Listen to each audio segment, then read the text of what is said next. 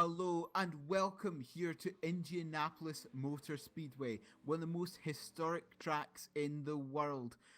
And welcome to the 4 Hours of Indianapolis, the first race of Season 2 of the VLMS and the first race of the 2017-18 SimRacing.Club Endurance Series. My name is Neil Heatley and I'll be leading you through the proceedings today. And Indianapolis is a very, very fun circuit. Today we're using the F1 variant that they used last time they came here. 2.605 miles long, 4.192 kilometers, and we have 41 cars ready and raring to go on this circuit today. Qualifying's in about 15 minutes. So I think it's worth just talking about both the classes for a little bit. We have 22 LMP2 cars entered into the series this year. We've got 7 brand new teams who were not in VLMS Season 1. And we've got 1 team who is parading into P2 for the first time. It's going to be very interesting how they get on. And for the GTs, we've got 19 GT cars from 5 different makes. 8 brand new teams there this year. So lots of new blood, lots of unknowns, but lots of drivers that you will recognise if you watched last season. Indianapolis Motor Speedway, as I said, very historic, opened on August the 12th, 1909. The first Indy 500, the race that it's most famous for, was in 1911. Almost everything is raced here. IROC, NASCAR Monster Energy Series, NASCAR Xfinity Series, Formula 1, MotoGP, IndyCar, Indy Lights, Grand Am, and even the Red Bull Air Race. It is a mecca of speed, the Indianapolis Motor Speedway.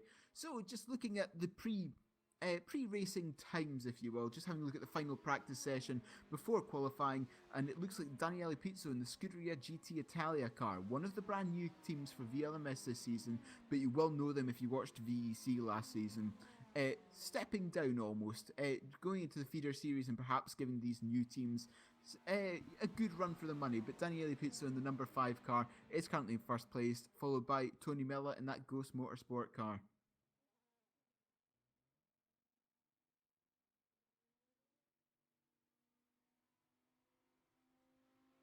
Four-hour race today, as I said, about 172 laps I'm roughly estimating for the LMP2 cars, about 157 for the GT cars. The LMP2 cars will require 5 stops, but it's going to be very, very close for that 6th stop, about 40 minutes per tank of fuel for the P2 cars, so that might be something to look out for. They might need code 80s to help them reach the finish of this race. And for the GT cars, as I said, 157 laps, 3 stops, perhaps. They might need help to only make it 3 stops as well, because it is such a high fuel load track. From turn 11 all the way around to turn 1 for the GT cars is about 25 seconds of flat out racing. Quite an extraordinary amount when you think about it. And for the Prototype 2 cars, it's about 22 seconds or so.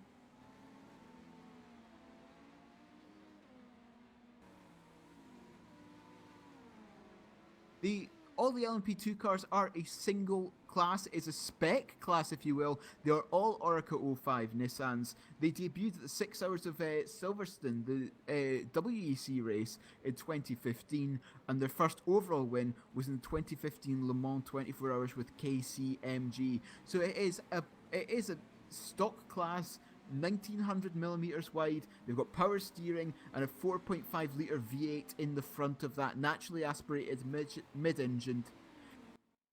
Very nice car, not too much power like the LMP1s. They have unbelievable amounts of power. These LMP2 cars, a nice midway point if you want to go and drive in those LMP1 cars.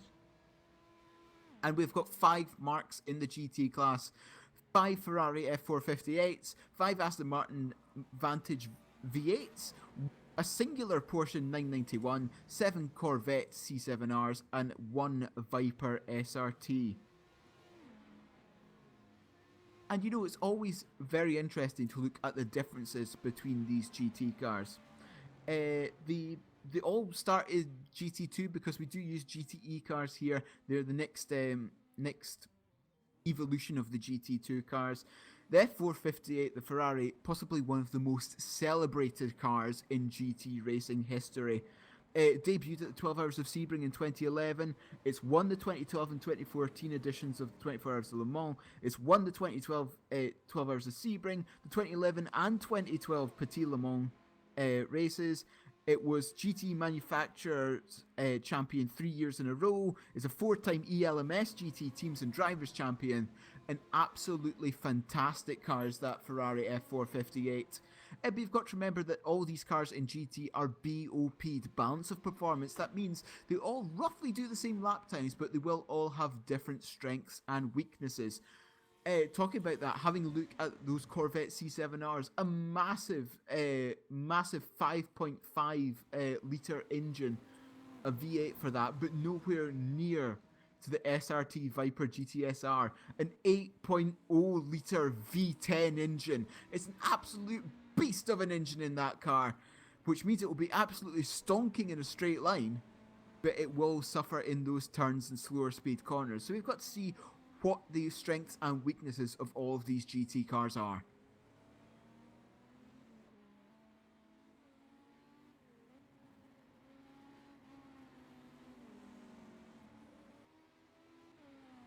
Indianapolis Motor Speedway is where we're racing today.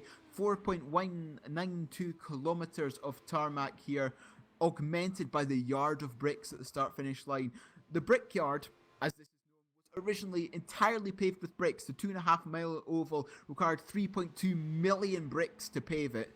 Then they decided to pave it over with tarmac, like all tracks are today. And but they've left that little interesting thing that you don't get at any tracks, that 1 yard of bricks at the start-finish line. 13 turns in this course. Turn 13, the final one, is turn 1 of the oval, 9.2 degrees of banking, some unbelievable speed seen there, and the scene of some massive crash as well. The ones that spring to mind are Ralf Schumacher's when F1 came here. And so it's a very dangerous corner, right on the edge for some of these cars, especially if you have to go too wide. If an LMP2 car is lapping a GT car, or if two cars are battling for position, it might be very interesting to see if anything happens at that turn 13. The biggest braking zone on this track, though, is coming into turn 1. The GT cars reaching about 290 kilometers an hour, the LMP2 cars about 305, braking down to 110 kilometers an hour each. So a massive braking zone after about 25 seconds or so of full throttle. The prime passing opportunity here at IMS. I would say the second prime passing opportunity is down at turn 8. A short-ish back straight. The GT cars get up to 230 kilometers an hour. The P2's up to about 250. That's the second prime passing point here at Indianapolis Motor Speedway. But something which has irked all of these drivers practicing for this race is the very tight, slow double hairpin turns 9 and 10 here. About 60 kilometers an hour for both classes. Very difficult to get right because it's so easy just to get a heavy right foot and the back end swaps round, and that's you in one of the tyre barriers or spinning off. So very difficult to get the car set up for the high speed corners that we see here, such as turns 11, 12, 13, and the very slow corners such as 1, 2, 9 and 10.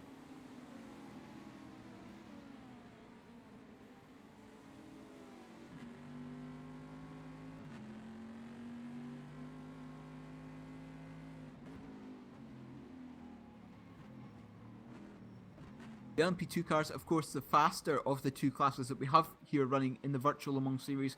We only have 2 classes here as opposed to the 3 in the Virtual Endurance Championship, because this is very much a feeder series, and that's part of one of the rule changes brought in this year. You're only allowed one VEC Division 1 driver in each car. Is to help nurture new talent, because we saw last season some drivers were just exactly copying their Division 1 lineup, such as Wanaco last season, and Virus last season just springing to mind. So it's to help nurture new talent, which means the holders of the number 1, Wanaco, have had to split up their championship winning team. Boya Milan stays in that P2 car, joined by Michael Falker this year. And in the 56 car, their GT entry, Nico Barclay, the other half of that championship winning team, is in that, along with Arwin Taruna. So you've got to see how those new pairings fare up this season. Another one of the changes this season is the point system. Last season it was the top 15 scored points. This year it's only down to the top 10, copying the FIA point system of 2018, 15, 12, 10, 8, 7, 6, 5, 4, 3, 2, 1. It's going to be very interesting to see how that changes the dynamic of the championship, because beforehand, if you had a big crash, were limping, you can still salvage a couple of points. But this season, it's all about that reliability and staying out of trouble. That's what's going to win the VLMS this season.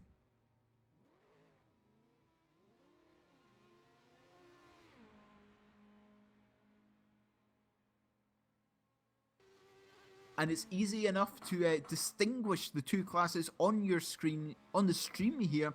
The LMP2 car are coloured by blue, and the GTE cars coloured by green, so you can easily tell which car is in which class. And also the numbers is another way of distinguishing the classes. Numbers 1 to 50 are the P2 cars, and 51 to 99 are the GTE cars. So those are just two ways that you can tell the difference between the two classes just by looking at the timing stands.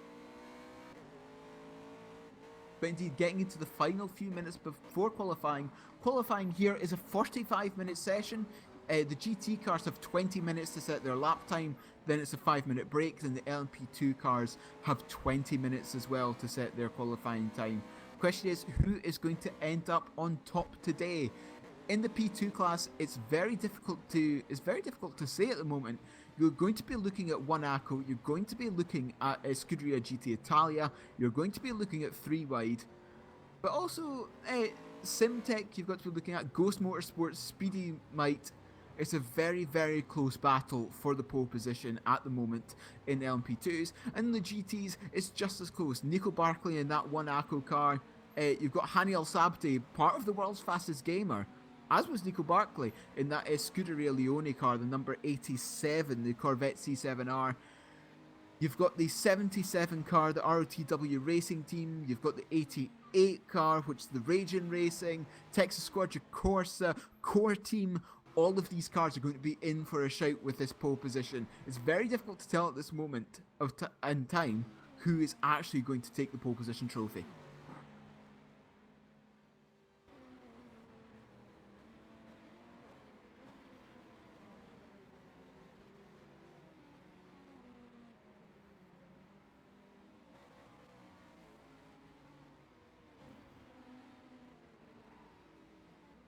Indeed, warming up for qualifying now. And the IMS has been home. Many fantastic finishes, many memorable finishes. The one that pops out of my mind is the 4-wide finish in the Indy Lights, won by Peter Dempsey a few years ago now. Winning by 0.02 of a second. The top 4 separated by 0.04 of a second. That's one that springs up into my mind, as well as Dan Weldon's final win in IndyCar when he won the Indianapolis 500 after J.R. Hildebrand crashed in the final corner of the final lap. Oh, these memorable finishes come to mind, and who knows, we could see another one again today with that slipstream all the way from turn 11 round to the start-finish line. That's going to be extremely important to judge today, because obviously if you're in the slipstream, that means your car is going faster, which means your braking zone is going to be bigger for turn 1.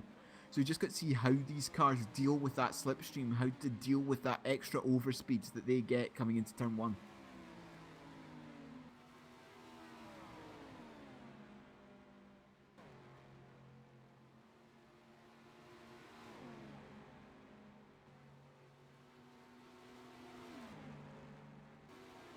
But of course, just before we start, why not follow us on Facebook, for example, SimRacing.Club for the main club for all the news that we have in VLMS, VEC, and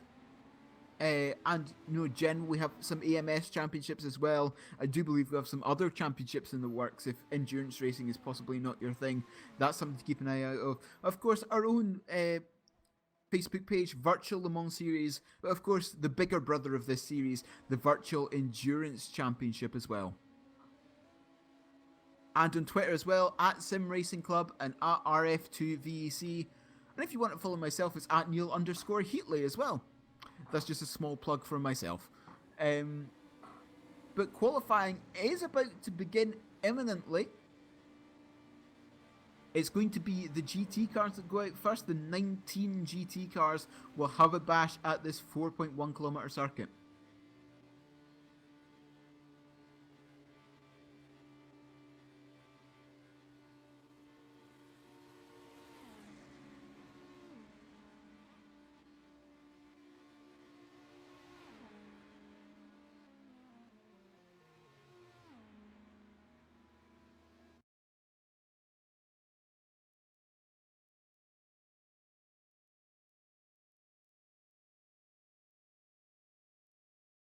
And indeed, qualifying has begun. A 45-minute session, 20 minutes for the GT class, followed by 20 minutes for the P2 class.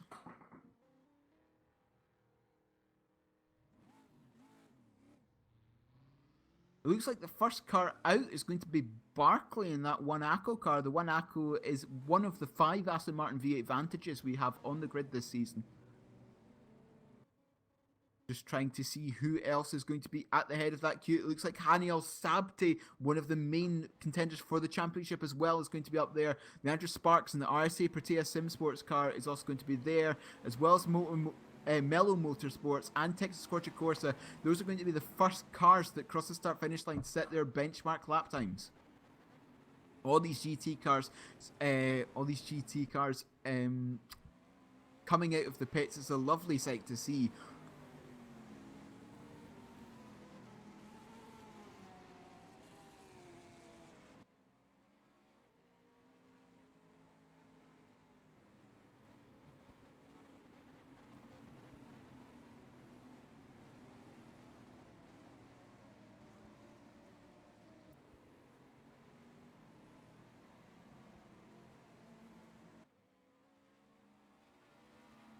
Nico Barkley, though, in that number 56 one ACO Aston Martin, leading the charge coming down into turn 8. Right behind him is Hani Al-Zabdi's number 87 Scuderia Leone, one of the Corvette C7Rs, one of the 7 that we have on the grid this season. Perhaps he wants to hold back a little so he doesn't get his lap ruined. Indeed, it does look like that as he comes out of turn 10. But now Barkley coming through turn 11, then the massive flat out stretch, the very difficult transition to the banking through turn 12. If you go up too early, that can easily destroy your lap. It can unsettle the car horrifically, and it can cause you to go spearing into the walls, either on the right or the left. You just don't know which way it's going to go.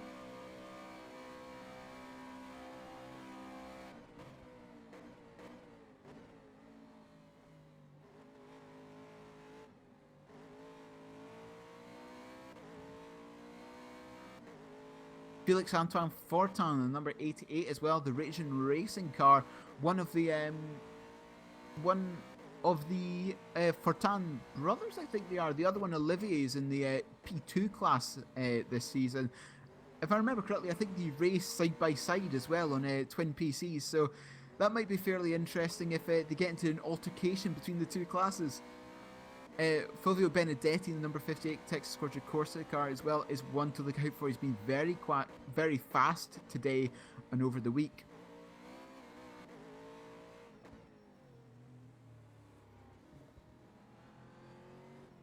Nico Barkley just coming around the double hairpins of 9 and 10.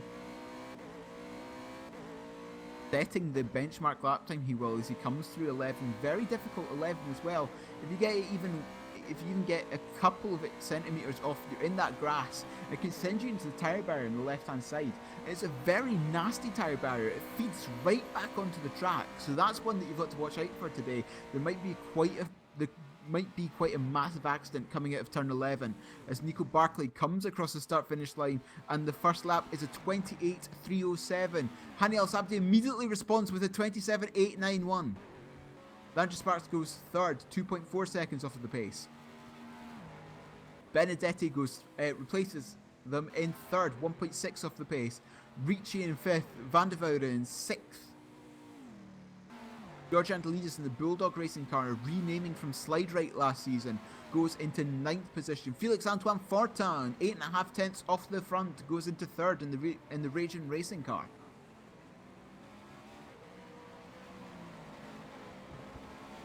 And Felix Haynen in number 66 Green Flashes car, one of the brand new teams, goes fourth with a 29.125.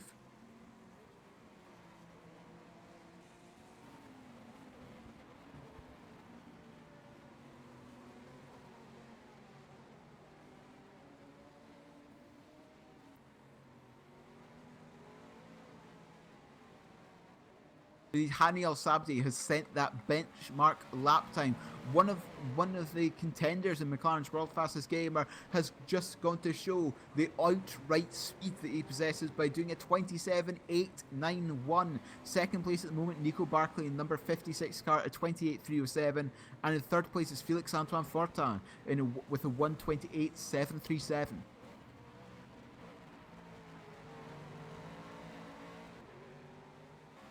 Something that might be worth looking out for as well is slightly further down the field between Sparks in the number 70 car in 9th place and Van de Voude in the 63 car in 14th.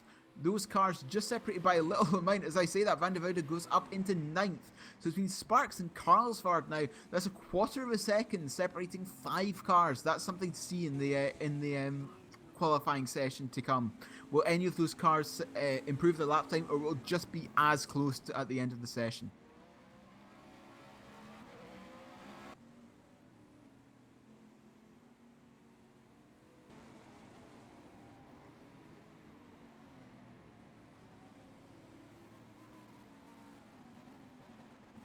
"17 of the 19 GT cars have set lap time so far.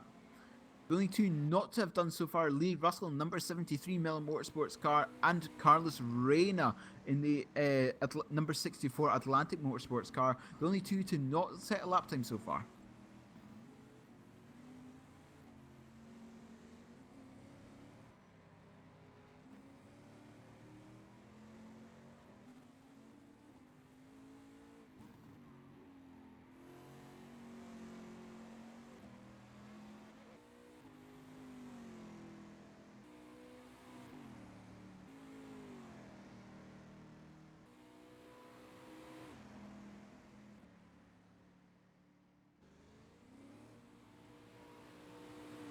Alsapti comes around to start his second flying lap. Can he improve on that absolutely lightning time of 27.8? Benedetti has gone into 4th place. Fulvio Benedetti in that number 58 car, just under a second off the pace in the Texas Scorcher Corsa Porsche 991, the only Porsche on the track this season.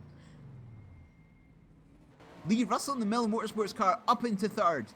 Fantastic effort from the Mellon Motorsports car. Had horrific luck last season, did Lee Russell and David Hart. Always seemed to be taken out by P2 cars in accidents that were not of their own fault. Always seemed to just be in the wrong place at the wrong time. Hopefully Season 2 can be a new fresh start for them and mean that they can capitalise on their raw pace that they showed so many times last season.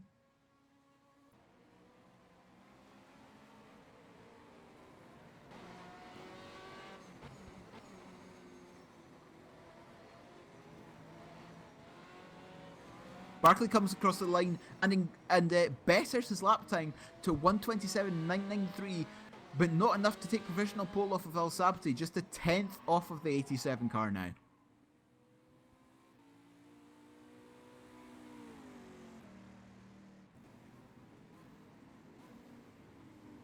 Felix Antoine Fortin goes faster as well, number 88 car, but not enough to improve his lap time. He's now just a quarter of a 10th off of Lee Russell in that third place car. So close. That could easily just be getting on the throttle 5 meters earlier, braking 5 meters later, maybe a slight lock up into one of the turns. So easy to just lose a quarter of a 10th here.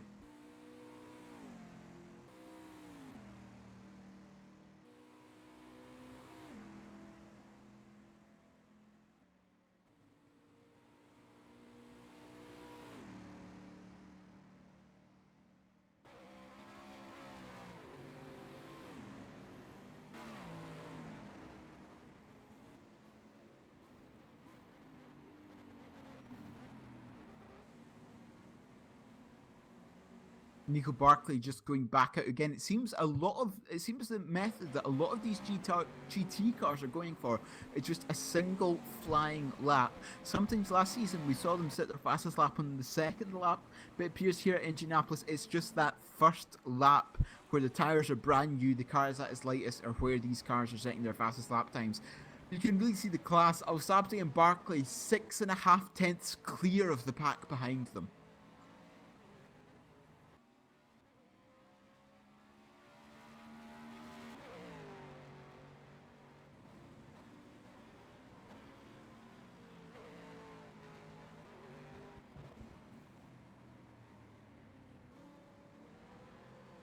Carlos Rain in that number 64 car is still yet to set a lap time for Atlantic.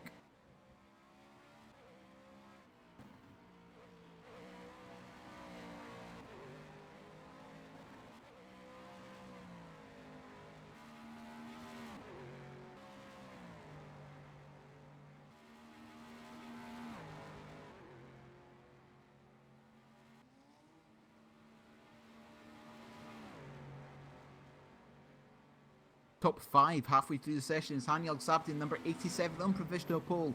Full number the 56 Wanako with Nico Barkley at the wheel. Then third is Lee Russell in number 73 Mill Motorsports. Fourth is Felix Antoine Fortin in the number 88 Raging Racing car. And fifth is Lorenzo Tortella in the number 77 ROTW Racing Team car. The top 6 covered by a second now. But something to really spot is that battle between 11th to 16th. Very close, just 3 tenths separating the 6 cars there. Which just goes to show, it doesn't matter if you're at the front, you'll very, very often get a battle no matter where you are in the field. Which is something special about endurance racing. You really don't get that in any other series, you really don't get that in Formula 1 or so. In endurance racing, you always have a battle.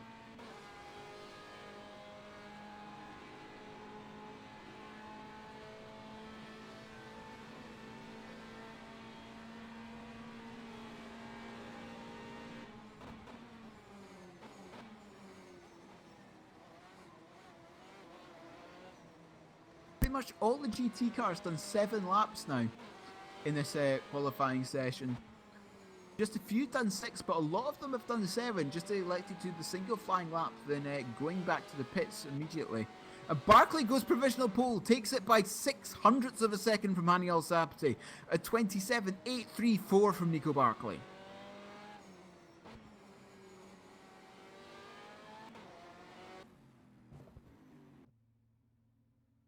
Felix Antoine Fortin has gone up into 3rd place as well with a 28.399 in that number 88 car.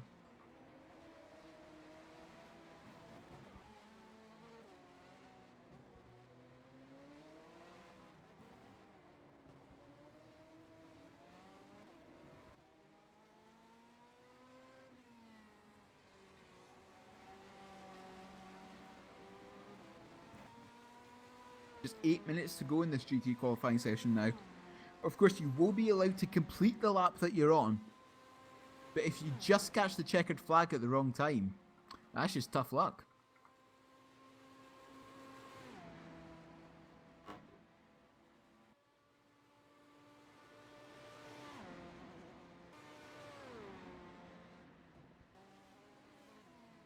Alessio Ricci in 16th place improved on his lap time, but not enough to gain a position.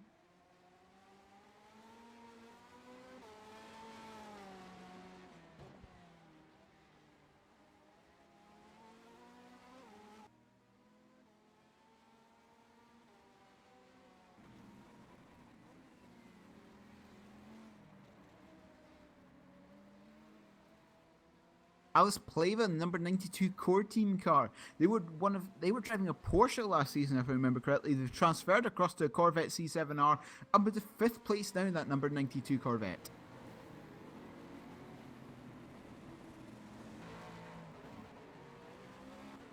Always easy to spot that core team because of the red, white, and blue paint scheme. Very nice paint scheme, I must say, this year, and it's always easy to spot.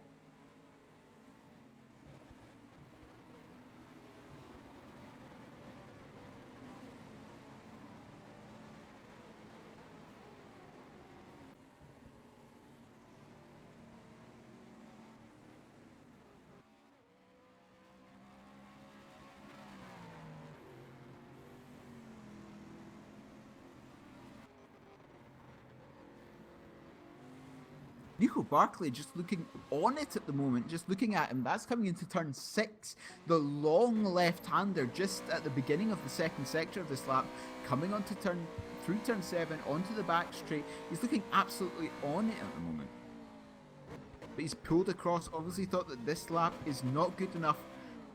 We'll go back to the pits and go for one more attempt.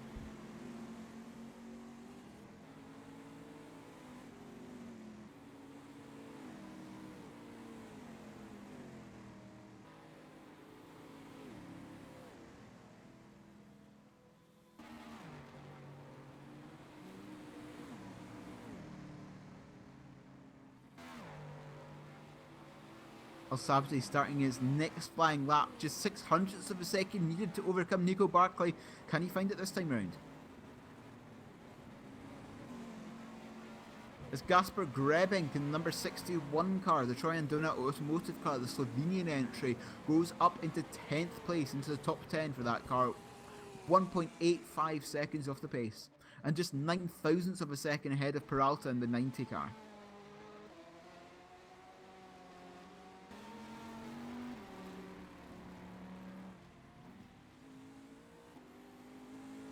Looking further down, Wacholski in the number 83 car has just managed to split Sparks and Carlsvard. Just half a tenth of a second separating those three for 13th, 14th and 15th place.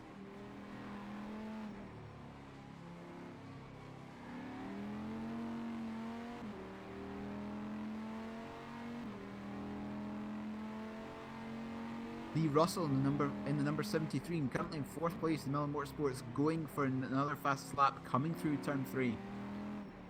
Braking hard for turn 4. It's very hard for turn 4 because you're still turning from turn 3 and you've got to brake at the same time. Very easy to lock up any of those brakes.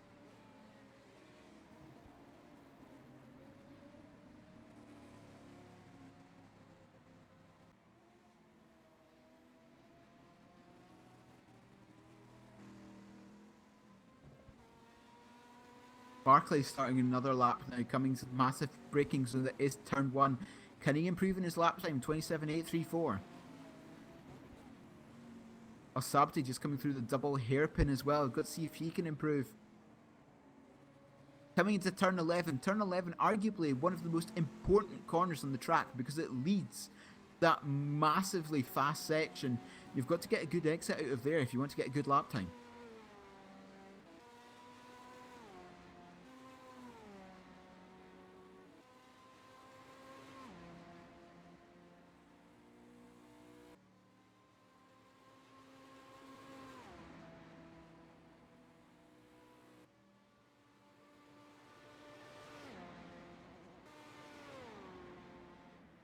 Barkley pulling over again. Obviously not thinking that that lap was going to go any faster. Just 2 minutes 50 seconds left to go in the session.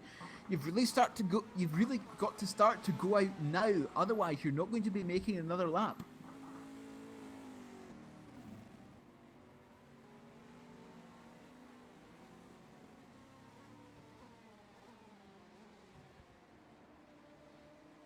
It seems like lap times have just started to flatten off a bit almost. Not much improvement between anyone at the moment, really.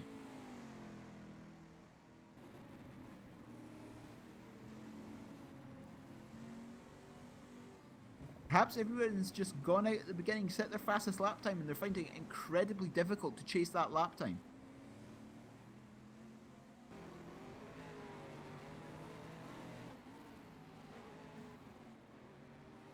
I say that as Felix Antoine Fortin goes slightly faster himself, 28.272 now, but still 4.5 tenths off provisional pole.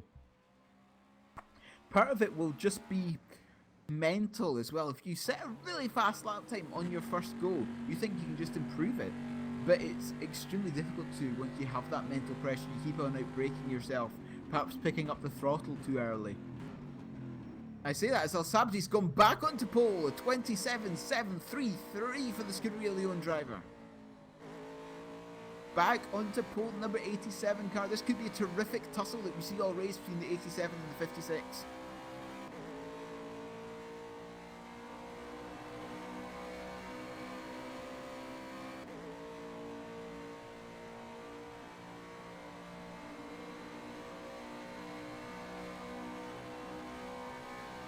Barkley starting his final flying lap. But there are some cars that will not be improving their time. Al-Sabti and Carlsvard and now Lee Russell, 1st, 4th and 14th, will not be improving their lap time. They're in the pits now. Same goes for Felix Antoine Fortin in 3rd place. And Gasper Grebench as well, not improving their lap times.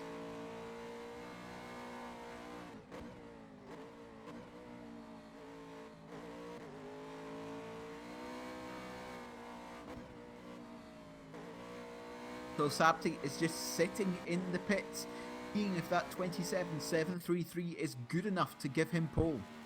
In the GT class at least. I very much doubt it would be overall pole. I'd be extremely surprised if that happened. Barkley now coming through 9 and 10, the double hairpin.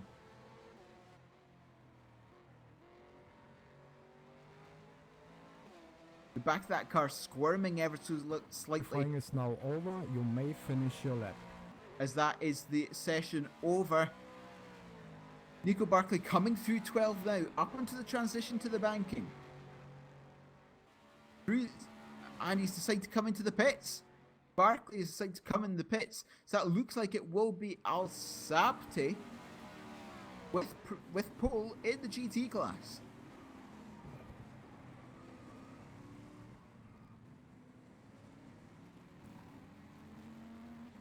Just a few cars left on track. Sparks in number 70, RC Protea car pulling over into the pits. Piccolo in the number 13th place in number 76, still out on track, coming through turn 11. Same goes for Grebing in the number 16-1, I do believe. Benedetti, number 58, Texas Corsa car, still out on track as well.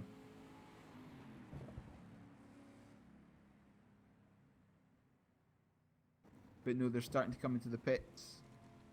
Is anyone still out that can improve their lap time? Just got Fulvio Benedetti and Alice Pleva. No, Pleva set a lap time last time round, 8/10 off their own fastest lap.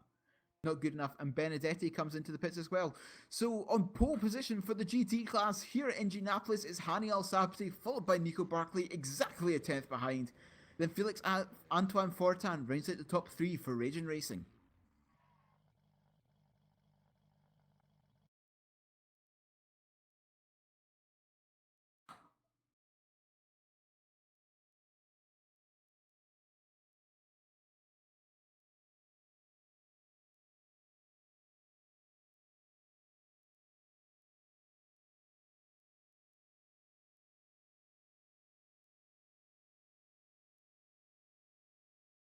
So just in a slight crossover time now, we've got just under 3 minutes until the LMP2 cars get to go out on their runs.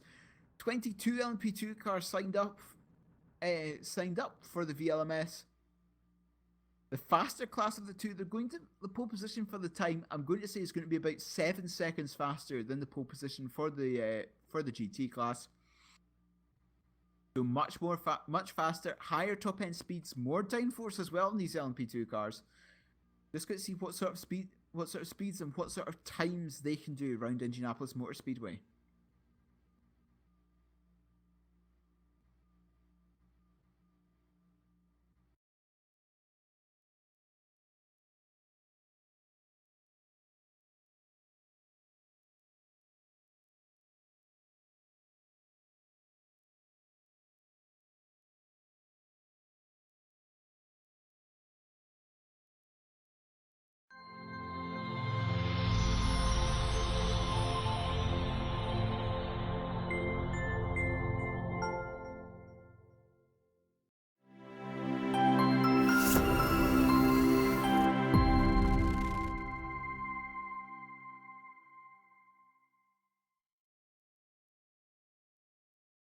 Just 90 seconds to go until the LMP2 qualifying now.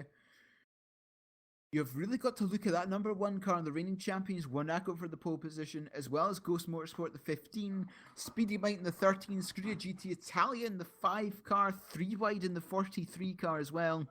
You've really got to look at all of these cars for that pole position. It's going to be a very, very close battle.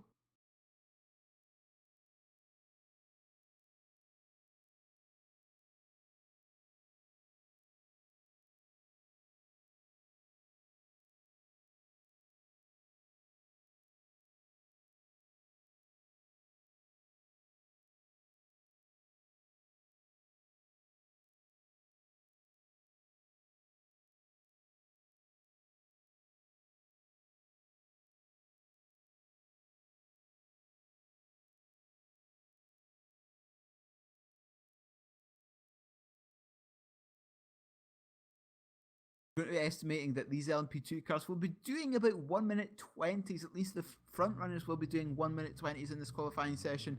You might see cars going down to maybe 122s, 123s, but really to be in shape with pole position, you've got to be doing those 1 minute 20 lap times or so.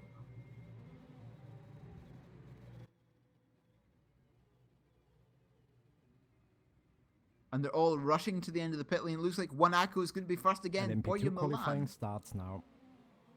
There we go. And it looks like Borja Milan is going to be first out of the pits. No, we're side by side. It's a race. It's going to be Texas Scorcher Corsa going to be first out. Texas Scorcher Corsa senior car, it looks like, will be first out.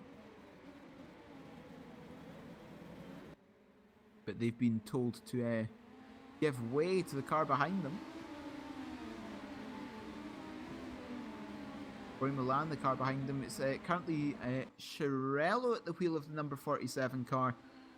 That is Corrado Shirello, number 47 Texas Scorcher senior car.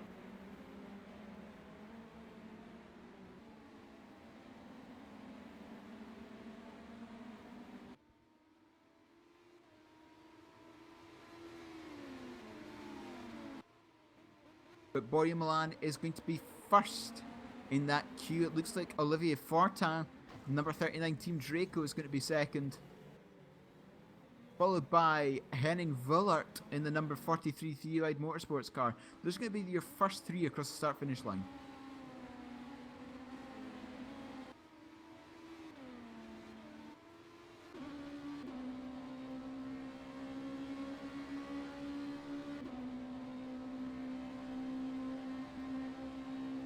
I do believe that for overtaking in the pit lane, Texas Scorcher Corsa Senior, the 47 car, is going to be assessed a penalty in the race. I do believe there's going to be a drive-through for that.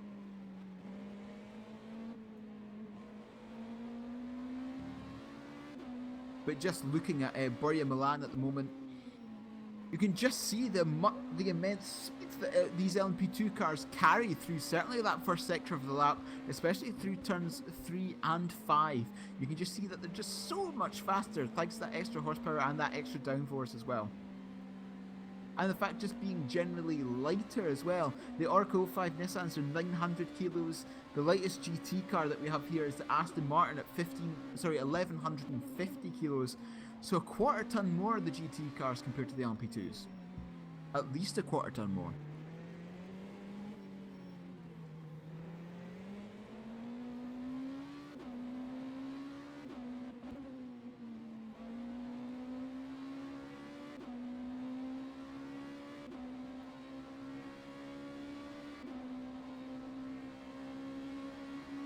Borja Milan now coming onto the banking through turn 13. Climbing through 280, now 285 kilometers an hour, coming onto the front straight here, IMS, and his pole time, his provisional pole time is a 20.738. Olivier Fortin second with a 21.303. Third is Henning Vullert with a 21.338. Shane Burke goes fourth and Sean Jacobs fifth. SimTech launching a 2-car effort in the P2 class this time round. The 3 and the 2 car are both the SimTech cars. I say that as a resale, the number 42 car goes second, the number 42 being the Reborn Racer D2D car. Less than a tenth behind Borja Milan. Daniele Pizzo goes third. And as soon as I say that, Tony Mellon, the 15 car, goes third, less than 2/10 off the provisional pole.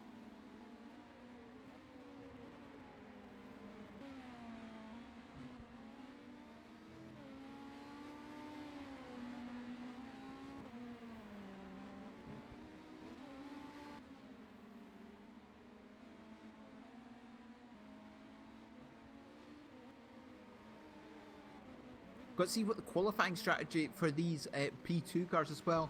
We saw in GT it was 1 lap and done. What are these P2 cars going to do? It looks like they might be attempting 2 laps in these P2 cars. Perhaps it takes a little bit longer to warm up the tyres.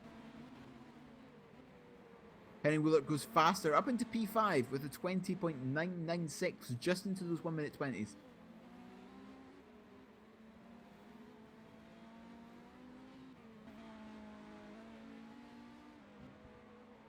Looks like Tony Mella is on a fast lap as well. Number 15 Ghost Motorsport car, but no, he's pulled off just to the inside of turn 11. No faster for Mella.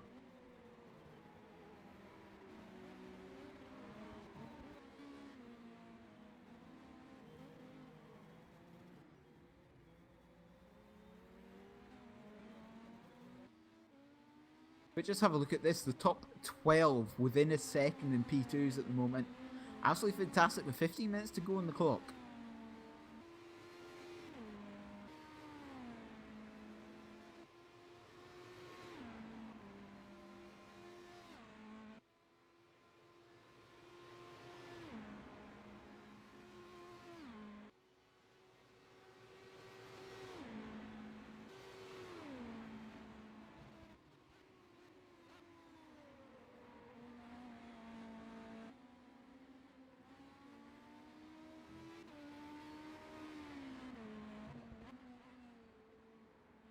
A lot of these P2 cars on track, slightly more crowded, 22 LMP2 cars on track as opposed to the 19 GT cars.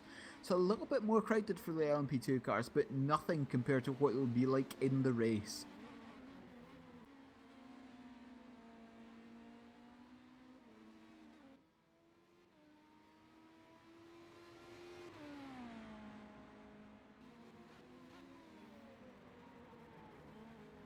Thomas Hinz goes slightly faster than the number 17 car. That's the Idis Motorsport car. Up into 14th place for Thomas Hinz.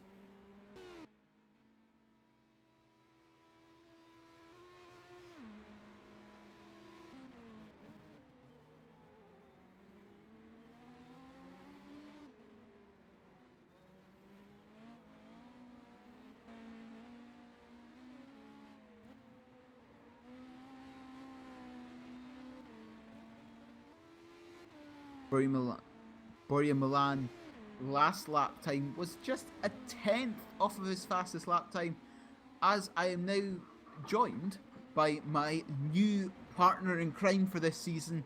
It's Elise Skinner. Good afternoon, everybody, and of course, as most of us are, I am fashionably late to this qualifying session. Excellent. New partner in crime this season. Last season it was myself and Joshua Anderson, but Joshua Anderson wanted to focus on VEC and other extracurricular activities. So it's now myself and Elise Skinner taking you through Season 2 of the VLMS, 32 hours of racing across 4 continents and 8 races here in Season 2. But Borja Milan, it looks like, still going for that fast lap again. It's gone slightly wide out of turn 11. That I don't think that'll mean he's going any faster though. You could just see the little plume of dust as he just ran ever so slightly wide through turn 11, and indeed he's using this opportunity to practice his pit entry, which of course is very difficult here at IMS.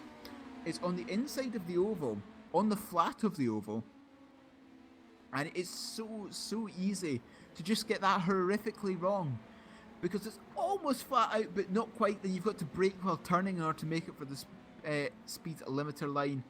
Very, very difficult as Henning Vuller, number 43, goes second, just 0.03 of a second behind Borja Milan, that 3-wide motorsport car.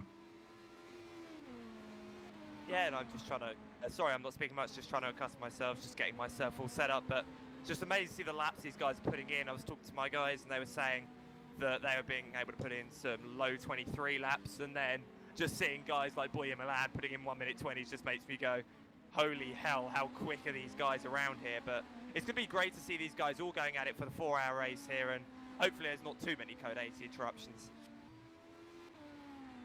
Indeed not. We won't see all 41 cars, all 40 cars make it to the end of this race.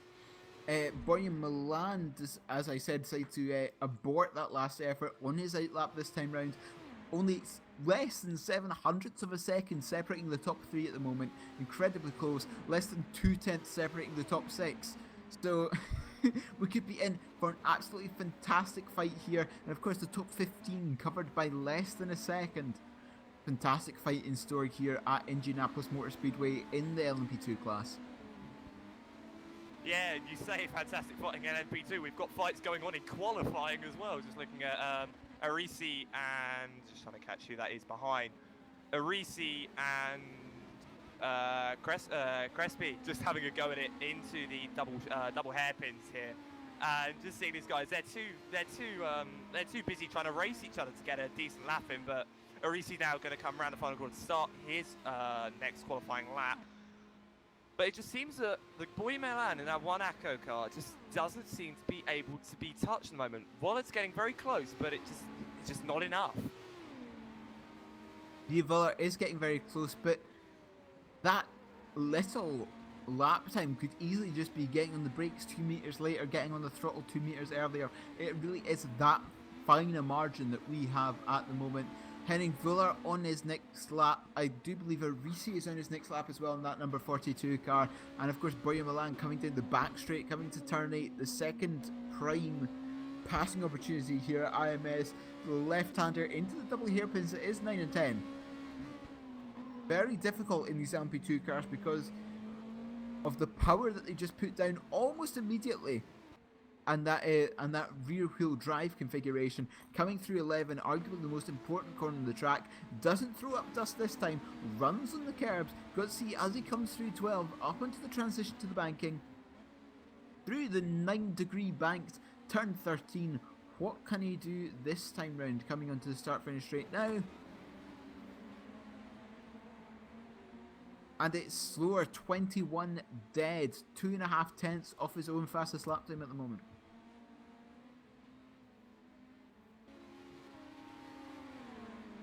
Bullard is doing the same, just coming up onto the transition to the banking.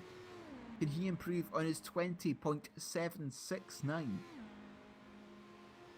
Yeah, I was going to say that Risi was very, very close, and Risi's just losing it in that final sector there here at IMS. Just getting up on Milan through the first 2 sectors, and I think they might be running a small bit more wing on the Reborn Racers car there. So that could show up in the race where they are a bit slower on the straights, but they're going to have a lot more pace through the tight, twisty first couple of sectors. But the question is, what do you want to do? Do you want to have that more wing so you can just keep up on the oval section and then proceed to outbrake them coming into turn 1 and turn 8? Or do you want to be as fast on the oval section and try and slipstream your way past them? It's a very interesting decision that a lot of these drivers and a lot of these cars have had to make for this race, because it really is a tale of 2 tracks. You've got that flat out section, essentially sector 3 is entirely flat out coming out to turn 1, but sectors 1 and 2 are very twisty, some extremely slow corners there. You just got to decide what you do, as Boya Milan has just gone a hair faster, 27.28 now, as Daniele Pizzo goes into 3rd, half a tenth off a provisional pole with a 7.78. That was absolutely amazing that by Boya, just to get those extra couple of hundredths out of that car to go a bit quicker, as Arisi actually hitting the outside wall as I hear an accident going on. I think someone's Ralph Schumacher it. But as we thought earlier on before the race, but it's just who can get that balance set up, and I think most of these guys are running that higher downforce setup, sacrificing that speed in those final 2 sectors to get that middle sector. As Criello just starting his lap in the Texas Squadra Corsa car, the 47. See what he can do inside the first sector here. The very tight first sector I've noticed actually driving this circuit myself. I've not really managed to find a good line through it, as he actually locks up the brakes there into the head, but he's a 10th up on Boya through sector 1, so this could be an impressive lap as long as traffic doesn't get in his way as he comes down to the back straight. Sector 1 is very switches back in itself a couple of times, turn 1 being a right, turn 2 being a left, turn 3 being a right, but it's very difficult as well. You've got the braking and turning into turn 4, and you've got the ever so slight lift that you might need coming through turn 5. Very hard sector is the first one, but then the second one, you've got turn 6, that long left-hander that just seems to go on for eternity. Turn 7, a very important corner coming onto the back straight. Then that extremely slow 8, 9, 10 combination. It's really difficult to set up a car perfectly for this track. Yeah, I'd 100% agree there that it's really hard to set up for this circuit. Even when you do have a good setup, it's all just a case of, can you get that car set up to a point where it's going to be quick all round. But yeah, I see what you mean. Is actually the Texas Quadricourse car crashed just at the start of the final sector, so that didn't end up too well for him. They're just trying to look down the grid now, just seeing there are cars actually out there improving. The RGPL car of Baranek at the moment looking to improve, but let's see what he can do through here. But it's just where you gain one time, you then lock up going into the next corner, and then you're just a heap of time. Team RGPL being the number, if I can find where it is on my list, number 7 car, currently in 9th place, 0.529 of a second off of pole position. But as I said, it's now the top 16. 16 of the 22 cars are within a second of the pole position. Very even. And that just goes to show, with the LMP2 class being a spec class, it really depends on the setup, it really depends on the driver as to who comes up on top. And we're just seeing that now. The spec class racing provides fantastic racing. We see that all over the world. We see it in LMP2, we see it in IndyCar, we see it in GP3, we see it in Formula 2. We always see these fantastic races in spec cars as Sean Jacobs goes faster in the Speedy Mike car, number 13, up into 8th place with a 21.039.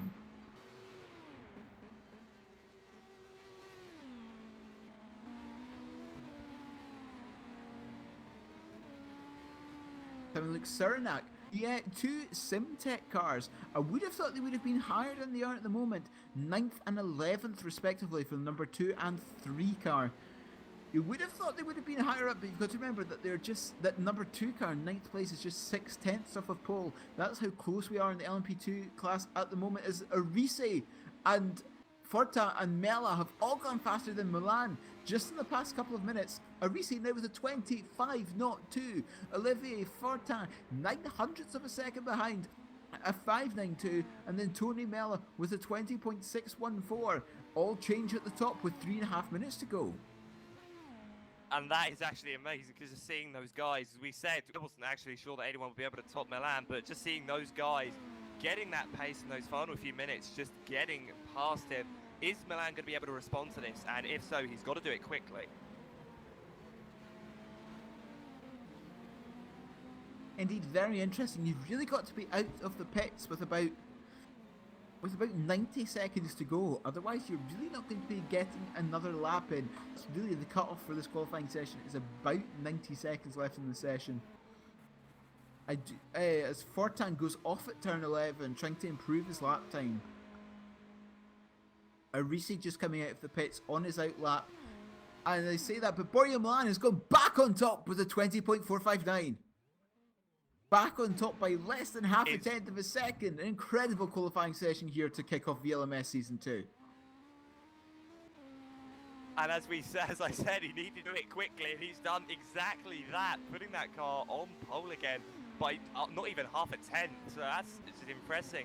The 3rd place now a tenth behind, and still the top 14 still within a second here. So still a very close field here in LMP2 compared to what it could be.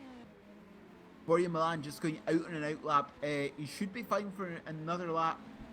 Tony Mela just coming across the start finish line now to start his next flying lap, and you've got to think it will be his final flying lap in that number 15 car. Henning Vuller doing the same, just crossing the start finish line in the 43. Yeah, just looking at these guys, just trying to see who I'm trying to get my bearings for the bet of who's going to be up there in the race. Because you see these guys able to do these single quali laps, but it doesn't say anything about the race. So these guys getting their final laps in now. Who's going to be geared up more now towards the race? Just trying to get those extra, just those last few laps on heavy fuel. Even if it's one quick lap, it will just show how the car's going to react on the heavy fuel.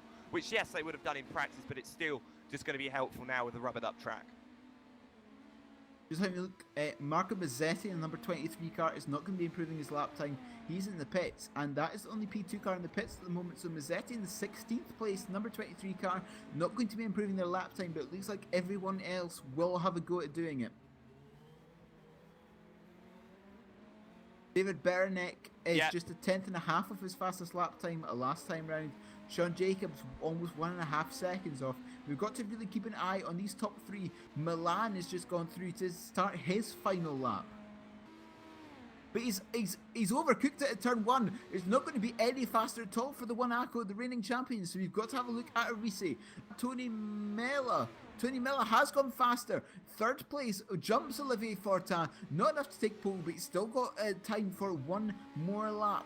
Olivier Fortin just on the back straight now. Henning Fuller starting his final lap now. Very, very close. You've got to have a look at Daniele Pizzo as well. That may be very close. He's just coming across the straight, coming into turn 8. As the checkered flag starts to fall in the session, Arise will be the last car across the line. Tony Miller had gone faster, as I said before, at 20.561, just 1/10 off the pole position time.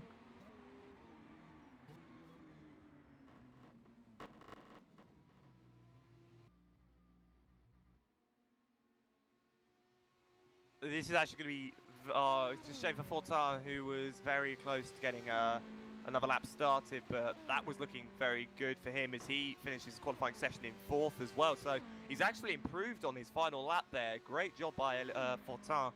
So it looks pretty safe for Milan to be able to take this pole position, as I doubt, as you said, Arise going to be improving. Note 400s down in that second sector. So unless you can pull something special out of the bag in this final couple of sectors, it's going to be game over. Arise just came through the double hairpin through turn 11. Can he improve in his lap time coming onto the oval? Have a look, coming through turn 12, up onto the banking, so he will be completing this final lap. Through turn 13, the frighteningly fast corner. What does he have coming out the other side? His current lap time is a 0.502, and it's a 20.961, so no faster for Arise, the number 42 car. And just having a look, Blaming 11th places came in as well. Buzikum's coming in as well. Mazzetti, I think, is just going on a small installation lap, out lap, to make sure that his car is working. But it looks like that is the qualifying finish. So Boyo Milan taking provisional pole from Arise and Mella.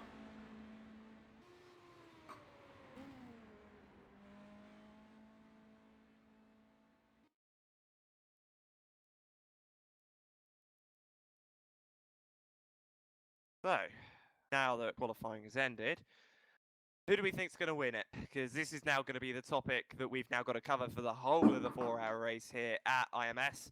Who's going to win it in both classes? Who's going to be the first to retire? And how big a pile-up is there going to be at turn 1?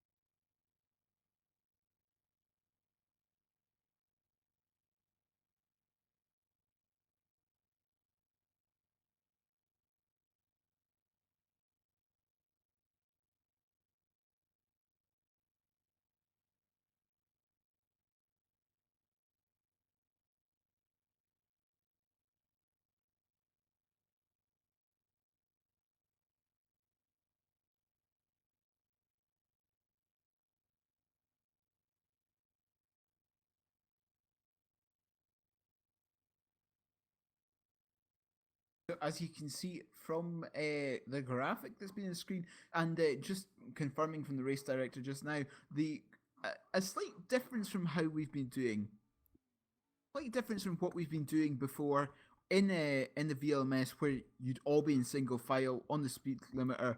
Then the race director would call green.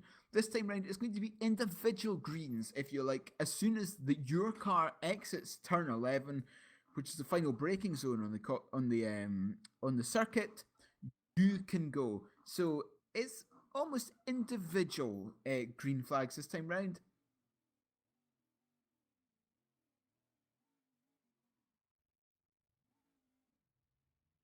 But yes, you've got to remember that this race is a 4-hour race.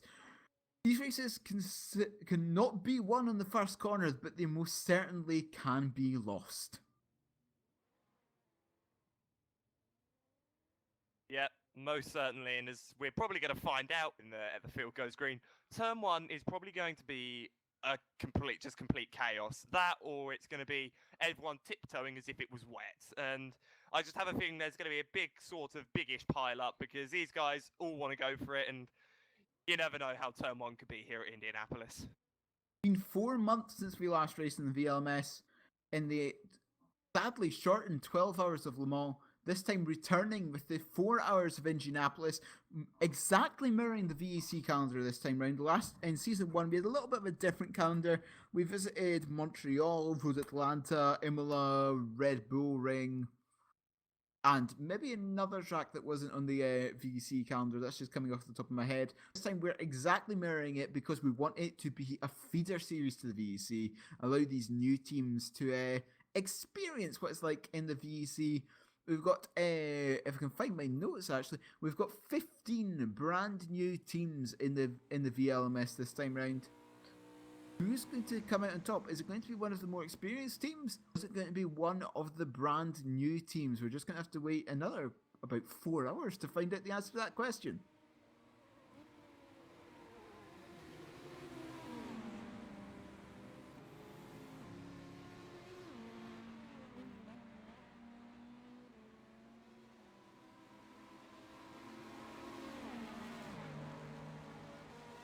But indeed, after that qualification session, you said before, Elise, out of the P2 field, who's your pick for the win today? Obviously, you know what I'd want to say, being a team owner myself, but and I know what you'd want to say, Neil, yourself. But obviously, if we're going to be realistic about this, which we have to be, I'm probably actually going to go for Arisi to take this because, yeah, Boyer's got that qualifying pace, but Arisi's car looks very planted for on the track, so it looks like he could probably hold that throughout the whole race. Arisi, that number 42 car, one of the brand new teams here in the VLMS this time round. But of course, Boyer Milan, that one car of the championship winning team last season. It's going to be very difficult to look past that number 1 car, but you've also got to look at Villard in number 43, Pizza in the Scuderia GT Italia number 5. Really does like Shane Bird. To be honest, anyone in the top 10, I would say, has a realistic shot at winning this race. But for me today in the P2 class, I've got to go for the pole sitters and reigning champions. I think Monaco will prevail yet again. But in the GT class, it's going to be very close between Monaco, Scuderia Leone, Raging Racing, Miller Motorsports. I think Scuderia Leone are going to win their maiden race here in the VLMS. What about you? I actually will have to agree with you on that. I will have to agree with you on that. I think it's going to be anyone's game, but I do have to agree with you totally there, Neil. I think they will take their maiden win here, and it'll be all happy. And then we'll get to Fuji, and it'll be someone totally different. That Scuderia Leone lineup is pretty good. It's got Kevin Roting, Ruben Correa Alves, and Haniel Sabti there. The pretty lightning lineup in that number 87 car, but let's remember that the Monaco GT car has got, if we can find it again, it's got Miko Barkley and Arwin Taruna in it. But I do think that number 87 car is going to prevail today. But just looking around, 4 hours racing. As I said before, I think the LMP2 cars will be doing roughly 172 laps. That's what I've really done in my predictions. my little sheet of paper that I have up there, I think the GT cars are going to be doing about 157 laps. But something that you've got to have a look here, IMS, is it worth short fueling your car ever so slightly in order to get more life out of the tyres? I know the LMP2 cars have a choice of tyres. Maybe those soft tyres can't do a full tank of fuel. So you might see a little bit of strategy playing. Maybe one more stop and being on the soft tyres the entire race. Or maybe trying to double stint mediums or even trying to double stint softs. These are strategy calls that we're going to see play out across the next 4 hours. Yeah, it'll be very interesting to see what strategies are played out here. I wouldn't be surprised if some drivers do double fuel stints, and if some actually do single and then do it later on in the race. But it's going to be a mix-up of driver and team strategies here, because it is Indy. It's going to be a race where there's probably going to be a bit of contact, and for the unlucky, there's going to be a lot of pit stops. So just whatever they can do to get that car to the finish in a decent place will just be either doing 2 stints for a driver, or doing a single and then seeing what they can do from there.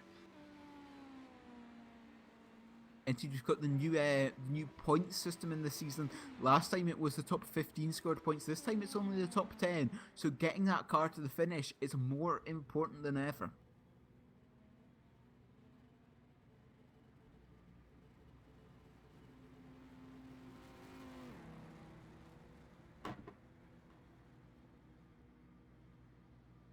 The anticipation building here at Indianapolis Motor Speedway. 1:15 till we transfer across to the race session here in the virtual Le Mans series.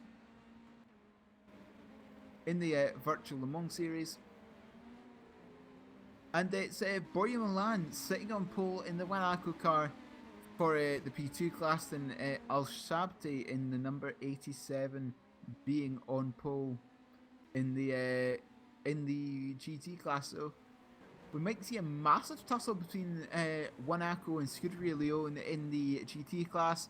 In the P2 class, as I said, pretty much any of the top 10 has a realistic chance of winning this race. And you say that as well. Just looking at some of these guys coming into the pits, they are really pushing this. So I wouldn't be surprised if a couple of people either have an accident or get pinged quite badly for speeding penalties, because this is quite an annoying pit lane to come into. It's coming off of a full throttle, nearly a full throttle corner. So you've got to be able to get that car slowed down before the pit line. It's just a case of where do you do it where you don't lose time, but also where you are going to be slow enough.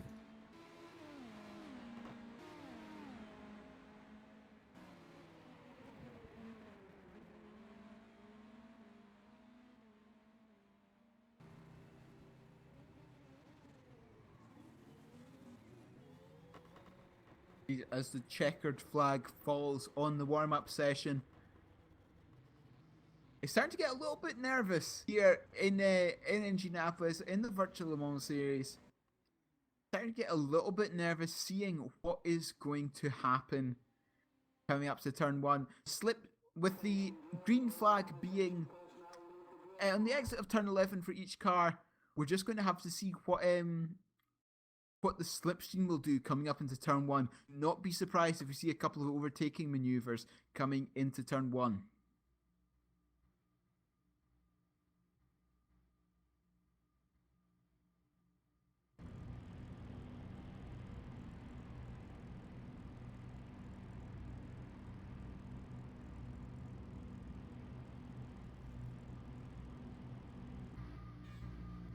But indeed,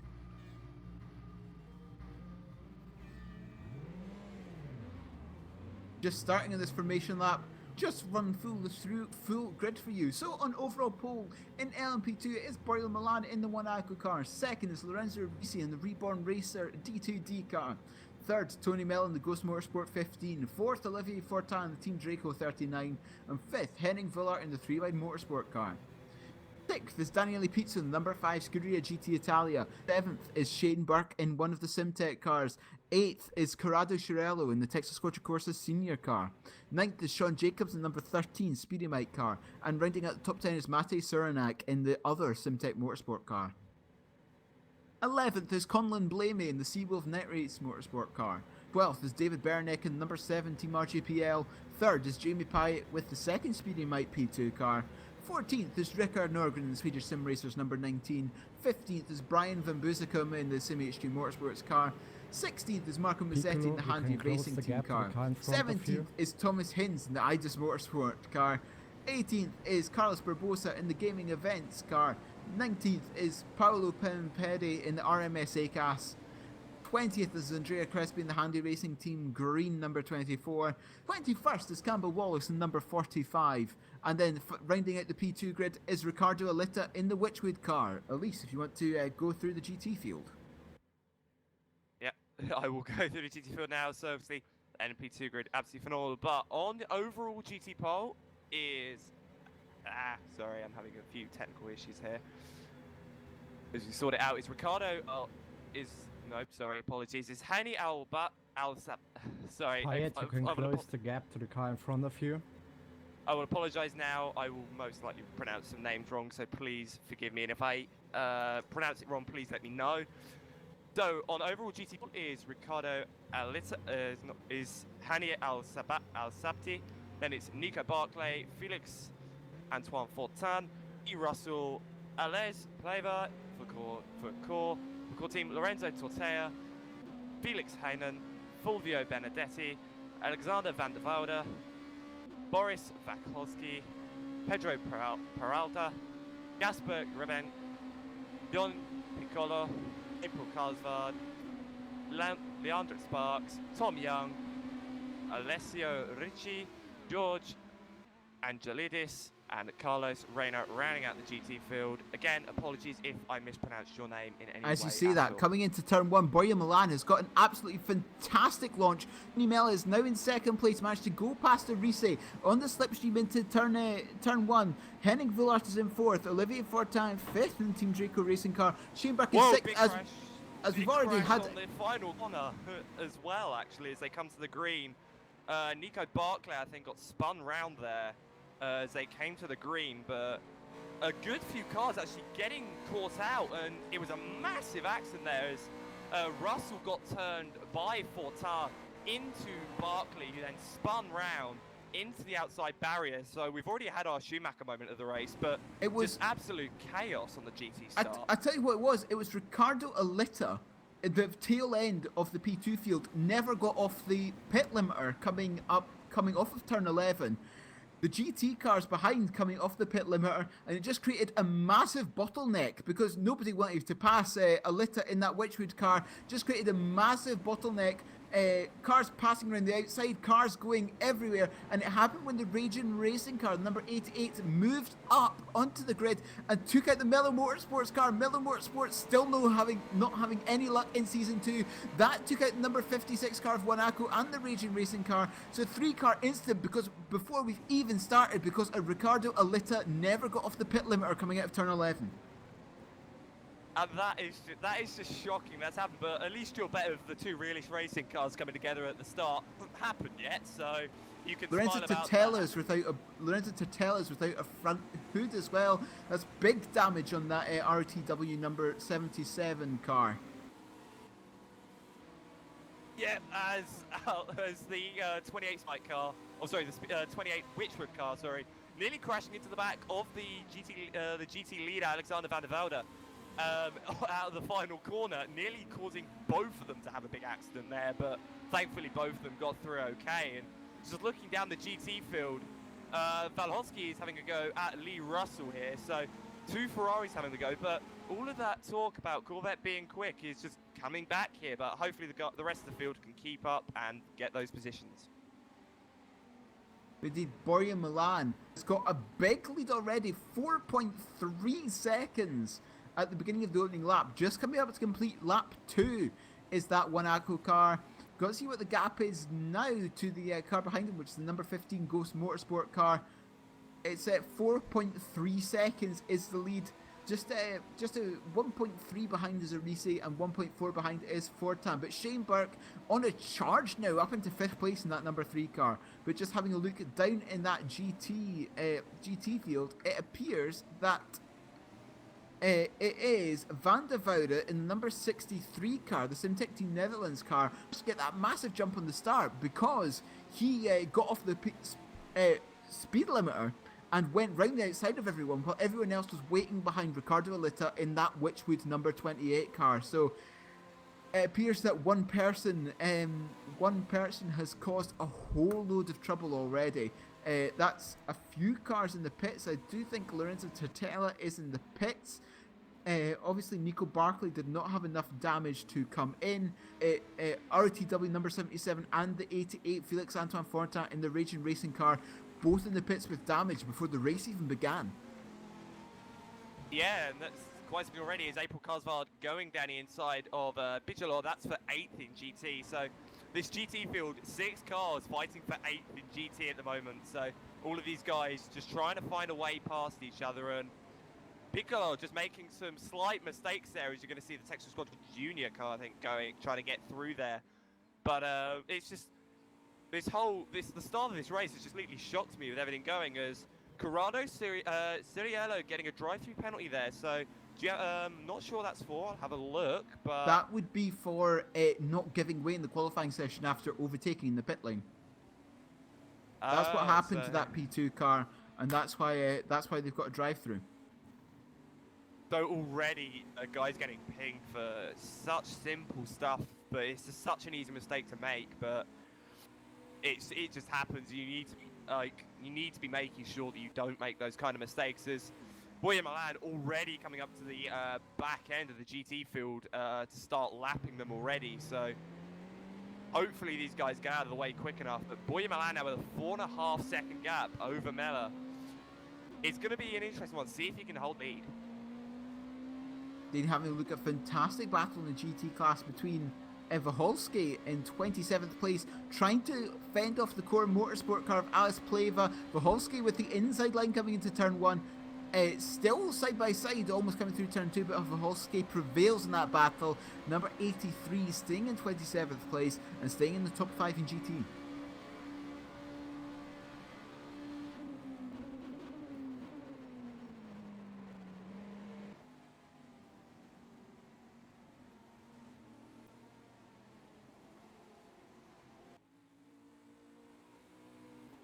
But now Hani Al-Sabdi is trying to track down Van der Woude for the lead of the GT class. Last lap, Al-Sabdi was 3/4 of a second faster than Van der Woude.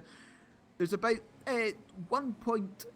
2 seconds between the two of them, 1.92 seconds between the two of them. So it's only going to be a couple of laps before the Scuderia Leone car is back on the tail of the Simtech Team Netherlands.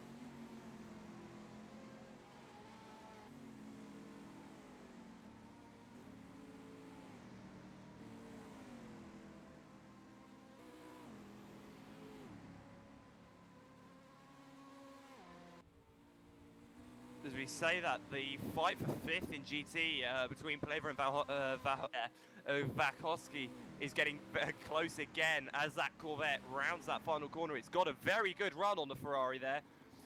That Ferrari 458 is going to have to go to the inside. Going to be side by side as they go towards the braking zone for turn 1.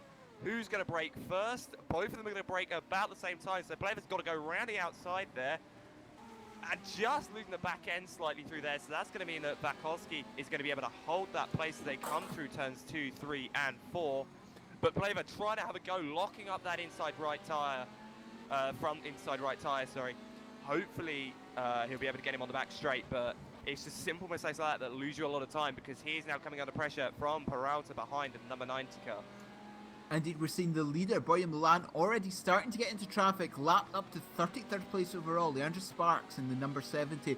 RCA Protea SimSports car. So traffic already within the first 6-7 minutes of this race. Yep. Shane Burke's had to go to the inside. He's had to go over the grass. Well, he's in a massive battle with the number 39, Olivier Fortin. They're zunting a GT car. They're zunting it, splitting them either side, coming down towards turn 8. Shane Burke had to, sorry, that was Fortin had to slam the brakes on as the number 96 car got in the way. Shane Burke up into 4th place, the number 3 car. A fantastic opening set of laps from the SimTech driver. Oh, the bit of contact here between Sorello and Volant as well, as they were trying to lap Richie's Aston Martin there. Just getting past him, trying to go around the outside of the other P2, and then just making contact and losing the rear end. And that was all she wrote. So they're now still going to be fighting. They've got to catch up to Young, but this is going to be interesting with these guys all trying to get through the GT traffic as quick as possible and not make contact. Indeed, Tony Mella and Arise, the 2nd and 3rd place overall, trying to contend traffic coming through the oval.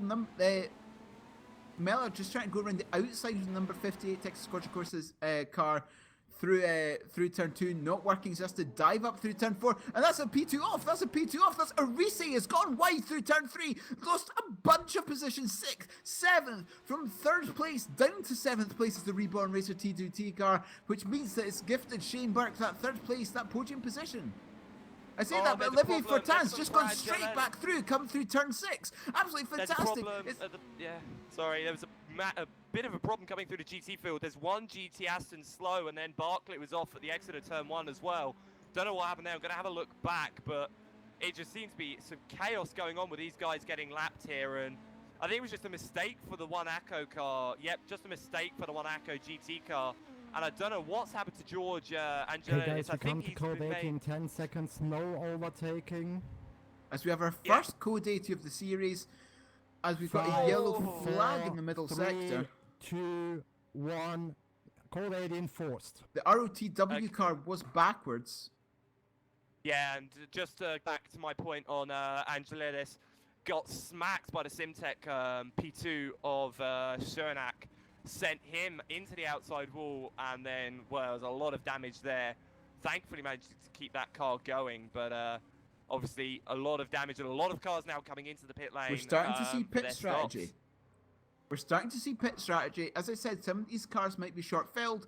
It's going to be close for 5 stops on the LMP2 field. 10 minutes in with this code 80, they're all taking the opportunity to fill up those tanks. So a little bit of strategy going on in this P2 field. I don't think any GTs will take the offer as well. Sorry, we've got one GT coming in. We've got one coming in, but I do believe it is one further towards the back of the pack. Yeah, Piccolo. Yeah, Corvette's coming in. But yes, a rather eventful 10 minutes to start this race. But you said it was Angelides had the incident. As I say that, Chirella's in the pits. That will obviously be for the pits, for fuel. Possibly tyres as well. But you said it was Angelides got contact. Yeah, Angelides got hit by Suriname coming through the final corner. So those two, I'd assume they'll pit as Soriello comes into the pits now, 19th overall. Surprised if Suriname or Angelides don't come in, because they have got a fair bit of damage to their cars, considering Suriname had no front end. So let's see what they do.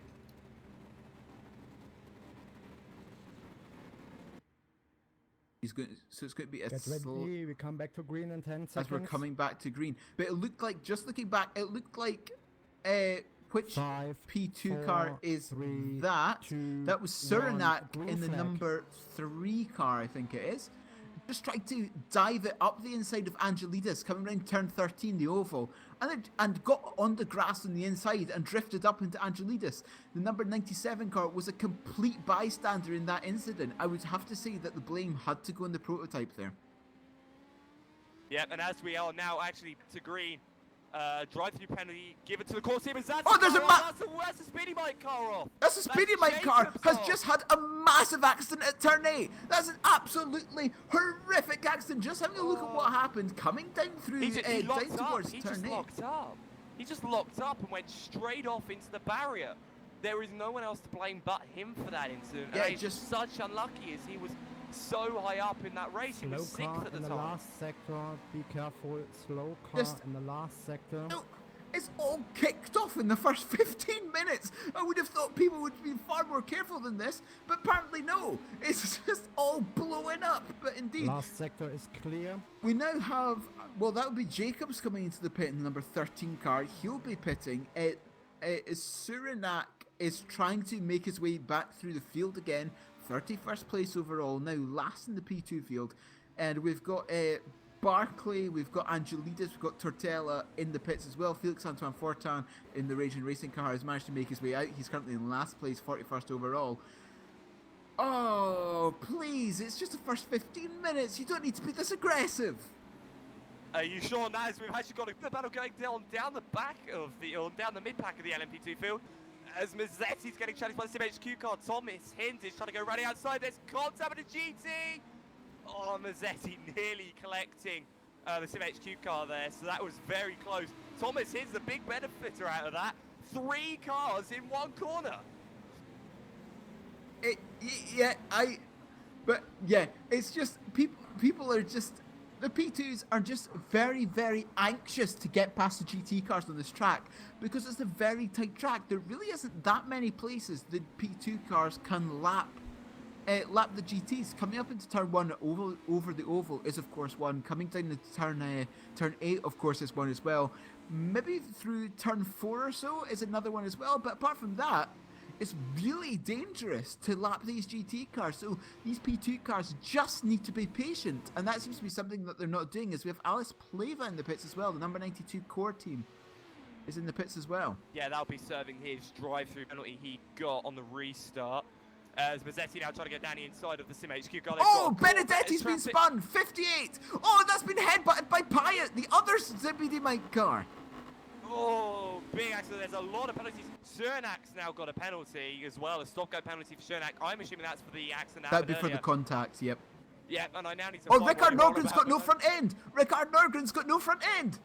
The number 19 Swedish Sim Racers car, currently in 30th place, has no front end. He went off at, just having a look what happened, he just lost it coming through turn 3 and he went too wide coming through turn 3 and into the tyre barriers on the left hand side on the outside. So Rickard Norgren now has no front end as well. This could be very dangerous coming down into turn 8. In the last sector, It's very close coming to turn 8, 3 wide behind them.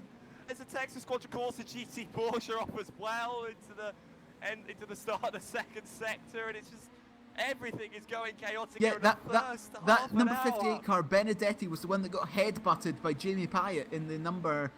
I'm just trying to see which one. Oh, he's got punted. That is... I would say that is rather driving that was wanting of something better by Fulvio Benedetti there. He's got no front end. He's having real trouble controlling the car. Then just goes straight to the inside of turn 8 at the end of the back straight. And just goes straight across the track and takes the front end of someone. I think Norgan's out as well. He stopped in the pit entry. He's not moving. He took the front end off of Leandro Sparks as well, I do believe. But no, you might say he's stopped at the pit entry. He might be waiting for his teammate Per Ockvist to come into that car. Just having a look, Per Ockvist isn't in the server at all. But Sherrado Shirello's been disqualified. Shirello, that Texas Quadra Corsa senior car, I do believe, the number 47, yes, has been disqualified for not taking the penalty in time. So that's a horrific start for the P2 car. I was going to say I didn't see him come in the pits at all, and I thought I remember correctly that they had a fair few laps to serve the penalties, but I didn't think it was that long to serve the penalties. So. That's just a mistake on his, maybe miscommunication with those guys, but just I do believe it's 5 laps to take a penalty. It's 5 laps to take a penalty in R Factor 2. They would have had that message for 5 laps. I'm just surprised didn't see it because you get shown it as well in game, but I don't get how that's happened. But either way, just looking at all of these guys down the field, the GTs are just running their own race, and the LMP2 cars are trying to murder them, it seems. And just having a look at what happened during all that madness, Haniel Sabdi in the 87 car has taken the lead of the GT class from Van de Voude. It's now Lee Russell in the 73 car in 3rd place. Oh my goodness, I've no idea what's happening anymore. We're not even that far in the race and everything's going wrong. And this just shows that keeping out of the way of everything is going to get you far. As you can see, Boyer Milan now with a 12, nearly a 13-second gap over Mella in second place. And that will be updated as Mella comes around the final corner to lap another GT car. Hopefully they don't have any contact. So we have No, they just don't. having a look, Serenek has already had a penalty with the incident with Angelidis that cost the first code 80. But now he's got a second stop hold for an incident with Fulvio Benedetti, the number 58 Scuderia GT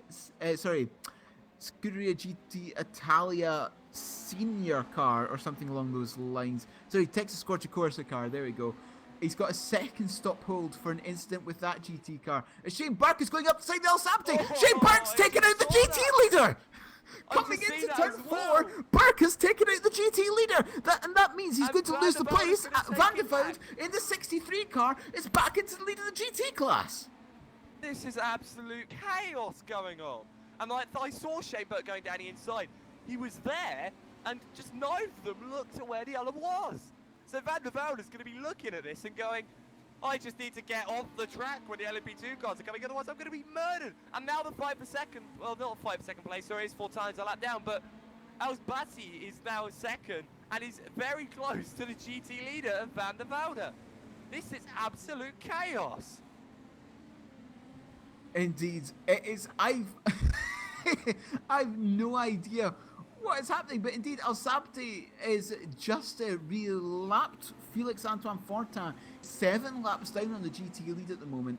So he's just basically running around, just waiting for misfortunes of others. But you've got to remember that only the top 10 score this time around, as opposed to the top 15 from last season.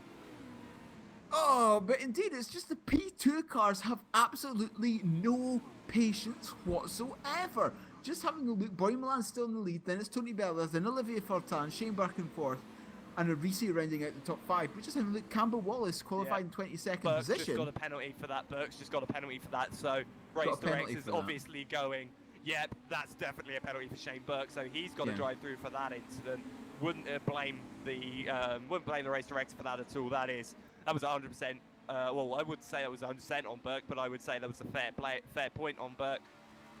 And just looking, 12.8, so Mella's closing down on that, but there's been a change. Oh no, Fortin versus Burke now. These two guys are going at it. This is for 3rd overall, but Burke knows he's got to take that penalty, so it's all a case of when Burke takes his drive-through as to how much his race is ruined. He has 5 laps to take that penalty, so perhaps you might look for a gap in traffic, so take it there. You might want to take it as soon as possible, or you might want to take it at the last moment. We've just got to see what Burke in that number 3 car decides to do. But indeed, it just appears that the P2 cars are just forcing their cars where they just shouldn't be. It's just... I know the GT cars are about 7 seconds or so a lap slower. 7-8 seconds. But there's no need to be forcing off the track like they have at the moment as Shane Burke tries to go up the inside of Fortin coming up into turn 1. And outbrakes himself. You might want to have a look at the GT field as well, as they got Beranak trying to lap them, but this fight for first is getting very close now in the GT field. Batti getting very close now. It's going to be a drag race down the start-finish straight. I wouldn't be surprised if he holds it, but no, he's going to go to the inside. Sapti goes for the lunge. Yeah, it's going to be a late, obviously, Van der Voud knowing what he's doing, so late braking. Fortin is just sitting there going, could you two guys just not fight? I want to get myself on the lead lap in class again. But that was a lag spike. That was lagged for Van der Voud. That certainly looked like lag from me from Van der Voud coming through turn 3 and out onto the gravel. Just ever so slightly touched the tyre barriers on the left-hand side, but it looks like there's been no damage on that car. I shall just have a look, see if I can see any just looking on the replay, damage from them. Absolutely, on the replay, it was lag, I think, from Batti, because Alex went it went forward and in the air, so he's hit something, but I don't know what he's hit. Indeed, just having a look, there seems to be no suspension damage on that number 63 Simtech Team Netherlands car. So it appears to be fine at the moment, but he has lost the lead of the GT class. Hani El Sabti back into the lead in the 87.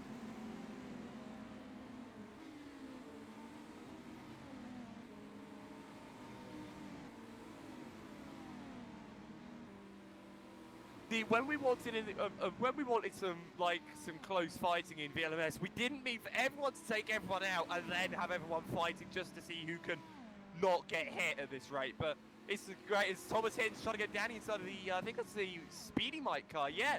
So the Speedy Mike car that went off earlier, Piat, now ahead of Thomas Hinds, who almost gets punted by the GT leader. But very close here, and this is for 9th overall in this race. So cars that started lower down the field by avoiding everything have got themselves up the order. Yeah, just having Campbell Wallace qualified 21st now up into 16th just by virtue of not dying. But indeed, Thomas Hinds right on the back of Jamie Pyatt. This is for 9th place overall. Something that might be worth looking at as well is the battle between Risi and Pizzo. This is for 4th place overall between the Reborn Racer D2D and the Scuderia GT Italia car. Just coming out into the oval, but I don't think Pizzo is close enough to take any slipstream off of Risi this time round. But you can see them start to snake down the front straight, coming into turn 1, nothing there at all. Risi tries to go up the inside of a GT car, but it's not happening, which means he'll be trapped behind it for a couple of corners, which is allowing Pizzo to close in. They're trapped behind the 99 car, that's the Revolution Sim Racing car, currently Tom Young at the wheel of that. That's allowed Pizzo to get right on the rear wing of the number 42 car. Coming through, they've now got to try and get around Sparks and the number 70 car. They're trying to go around the outside of turn 6, slightly brave. Pizzo not deciding to do that, which means that Risi gets a little bit further ahead again. But these poor marshals have just had to wave the blue flags constantly for 3 hours 50 minutes, it seems. Yeah, it's absolute awesome. We knew the GTs would be a small bit slower than the LMP2 cars, but by the looks of things, it looks like we're running the LMP1 Rebellion compared to the LMP2 cars with just there's a a car difference backwards in the class. Oh, who's backwards? Tom Young now? has spun it, the number 99 car. I'll see what happened to him. That looks like it's down towards turn 8. At the end of the back straight is turn 8. And indeed, it looks like he just outbroke himself, then it just slammed it down the gear, so he had to spin as opposed to going in the grass and into the gravel. So a harmless spin there for Young in the number 99 car. That's good. At least it wasn't caused by anyone this time, so the race directors don't have to go, oh god, we've got to look at another incident now. But it's worth looking at Sparks and Grebnek. Grebenk is pulling out behind Sparks up into turn 1. See who the last of the late breakers is. The number 61 car goes through, so that's a change for 27th overall. And I do believe that is for 9th in class. So Grebenk up into 9th. just looking at the stream chat that I have open as well, a lot of people having jokes about people wanting to restart the race because of the chaos.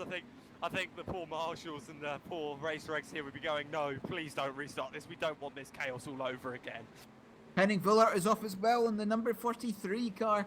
It looks like that is just through the exit of turn 5. Just past Leandra Sparks, as we saw earlier. Tried to go up the inside of Grebenk in the entry to turn 5. Grebenk just turns in. Villard taking across the grass. So change for fourth in GT as well. Heinen versus Russell. Heinen getting through, taking advantage of the LMP2 cars lapping. Russell went slightly wide to turn 1, so Heinen just went, I'll take that position, thank you very much. And that is a change for the podium place. That is a change for third place. Green flashes that number 66 car. One of the brand new teams that we have in GT this season. One of the 5 teams running the Ferrari F458. But Peralta's off. Peralta in the number 90 is off as well. He was quite a bit up actually. Just having a look what has happened to him. Coming through turn 2. And he's been hit by the number 2 car, Simtech again. This time with Senal at the wheel. Passed over from Cernek, but Senal just turned into turn 4 as if the GT car just wasn't there and gave him an ever so slight spin. Not enough to give him damage of any description, but just very, very clumsy work. Good boy. So you know how Boy Man's got a 12-second lead over everybody, over Mellor at the moment. He does, He nearly, yes. yeah. the only bit of action he's currently seen is Russell nearly spinning out into the front of him as Russell made a mistake into the first of the hairpins, in the double hairpin in sector 2, and then nearly took out the race leader. So Boy Milan's going to be now going, I might need a change of underwear. It's something to look at again. Arizzi and Pizzo. It looks like Pizzo is slightly closer this time round than he was last time. Coming through turn 13, the 9-degree banked oval turn. Coming down into turn 1, is Pizzo close enough to issue a challenge to Arizzi? It's closing, closes on brakes even more, but it looks like not this time. Coming through turn 1, the right-hander, then the left-hander, then the almost flat-out right-hander of 3. We've got to see what the number 5 car decides to do.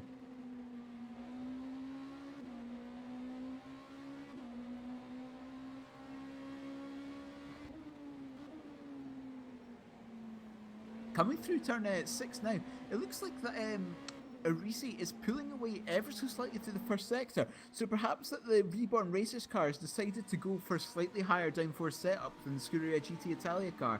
That's something that we will see happen over the course of the race as well, is that how different setups affect the different cars and different strategies. Yeah, I'm just looking down the back of the midfield LP2 cars, trying to get through these GTs, and the Speedy Mike car is getting very lucky from the Handy Racing Team car, and then going into turn 1, Thomas Hinz nearly hit one of the Astons. I'm not sure who that was, but I'll have a look. That was Rayner he nearly hit, so it's just these GTs going through wide. There's an accident there. Barkley, Sparks and Hinz. What happened there? I'll need to have a relook at that, but I think that might be on Hinz's side there. Yeah, Hinz making a very late dive into the corner, locking up, hitting Sparks, and then Barkley just spinning out behind, trying to avoid it all. So I think Hinz might be subject to a penalty there. Indeed, it appears that Hinz decided to, from quite a way back actually, was Thomas Hinz. Yeah, that was a massive lunge, and the RSA Protea car possibly got the worst of that. But yeah, it just seems like these P2 cars are just far too aggressive at this point in time. We've got to realise that there's still 3.5 hours in this race to go. And there's the penalty. Hinz getting a drive through, so that was pretty done dusted. I think poor race directors Jimmy and Bird are going to be going, why are we having to give so many penalties out? We thought this would be cleaner than it would be. So I think there's going to be a stern talking to in the post-race the next race briefing tomorrow, or next round at Fuji. 4 weeks' time is of course round 2, the 4 hours of Fuji. So hopefully you can all join us for that as well. But yeah, that is in 4 weeks' time, round 2 of the VLMS, the 4 hours of Fuji, a very technical track as well, with that final sector that I don't think anyone in the history of racing has ever got correct. I know I certainly haven't got that final sector of Fuji correct in my life at all, so I think but even these guys, maybe ask Dennis Lynn, see what his opinion on that one is, but be very surprised that Thomason's going to stay out. He'll take his penalty later, I'd assume, so just a bit of bad luck, but hopefully these guys can bounce back. And I think these P2s are now starting to realise we need to calm down a bit, as Alzbati still leading here from Van der Velde, from Heynen, who's actually closing in on Van der Velde. So maybe a small damage. I think someone went off there at the right-hander. I'm not sure, and I think that was one of the LMP2 cars, or that was one of the GT Corvettes. Yep, that was Gallo going off again, so his race is just going absolutely horrible. But just looking at the chat again, Grickle saying he wants to post a wiki article, The Massacre at Indianapolis. I think that'd be a good idea at the end of this race. You'll have plenty to write about. But having a look at that last lap, Heynen was 1.2 seconds faster than Van der Velde last time round. We've got to see what the time delta is this time round. Van der Velde with a 31.3 and Heynen with a 32.6, so it swung almost identically the other way the last time round. That's just the way that traffic goes. Traffic just goes swings and roundabouts. And I wouldn't be surprised actually now if the GTs start making their stops. Just looking at Alzbati Just showing that either he's called his pit early or he is actually coming in this lap. But you never know. Could surprise us. But when would you say the pit stop cycle is? Around now for the cars, or in a For the few GT minutes cars, time? they can do pretty much an hour. Code days will help them, but the GT cars can do pretty much an hour. So I would say would be expecting a stop almost on the hour each time. But you've got to think about these strategies, about different tire compounds, and see what happens. We've got a yellow in the first sector. Benedetti has gone around at the beginning of the lap. Just see what happened to him coming into turn 1, just far too hot, and just spins it and is on the grass on the inside of turn 2. I was thinking to snake it for a little bit, but that is what happened to Benedetti, that number 58 car, 37th overall. Just not a good start for that car either, Steam. Not a good start for Barkley either. Felix Antoine Fortin, Lorenzo Tortella, and George Angelidis finally back out of the track. 16 laps down off the leader, only completed 8 laps so far. Oh, it's a shame for him at the moment. He's just having a horrible race. He's only has come out of the pits again, I think, as well. So Yeah, he has, yeah. yeah, it's just unlucky for him, and it's just endurance racing. You've just got to hope that everyone else makes the mistakes and that you can get your laps back. But at this rate, it doesn't seem like it's happening.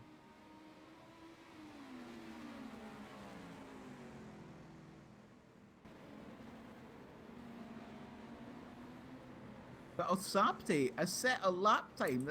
His last lap was essentially unrivaled by anyone else at all in that GT field. His last lap time was a 29.360. The next closest in the top 5 or 6 or so was a 30.9. So 1.5 seconds faster a lap at the moment is that Scuderia Leone car. Absolutely extraordinary from the GT leaders at the moment. Be careful, slow car in the last sector, slow car in the last sector.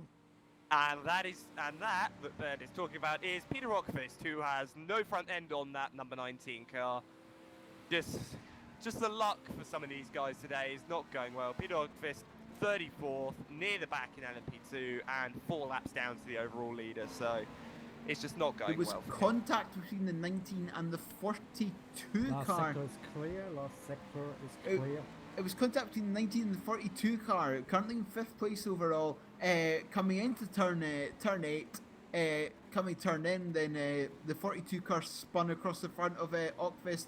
Ockfist lost his front end, so contact between the two P2 cars there, and I would not be surprised if we saw, and indeed we have to see the 42 in the pits at the moment, and indeed he is, so a horrific, I would probably say a racing incident there for the Reborn Racers car, which means Daniele Pizzo has been promoted to 4th position in that number 5 car. Just keeping in contact with my guys, apparently the reason that Suriella got whoever it was got disqualified was because there was no official message coming up on their screen. Because I know David's just told me that now, and Thomas will be coming in this lap, because I was a bit worried about that, so I just told those. But apparently Thomas has got no official message coming up on his screen, so maybe that could be an issue that we need to look at for Fuji, but that could be why cars are getting disqualified.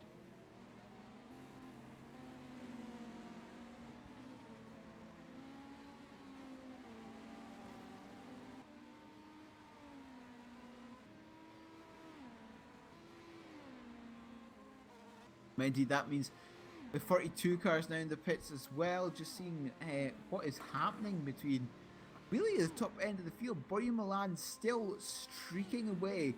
It's got only 10.4 seconds of gap now. So Tony Mella is starting to close that gap ever so slightly over the past few laps, but still it's going to take a long time to catch that number 1 Monaco car.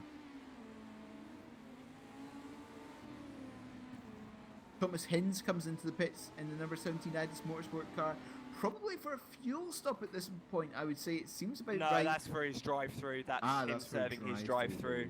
I had to quickly get on the message to the guys and just say Tom has got a penalty, get him in, because I knew we were about to get disqualified. And he's just said, oh, so Tom wasn't paying attention. Excellent. So there is messages. They're just so not paying messages attention. are to coming them. up, and Tom comes out in 13th, so loses about 3 places from that penalty. Two So places, yeah. it's not so. He's in an area where he could just get that back now, but but it just shows really. I'm now laughing at the fact that he wasn't actually paying attention. But the fight for second in LMP2 could be getting pretty close. Actually, is Mellor's now only. Well, he's only about showing us about 9 seconds ahead of Fortin, but traffic is really slowing these guys up. The last time round, Mella had a horrific lap last time round actually, at 25.3 compared to Boy Milan's 22.1 and Olivier Fortin's 23.2. So a really bad lap from Mella last time round, but that's probably just traffic, because traffic giveth and traffic taketh away the time. So it's just really about catching that traffic in the right place. Otherwise, you're going to lose a whole heap of time. Also, Arisi is in the pit lane. I don't know if you've caught on That that, would but that would be for damage. contact with Per Ockvist. Contacting the two of them down by turn 8. Oh, Fortin getting very close to Nico Barclay as well. The LMP2 car in third place, getting very close, nearly making contact there, but it was very close. They managed to keep out of each other's way, but getting very close. We've got to see what Mella's lap time was this time round. It was a 22.5, so far much more what we were expecting from these LMP2 cars. Olivier Fortin was a 24.4. So we're just seeing that the traffic really is just taking the time away and giving it to other people, especially on such a short lap like this is, only an 80-second lap for the LMP2 cars. Yep, and now Boy Milan's got to lap the fight for 12th overall as Thomas Hinz is now fighting Crespi. Tom gets out of the way very quickly there, lets Milan through, doesn't want to suffer another penalty. So he gets out of the way, and now Milan's got to lap Crespi as well. So this is going to be quite interesting to see how this goes now, but it's going to be a case of can Boy get through the rest of the LMP2 traffic, because he's now going to be lapping 12th place overall, so not many cars going to be finishing on the lead lap here. Indeed, we're seeing the cars getting lapped at a high rate of knots at the moment. As Hinz goes extremely wide on the banking, trying to go around Crespi. Wow, that was rather interesting. I do believe that is for position. Indeed, Crespi on the inside coming up to turn 1. Manages to go the braking, but Hinz keeps it round the outside. That's 12th place for the Idas Motorsport car. As I hear contact for someone. Yeah, who's that? It's Per Ockvist. It's Ockvist and Speedy might have crashed. Car in the last sector. Ockvist and Speedy might have crashed. That's been Jacobs and Ockvist. Ockvist is out as well, so I think they've just gone. Actually, that wasn't even his fault. It was Felix. It was Fortin. It was Felix that Fortin. spun round. He hit that, and then Jacob hit him. Oh, Yeah, that's unlucky. Felix Fortin as well. spun. If we can just find where he is, Felix Fortin spun was perpendicular to the racing line, just in the middle of the road, and there was really nothing that Ockvist or Jacobs could have done in that situation.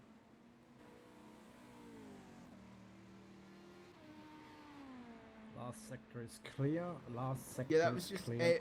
Felix Antoine Fortin just lost it by himself coming up to turn 8, and it was just bad luck for both Ockvist and Jacobs. So that is Per Ockvist, number 19 Swedish Sim Racers car, now out of the race. Felix Antoine Fortin in the pits with damage, the same with Jacobs. Just so much bad luck for some of these guys here. Just the luck coming already. Hopefully that'll improve them. Fuji is out. That's the GT leader. Nearly getting caught up with Reina there. Reina's not even on the lead lap to these guys. So nearly making contact with the class leaders. Not going to go down well in the GT books. Or the Racer X's books. He's got him off. Reina's gone off as well. He's off the circuit. He's got to rejoin safely. Yet he rejoins behind Attila. So it's just some of these guys having a bit of chaos going on. As that fight for second in GT is now getting even closer now.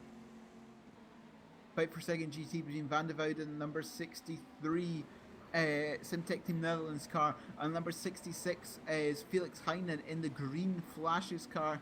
Very starting to get a bit closer between the two of them. Van der Woude just onto the banking now, and Heinen onto the banking now. So a little of a gap between the two of them, but as we've seen, that can easily be taken away.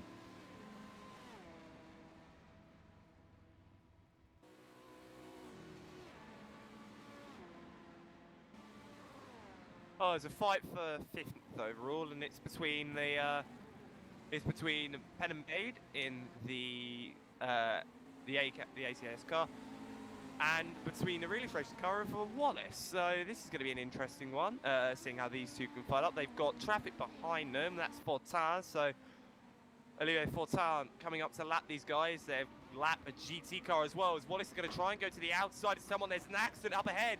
And I think that's Crespi, whose back was in the barrier. I think No, that's not Crespi. That's not Crespi. That's not Crespi, sorry, no. Okay, guys, we come to code 80. No overtaking. That's Barbosa.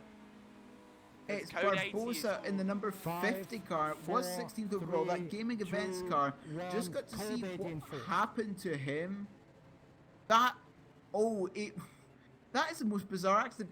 It was by himself in a straight line coming up to turn 1 and just gets into the wall on the left hand side by himself, just obviously not concentrating almost. That knocks the rear wing off of it. He loses control, then hits the end of the pit barrier. So an extremely violent accident there for the number 50 car, all by his own and all his own fault. He's got no one to blame there, and that is damage on both the front and rear for that car. And LMP2 cars, some of the front LMP cars making their pits now. Burke, Baranek, and Piat. Oh, there's a car exploded on the front straight. Leandro Sparks, in the RSA Protea SimSports car, has exploded on the front straight. Just seeing if we can see what happened. A lot of cars, a lot of the LMP2 making their stops now. So, how many of these guys are going to be making driver changes? It is that first. How many are going to do double stints? How many are going to stay in the cars? We'll find out shortly. But as you said, who was it that blew up on the start-finish straight? Leandro Sparks in number 70 car. Oh, unlucky for him. Oh, obviously, that was just really weird. Just downshifting in turn 13, the final corner, just downshifting. So it appears that it might have been a downshift instead of an upshift, and that's just blowing the engine. Apparently, according to the Gaming Vents TV YouTube channel, it was a screen freeze for him, so he had no way of avoiding that. That's really unlucky for him. As Pyatt actually jumped Burke in the pit stops. So Burke has come out behind Pyatt, so maybe that could have been damage that he was repairing that has put that car in. And Mellor's in as well, so is Milan, and Mellor has stopped directly in front of the Honest Motorsport pits. And it's just chaos in the pit lane with all of the LMP2 cars coming in. But it appears that the RSA Protea SimSports car has the engine was blowing. I think it was a downshift instead of an upshift on turn 13, the final turn. So it's the end of the line for the number 70 RSA Protea SimSports car. So that is that's 3 DNFs now: Sparks, Ockfist, and the disqualification from Shirello. So we're down to 38 cars in this race as we're getting back to green, but some of these P2 cars are still in the pit, so they're going to be losing some time. Brian Milan has timed it perfectly as he's just coming out of the pit lane now. So fantastic timing from Milan there, and I do believe Pyatt as well. Yeah, we'll see as we go. Pyatt and Burke are side by side in the backstretch though. Burke almost going off the track, trying to go up the inside. Pyatt's gone off. Pyatt's gone off at turn 8. Burke's gone off as well. That means David Barnett could try and get up the inside, but Pyatt has gone off by himself at turn 8 on the V-Star. Obviously bamboozled by his braking zone, not exactly knowing where it was, and out-braking himself massively into turn 8. So that was a fault by himself by Pyatt. He's now down to 10th in that number 18 Speedy Mike car. Yeah, and there's been a change for second overall as well. That's Mellor's overtaken in that cycle by Vollett as well. Obviously, Vollett made his stop early, so he's probably due a pit stop in the near future. But he is now second on the road at the moment. Milan with a 30.5 second gap, so he's only gained a couple of seconds out of that, supposedly. But you never know, as these guys are all getting really close again. Hopefully, we don't get any Pizza's absolute chaos coming through as all these guys trying to get out of the way of everyone who's trying to lap them again. But that fight per second in GT is now like not even a second now as Van der Velde is now getting caught up very quickly by Heinen. As Van der Velde locking the inside there. This is going to allow Heinen to get very close. They've got to get out of the way of the, well, they haven't got to get out of the way, but they have got to move for the LMP2 car that's behind them. So hopefully they don't lose much time. But this is going to be an interesting one as we've now gone back to green. You just have a 5th place overall between Marco Mazzetti, number 23 Handy Racing Team, and Daniele Pizzo, the number 5 Scuderia GT Italia, and David Bernick in the number 7 Team RGPL. All these drivers are essentially nose to tail, and Shane Burke as well. So 5th to 8th is in a pack at the moment. Coming out onto the oval. Now coming out onto the oval through turn 11, now through 12, we might see something absolutely extraordinary coming to turn 1. We just have to see. The one in the catbird seat at the moment is Daniele Pizzo, closing up to Mazzetti. We've got to see if he can make any move at all coming into turn 1. But it looks like Mazzetti is actually pulling away on the banking, so perhaps the Handy Racing Team car has an extremely low downforce setup as Bernick moves to the inside of Pizzo, makes a lunge for it, contact at turn 1, and that's allowed Bernick through, and Shane Burke has to try and hang on the outside of turn 2 round outside Daniele Pizzo. That's not working. So they're coming through a GT car. Daniele Pizzo has contact with Tom Young. That's number 99 car. That's allowed Shane Burke to go through. So Burke has gained 2 positions. Sorry, Burke has just gained the 1 position there. Daniele Pizzo has lost 2. Yeah, and now just back to the GT podium fight here. The 2 guys there, Van der Velde and Heinen, have now got GT traffic ahead of them. As far as I'm aware, I'm just going to check I am right there. Yeah, I am right. Oh. So these guys now going to get past Richie. So this is going to be close, and I think Van der Velde's got a worse exit off of that corner. So this is going to allow Heinen to have a potential go. They're both going to go to the outside of the GT Aston that gets out of the way, locks up nearly into the back of Heinen there, but thankfully no contact. As Van der Velde losing the rear end slightly, Heinen is just looking for an opportunity. I think he's going to have a go into turn 1. Mazzetti's trying to go, oh, that's not going to end well. They're trying to go 3 right. Oh, they just zonked to the GT coming through the banking.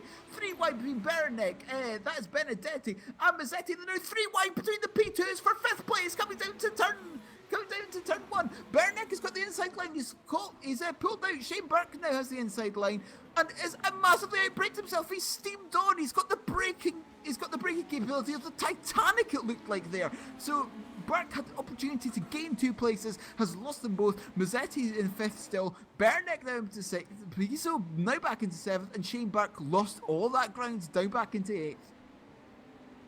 Absolutely phenomenal fighting going on in LFP2 at the moment. Just absolutely amazing, like the way these guys can fight each other on the straights, and then as much as they have the Bernick has gone around the outside, is trying to go around the outside of Mazzetti now. Pizzo is having a look now as well, so they're trying to go through the GTs. Oh, so close between Pizzo and Bernick, but it's managed to be fine. Bernick, they're trying to put it up the inside of turn 9. It's not working. These 3 P2 cars are now nose to tail, almost bump drafting each other through 9 and 10. Absolutely extraordinary. Coming through 11, Mazzetti still at the front end of this train. Bernick now behind, trying to gain the slipstream, coming back onto the oval section, moving to the inside of 12. That's not going to work. Moving to the outside of 12. Also not going to work. What is he going to go for the bank? He's going for the inside, the outside, or just biding his time? He's trying to go to the outside. The cutback around the oval is not going to work.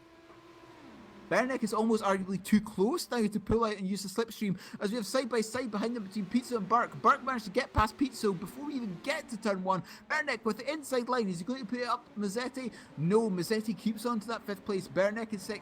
Now it's Burke up into 7th. The Pizzo up into 8th. There's been contact between Pizzo and Burke. Burke has been spun round at turn 2.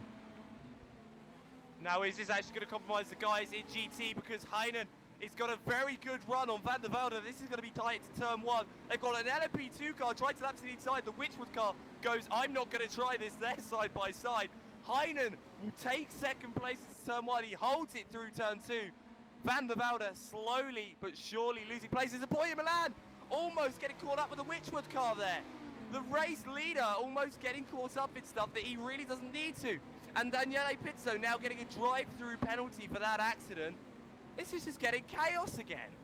Yeah, getting a drive-through for that instant between himself and Burke, I do believe. Yeah, it was. Pizzo essentially just bombed it up the inside of turn 1 and just went straight into the side of the Burke. So that was all Pizzo's fault. As Bernek's gone up the inside. Oh, coming through turn 12, Mazzetti left out to dry on the banking. Bernek is now through into 5th place. They've got a car coming into the pits. I do believe that's Pizzo coming for his drive through straight away. But now Mazzetti's on the back foot for once. Bernek and Team RGPL car. Oh my goodness, the straight line speed of that Handy Racing Team car. Absolutely extraordinary. Coming into turn 1, does Mazzetti have anything at all for Bernek? The answer is no. Bernek up into 5th place, and now it looks like he's going to hold on to that. He's got a nice gap back to Mazzetti now. Yep, so that's all gone down. I'd just like to point out, obviously, yeah, back up the front, I'm just having a look now. 16.7 seconds now between Milan and Mella. Those new tyres are really working out for Milan. He's now pushing that car as fast as it can go, so he can get that gap ready for when they have to make that inevitable driver change.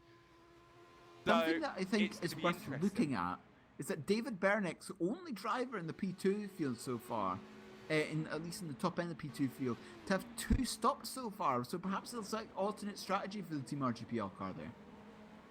Yeah, because they came in under that first code 80 as well, I think. They did. Correctly. So they came in under both the code 80s so far.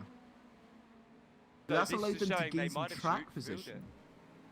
Yeah, so that's actually got good. Because the same with Vollett, who came in under the first code 80 and has now been running all race now. He's now 3rd as Mel has gotten back past him, but this is getting very close. Let's look at Pizzo versus, I think that's Pyatt ahead of him, because that is getting very close. They've now got the race leader closing in on them, so they've got to fight each other, get past GT traffic.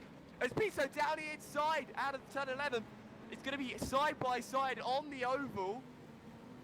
And Pizzo's going to have it done before the final corner, and they've now got to let the GT cars ahead and worry about the race leader behind them.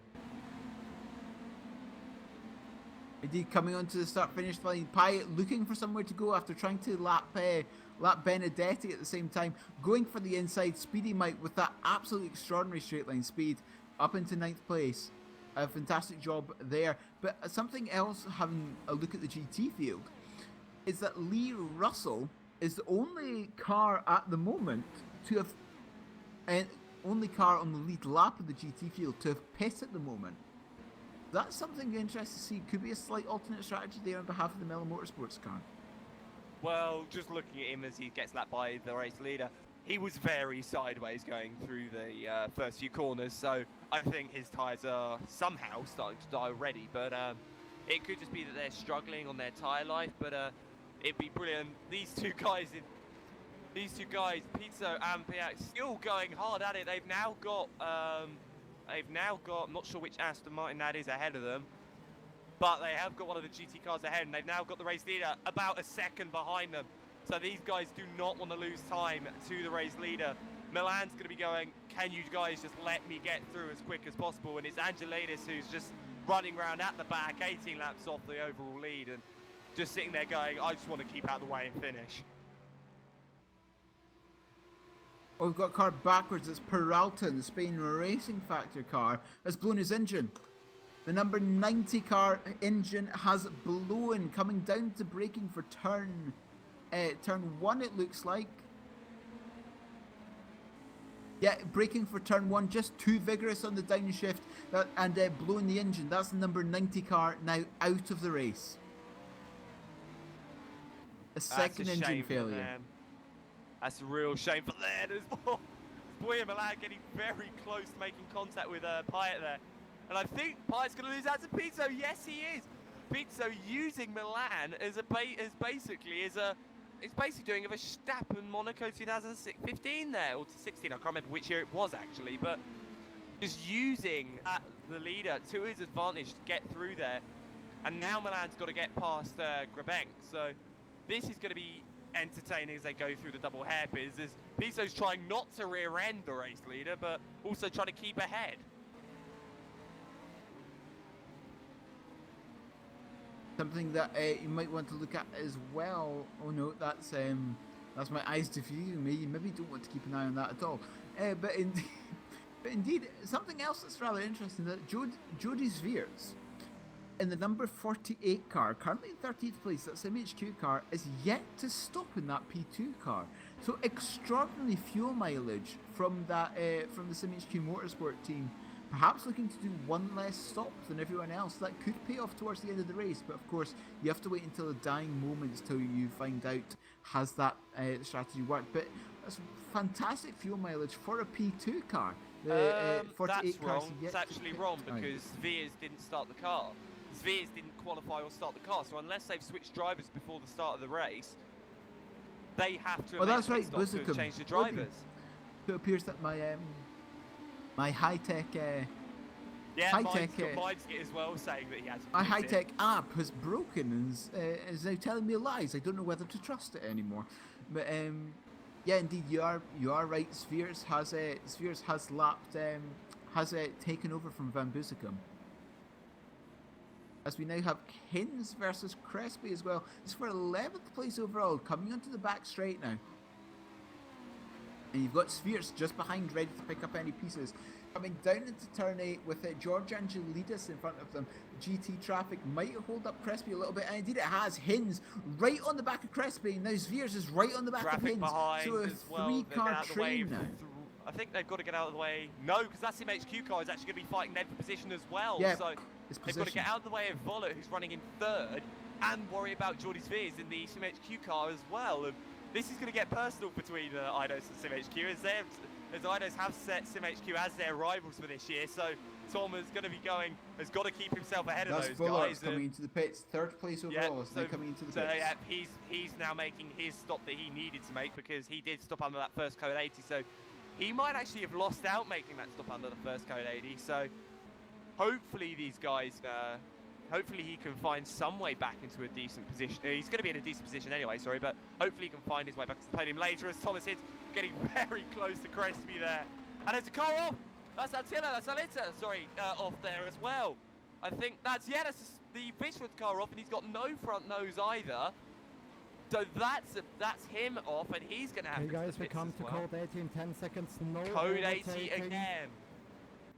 Oh, he Alita. 5, Oh, 4, wrong button. 3, Excellent, well done. 2, Alita 1, tried code 80 to. enforced. Oh, Thomas Hins! Now, that might be something that needs investigating, I'm not sure. Thomas Hins got past Crespi just before the code 80 was enforced. He's led him back through, so whether he's just going, I'm going to let you through just so I don't get a penalty, or so I don't risk one, is another question. But Jordi Zver is now going to sit behind him. So this is going to be a 3-way fight for 11th for these guys What when happened we to- go back to green. What happened to Alita is that he tried to let Tony Mella lap him up the inside of turn 3 and just got onto the grass on the outside and into the tyre barriers on the left-hand side. So that appears to Alita perhaps trying to be too gratuitous, if you will, to Tony Mella. But something to have a look at when we come back to green is the battle between Conlon Blamey and the number 46 Seawolf Net Race Motorsport car and number 3 with Shane Burke at the wheel. But we have had an hour gone. Somehow, do- and it's so- well, we only had an hour gone. It feels like the amount of chaos we've seen should have been spread out between the 4 hours. How have we only had an hour go? So I do believe that it is time for the hourly update. In the lead at the moment in MP2s is Borio Milan. In second is Tony Mellon, number 15 guys, Ghost get ready, we will Motorsport come car. back to Third green is in 10 Olivier seconds. Fortin, the 1319 Draco car. Fourth is David Beranek in Team RGPL number 7. And fifth is 5, Henning Vuller in the 4, number 43 3, three-wide 2, motorsport car. 1, green flag. In the GT class, go it's Hani back- Al sorry. Sabti, who's just came into the pits in number 87 car, followed by Felix Hainen in number 66 Green Flashes. Third is Alexander van der Vouden in number 63 Simtic Team Netherlands car. Fourth is April Carlsvaard on the 54 Realish Racing car, who's currently in the pits. And fifth is, I don't know, because they're all changing places in the pit lane. Meh, who knows who's in where. So, Well, we've gone back to green though, and the fight that I said would very much close up because of this code 80 is very much closed up, and very, very close indeed. As Jordi Zveers actually tried, it looked like he was going to have a go at Thomas Hins into turn 1. As Crespi locks up there, and that's going to put Tom wide, so Jordi's going to have a go. This is very, very close indeed, this fight. They've got GT traffic ahead of them. This is going to be close. I think Jordi might have a no because they've got the one Acco car. Pedro Peralta trying to rejoin, but I don't think there was any way he was going to, so he's gone again. As they've got to go through Tom Nitty hitting the back of Barkley there, getting very close between these guys, but this is very close racing for the back end. And if only Crespi could, oh, this is actually now for the points, actually, sorry, as Alyssa pitted, sorry. So this is now for a points-paying position. These guys are going to be fighting harder than ever with Eidos on their debut. Tom actually getting a bit of a slide there, or a bit of a twitch out of the final corner. So he goes wide. That's going to mean that Geordie is going to get a run on him. And that is Fortan behind them. So that's going to be, they've got to get out of the way of him at some point. So this is going to be, this is a fight for 11th, about to be lapped by the third place car in NP2.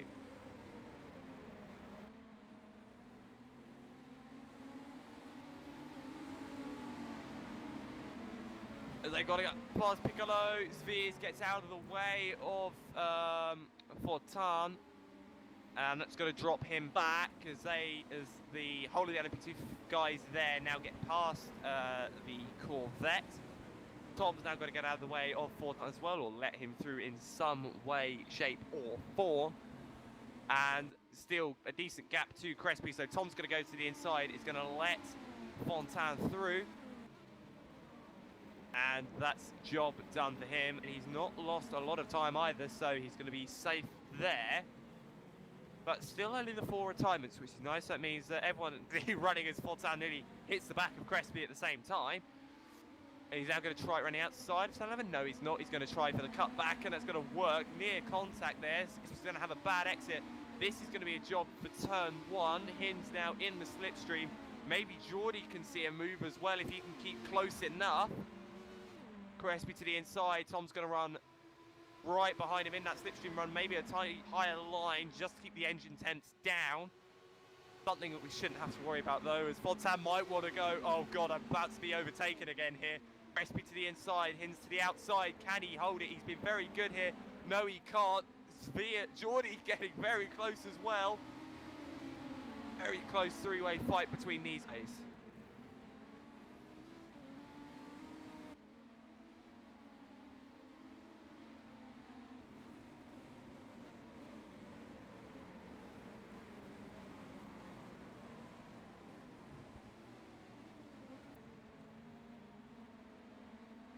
As we now actually going to go down and have a look at the GT field as I say that. There's actually that fight, but there's now a fight between Pizzo and Pen as well. These guys going for 13th on circuit in the NP2 car, into field, sorry. Pizzo on the outside, he's going to have to do the picking. There was a lock-up up ahead. I think that was just some guys making a small error there, yet no one off the circuit as Pizza round the outside just for the double hairpins. Amazing driving there. But I think Hinz has got a bit of a slow exit there. So this is also going to allow Spheres onto the back of these guys. Indeed, it was Alita making a bit of a lock-up there coming into turn 8. But it is but Hinz is trying to fight off Spheres at the moment, coming up into turn 1. Will Spheres make a dive for it? It appears that no, he's trying to go around the outside. It would be an absolutely courageous move if he could. Round the outside, what a move, Jordy Spheres. Tom's going to try and hold it on the outside of turn 2. Not going to make it. Jordy Spheres doing a Thomas Hinz. And Pyatt's come in, so Tom doesn't have to worry about losing a points position here, because that puts them all in the top 10 now. But Crespi's now going to worry about the... Yeah. Oh, yeah, sorry about that, my mistake. But I hear contact as well, so whether someone's gone off or not is another question. But Spheres now trying to have a go at Crespi. This is going to be very close as well. Spheres with a very good run. Very great driving by the SimHQ car as well to get where they are. Around the outside, he's going to make the move stick. There's contact. Spheres goes wide. Thomas Hinz is going to try around the outside of the heavens. No, he's going to go for the cutback. That was very, very close there for Jordy Spheres, nearly having a big off there if that had been any higher speed. But thankfully, only losing one place there can easily get that back if he keeps with these guys. Hey guys, we come to code 80 in 10 seconds. And another code 80. So if you can, do you know what that's for, Neil? 4, 3, good 2, question. 1, code 80 enforced. I'm Code just 18 flicking through. forced Lee again. Russell has no rear wing. The Miller Motorsports number 73 car has no rear wing.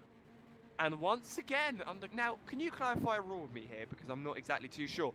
Are the cars allowed to overtake before the Code 80 is enforced? Or or when the countdown's going, do they have to stay in position? Well, Bernd says no overtaking, code 8 and 10. So as soon as he says no overtaking, there's no overtaking. Okay, so Tom will need to let Crespi through as he put him on the braking as Crespi was hitting the brakes. So as long as he lets him through, I'd assume he will not be penalised.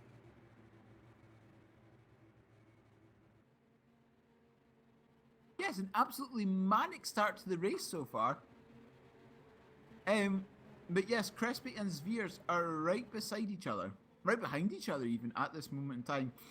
Going to be very interesting to see what happens to the two of them when we go back to green, but some cars taking the opportunity to pit now. Campbell Wallace is pitting, David Beranek is pitting, number 66, the Green Flashes car is pitting, Henning Voller is pitting, so a lot of people taking this Code 80 as an opportunity to come into the pits this time round. And Tom letting Crest through, so they are hopefully safe now. Obviously that'll be his decisions, so... But yeah, as you say, some of the cars coming in and just looking at Vollert, who just pulls in front, very close in front of the Realish Racing car there. But yeah, ready, so we come back to green in 10 seconds. Oh, is Vollert nearly getting past Beranek there in the pit cycle? It's going to be very close as we come to the green. 5, 4, Here 3, we go. 2, 1, green And we're flag. back to green flag racing as Tom actually has caught a tiny bit napping there. As Vin's going to have a go down his inside straight away. Very, very close. Tom a bit wide. Zvir's going to have a go. Tom's got the inside for the double hairpin, well, for the first of the hairpins. Zvir's going to have the inside for the second one. It's very, very close indeed. Oh, a bit of a twitch there by the Edis Motorsport car. So Zvir's through into the top 10. Tom just caught a bit napping there, and that's your positions done. As that was a bit of it, I think that's Blamey going a bit slow there, but I think he was just letting some guys through. Something to also look at is the battle between Grebing. This is for fourth place in GTs. Grebing, Viholski, Karlsvard, and Pleva, 21st through 24th. Right beside, oh no, sorry, Pleva is a lap down on the rest of these. So it's a lap between 21st and 23rd. Oh no, sorry, they're all on the same lap. I'm just getting confused. You're getting your... No, everyone's getting they're all on the confused same lap. The battle between 21st and 24th, extremely close at the moment. This is for 4th to 7th place in the GT class. Grebing currently in the lead of this. Viholski in second as they're almost being pulled up by, that is car, Milan, I believe this Angelidis. Oh, Milan tried to be up the inside. Almost didn't work. That was almost a massive accident. He nearly took himself out. And also, another thing to look at is Mella is now only he's less actually, I think. Yeah, he's only 2 seconds behind the race leader. Yeah, but you've got to remember that Mella has to get through this one. Karlsvard, please! April, no! April with a fantastic move up the inside of, oh no, that is a fantastic move at all. Viholski's got ahead side of Krebing. Karlsvard just looked at it massively, but you've got to remember that Mella has to get through this maelstrom of GT traffic. Oh, that was scary there as well. I was going to actually try and have a go around the outside of Gribank. No, not going to work there, so she's going to have to hold herself back there. Mella now getting through, nearly clipping her at that rate actually. But Boya Milan now free of traffic now for about, what, another corner or two before he gets into LMP2 traffic. And also, the top three are now covered by about 11 seconds. So these guys are all getting very close again. So we'd see a fight for the top three by the end of this. We did good indeed as Karlsvard managed to get close up to Grebing fantastically through that double hairpin section. Coming through turn 11, got to see what the Realish Racing car can do compared to the number 61 across the oval section. Just looking at the stream track as well, the URD YouTube channel was actually, sorry, go back to this, sorry. The fight for the points here as Veers and Crespi nearly get a bit out of shape there. Hin's getting very close, so this is still going on. This fight is still going on, very, very much indeed. Indeed, they're just coming out into the oval as well, coming through turn 12. Veers right up the rear wing of Crespi. Got to see what they can do. Coming round turn 13. Will Veers attempt to move? The answer is no. We've got to see what the SimHQ car is like in a straight line. Coming through, does Crespi go left or right? Trying to go inside, but Crespi's left Veers no room. Veers has to try and go around the outside. He made this work a couple of laps ago. Last of the late breakers is Veers has made it happen again. He's Right gonna out make in it turn work one. again, and Fantastic. Tom Hin's trying to have a go. Sorry, it just looked like on my screen that Tom was going to try and have a dive into turn 2 on Crespi, who was left a bit for dry there. But Geordie's Veers, absolutely amazing. 2 overtakes in the space of a few laps, rounding outside at turn 1. Hats off to SimHQ. And I just realised I was muted there. Brilliant. I was saying hats off to Veers there for the SimHQ. Amazing drive there to get through and make that overtake work twice in the space of a few laps. Just phenomenal driving as his now. Hopefully doesn't make contact with the GT Aston. Yep, that's good, he's through. But these guys have got traffic ahead of them now, so let's see what happens here. But this is absolutely brilliant racing. Hats off to SimHQ for their their drivers at the moment, proving they can race hard and clean, and just amazing racing between all three. Indeed, Crespi now trying to hold off Thomas Hinds now in the number 17 Idis Motorsports car.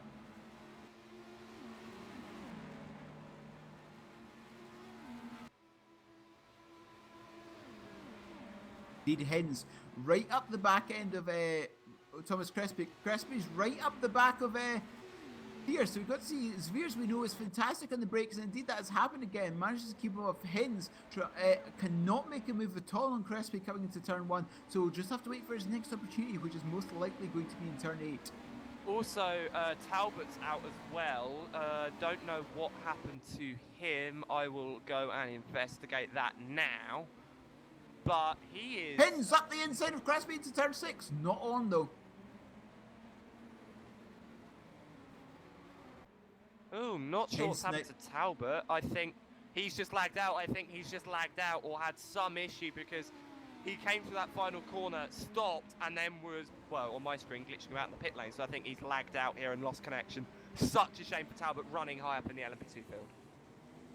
Hinds trying to make any inroads he can on the handy racing team driver of Andrea Crespi. Nothing so far. Coming through turn 10, under braking for turn 11, far too far back. We've got to see if the Idis Motorsport car has a straight line speed that the handy racing team car has.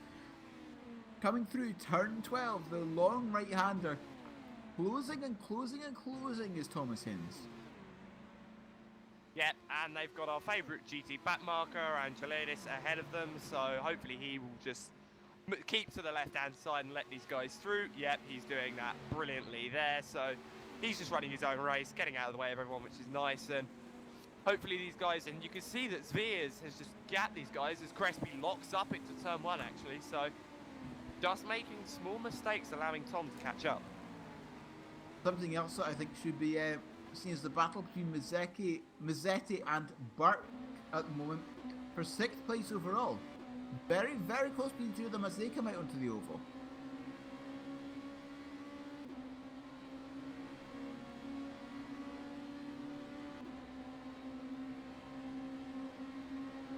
Burke is closing and closing on Mazzetti though. Will he dive up the inside coming into turn 1? It looks like he may well do.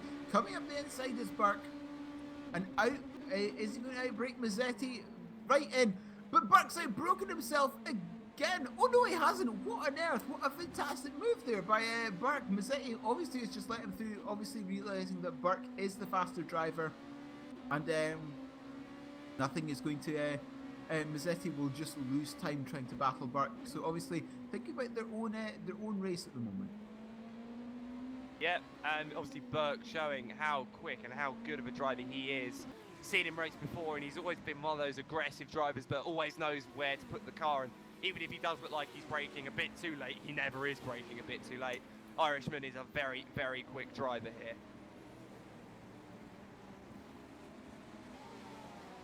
Andrea Crespi and Thomas Hinds still in that massive battle for the for the final point spot in the P2 class. Yeah, and they've actually got to watch out as well, because Pizzo is getting pretty close to these guys as well. He's only a couple of seconds back.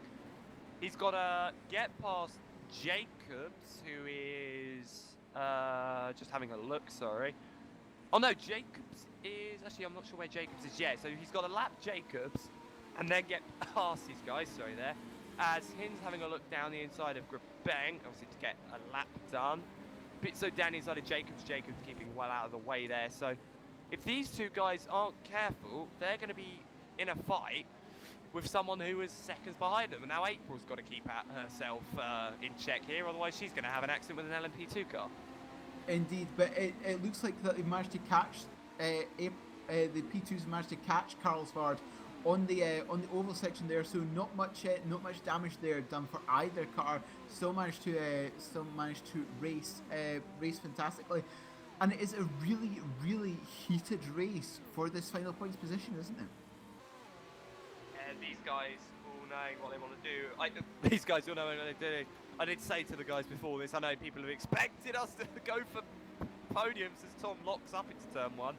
But I said to the guys, look, don't take any unnecessary risks where you don't need to, and just keep yourselves clean, because the points will hopefully come to us. You see Hins locking up again. Those mediums apparently have not been changed yet, according to my guys, just from looking. And Jeremy Talbot now back in the race, so he's managed to regain connection.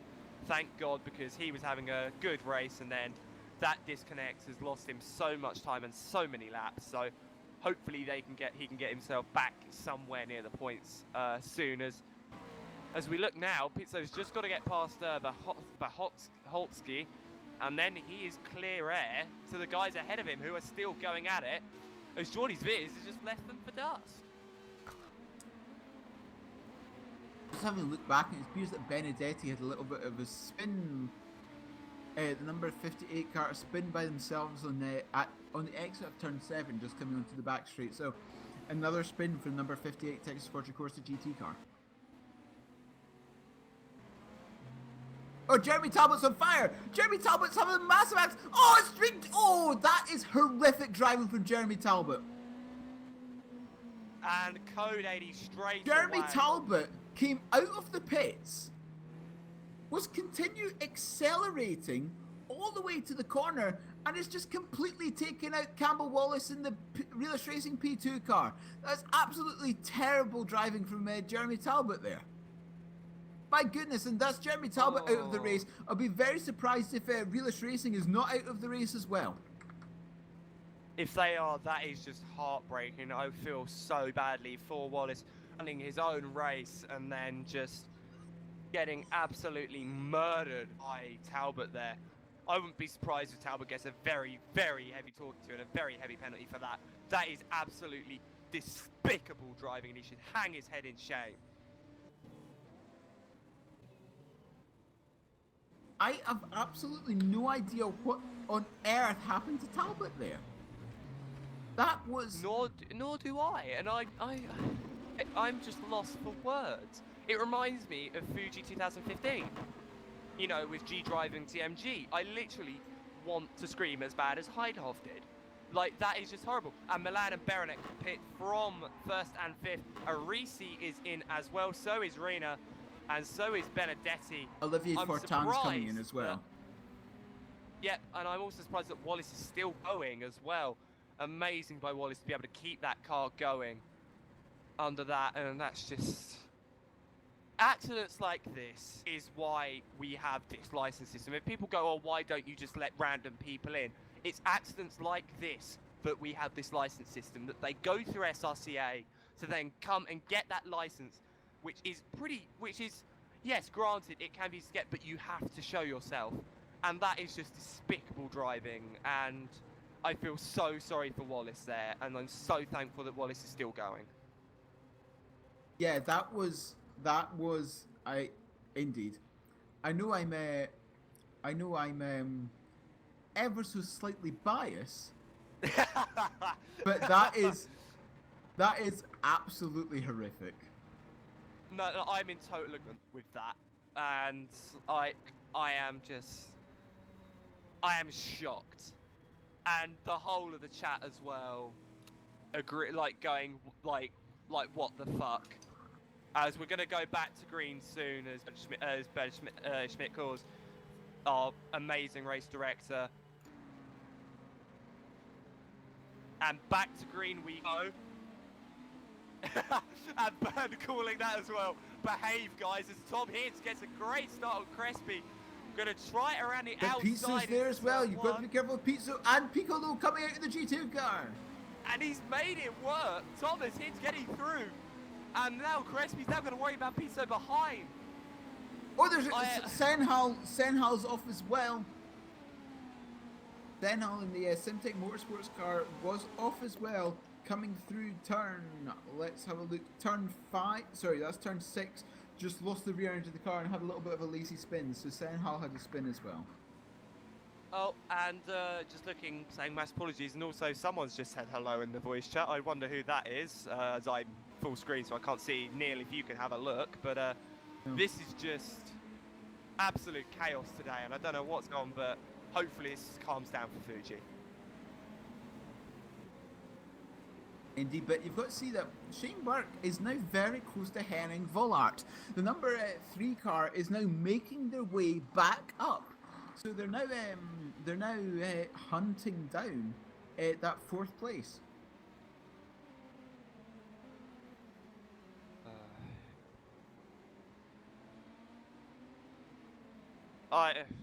Wallace has finally made it back to the pits, and I'm glad he has. That was...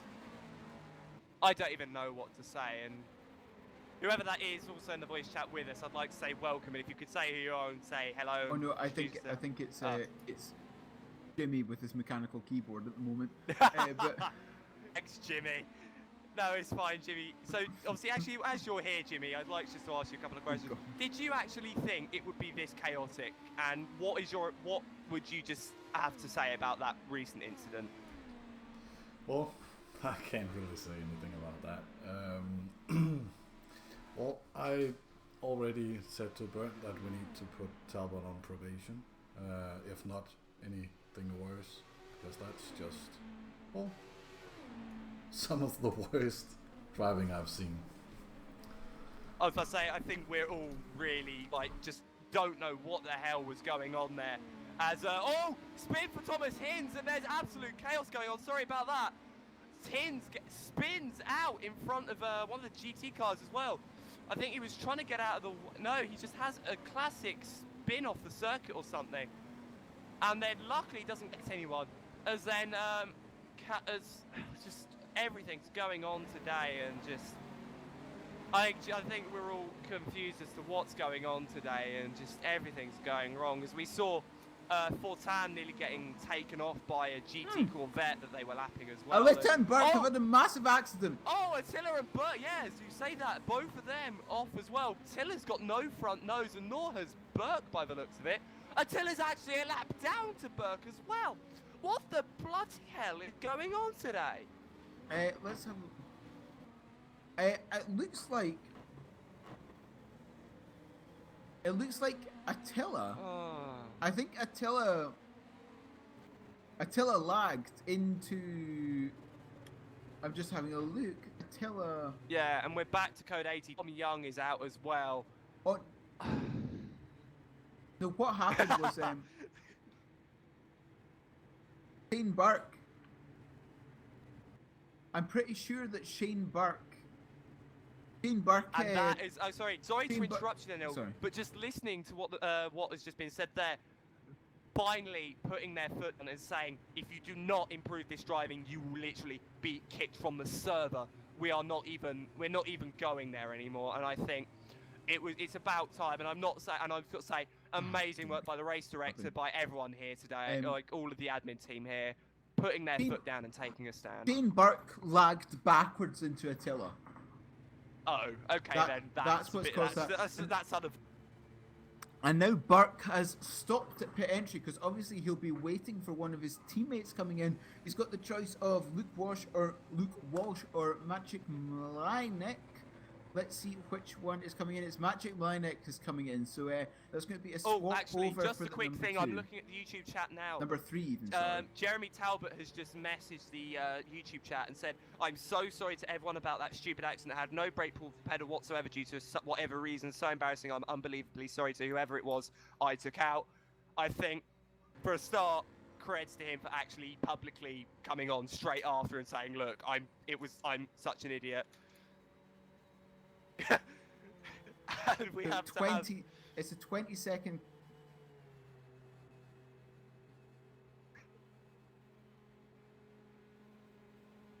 And just just thank having you. a look at anything. Well, in the course of the last few pit stops, Mella has managed to overtake Milan, but I do believe that Mella still has to pit. And we Am I are right back in to saying green that? now, so everybody now, hopefully, has managed to improve their driving. And obviously, again, Jimmy, we can't thank you enough. As actually, yeah, sorry, as you say, Mella's now Milan, but Milan's made an extra stop. Yeah, Milan has. I made an have to. extra stop, I'm going to pretty say sure. this now to you because as he's here, thank you for being as amazing race director as you are, doing all of this and actually taking a stand on this driving. Because if you would think most other series that I've ever seen, they would just go, "Oh, it'll happen, and we'll just penalise them next race." To see it being taken a stand to now is phenomenal, and we've got to thank you for the work you're doing. And just this racing that's going on now, hopefully, will be a lot cleaner. Just having a look to see if anything interesting is happening on the track. There's always something interesting happening on the track, but having a look at battle between Vaholski and Karlsvard and Pleva. This is for 19th place overall. This is for a 4th place in class. Karlsvard right on the back of Vaholski as they come down towards turn 8. They've got the Mill Motorsports car in front of them who is several laps down. Oh, and I think Vaholski might have just ever so slightly forced Karlsvard onto the grass on the outside there, turn 8. But Karlsvard really hasn't lost any time. Come to the double hairpin of 9 and 10. Let's see what the Realish Racing GT car can do on the oval. Through the right-hander, turn 11. Vahovsky a little bit in front, of course. That is the 83 car. That's the Black Hawk Racing car. Alexei Zagornev and Alex Brautigam being the 2 other drivers in that number 83 car. But April Karlsvard trying to pull up to the Black Hawk Racing car around the oval. It's 2 Ferraris these, so it's a battle of a couple of Ferraris, so we know they've got the same strengths as Karlsvard tries to move to the outside of Vaholski, coming into turn 1. Can the move be done? Looking up ever so slightly, Vaholski steams in there. There's contact on the exit. There's still contact as they come through turn 2. Turn 2 turns into the inside of turn 3 for Vaholski. David Hart just sitting in the background thinking, please don't do anything stupid, but Vaholski has managed to hold on to that place.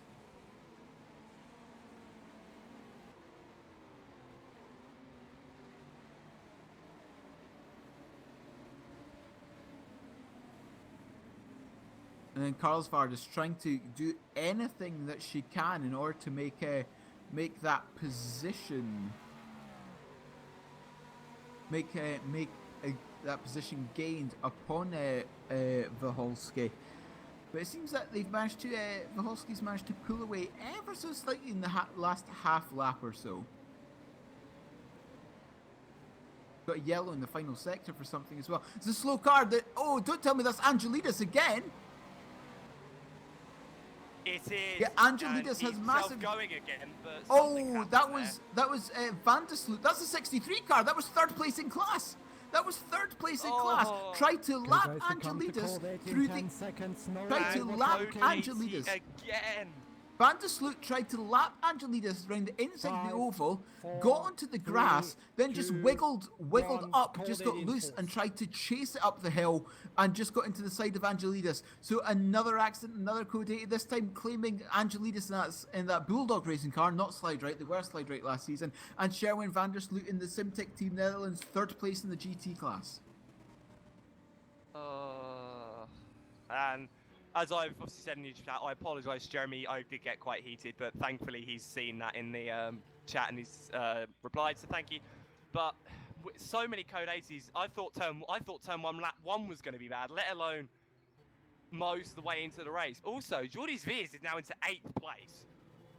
Like, he's claimed a place recently, and also according to the 99 had a VR failure of some sort, so that might explain something. As Beranek comes into the pit lane, the number 7 RGPL car. So he will come into the pit lane now, and that is in. So Wallace is still in the lane in the Realish racing car. Such a shame, was having such a good race, and then that accident happened with Talbot. But yeah, Bimelan still second, still a pit stop ahead, but Mellor is actually might be very lucky here because he is just getting that fuel mileage out here. So this is looking good for him. And a lot of LMP2s coming into the pit lane now. So who is that coming in? So Beamy's also in. Just trying to look at who else come in. So John Jacobs Senel is coming in as well. Yeah, Senel's come in as well alongside that. Don't know what's going on with Hint and Crest. I'm just not even going to pay dividends to that at the moment because I assume that Tom's coming in, but because they did say, we did think that the next Code 80 we would come in and change tyres. I'm not too sure on that. Nope, so Tom's going to stay out. But it's just, I think we just need this Code 80 to calm down and just have a look at what's going on. And third place now is Van der Sloot, still Van der Sloot, so he's It's still Van der luckily, Sloot, yeah. Yeah, he's luckily not lost anything from that. And Hainan's still second, and Al-Zabti, still leading the class. And April's actually up to 5th in class, I think, with all of this going on. Fourth. So Oh no, 5th. Yeah, it is 5th. no, it is 5th. Yeah, it's great from But it her to looks be able. like She's that- come up so far from where her grid slot was. It looks like that perhaps that Realish racing car can go through, see if anyone else is coming to the pits. Alita is coming to the pits as well. But yes, it's very, very close for that 4th place in GT between Vaholski and Karlsgaard. Something to look at once we come back to green again. Gimme, can we have a 30-second Code 80 ending call this time? I think that might work. Just for safe, but just looking at this here, and it's just everyone making their stops. It's finally slightly calming down here, but just see what happens. And But yeah, that now means Thomas Hinz has to try and hold off Eric Westrom in the number 46 Seawolf Net Race Motorsport for 9th place. That's something else that we've got to see once we go back to green. So that's a couple of very, very close battles that we're going to have once this Code 80 period has expired.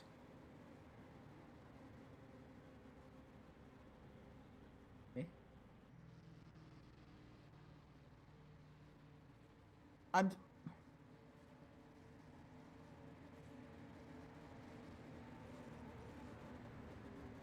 what, Barbosa has crashed under Code 80 by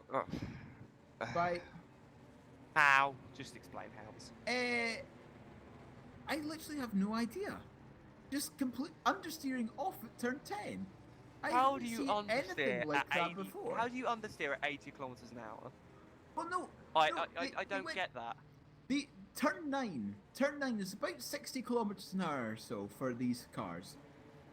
Barbosa just kept on at 80 kilometers an hour round turn 9, got on the grass, then tried to save it round turn 10 and went into the barriers. So I've no idea. It's crashed under Code 80. I've no idea anymore. Nor do I, Neil. Honestly, all I can say is I actually hope that VEC next week is a lot better than this is proving to be, because there's just so much. It's not. It's just the driving. As Fortin from 3rd place Okay, guys, is get in. ready. We come back to green in 10 seconds. Oh, going to green. Get ready for the green to come back. Keep calm a bit. 5, 4, 3, 2, 1. Green flag. And we go green, and Tom Hintz very much napping there. Vestrom couldn't get the jump because he was right behind Tom, expecting him to get a jump. So it's going to be side by side. They lap the Texas Scuderia Corsa car. and Hinge just lets Vestrum through. And Karlsvaard has so- managed to get past Valholski on that Code 80 round the banking. The Code 80 was called off when you were both just between turns 11 and 12. Valholski going up the inside again, almost hitting the back of the Speedy Mike car. Not happening, but Valholski managed to be last of the late breakers, taking that position back from Karlsvaard. And April's going to have a very good here, knowing her. She is a very, very quick driver in her own right as well.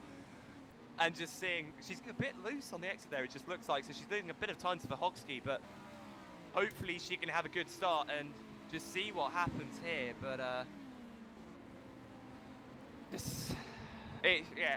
least it's just getting a bit cleaner now. But 6 cars out at the moment and in the pit lane after long stops. Angelidis is in the pits and so is Barbosa.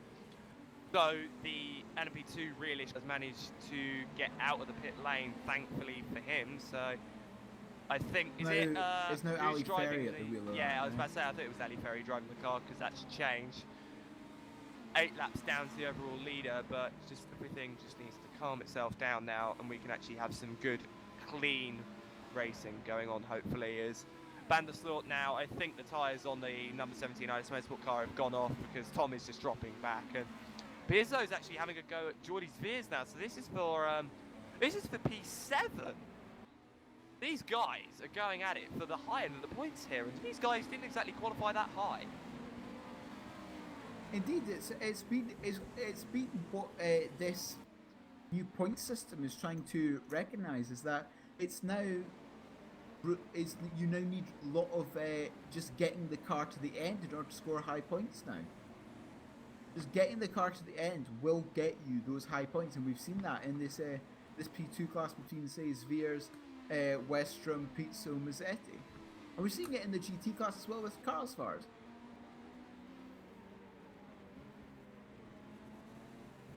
Saying that Karlsvaard is trying to make any inroads on Valholski that she can, but unfortunately it's not happening at the moment. Valholski was 3/4 of a second faster on that last lap. Got to see if Karlsvaard has any response.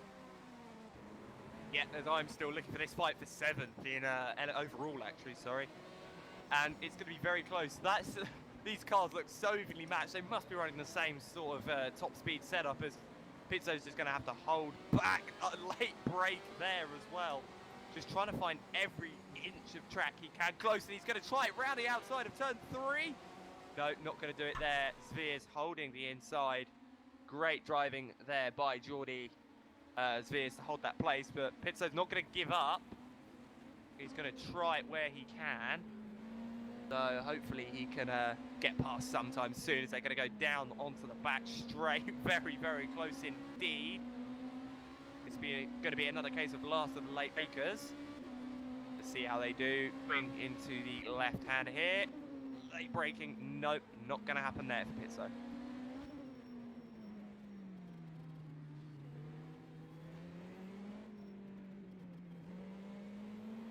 Valholski and Karlsvaard, the lap times last time round was actually equal. Valholski only half a tenth faster than Karlsvaard. So perhaps just the Black Hawk Racing cars tyres get up to temperature slightly faster. Perhaps Valholski's managed to keep those tyres at a better temperature for longer than the Wheelers Racing car.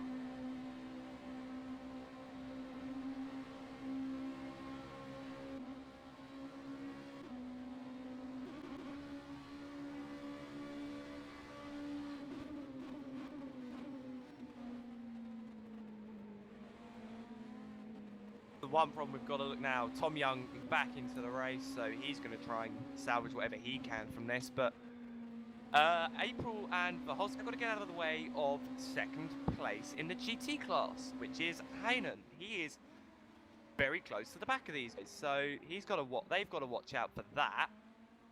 And Vandersloot is actually now a lap down. I think that's to the rate, yeah, that is to the class leader. So 4th place in GT, no, 3rd place in GT, sorry, is now a lap down to the leader. Wow. Okay then. As Karlsvaard locking up nearly to the side of Valholski there. Getting very, Sharon very Vandersloot is now almost exactly a lap down on Al Sabte. But yes, that's now only 2 on the lead lap in GT cars now. It's just Hanen in the Hanen number 66 Green Flashes car and Al Sabti in the 87 Scuderia Leone car.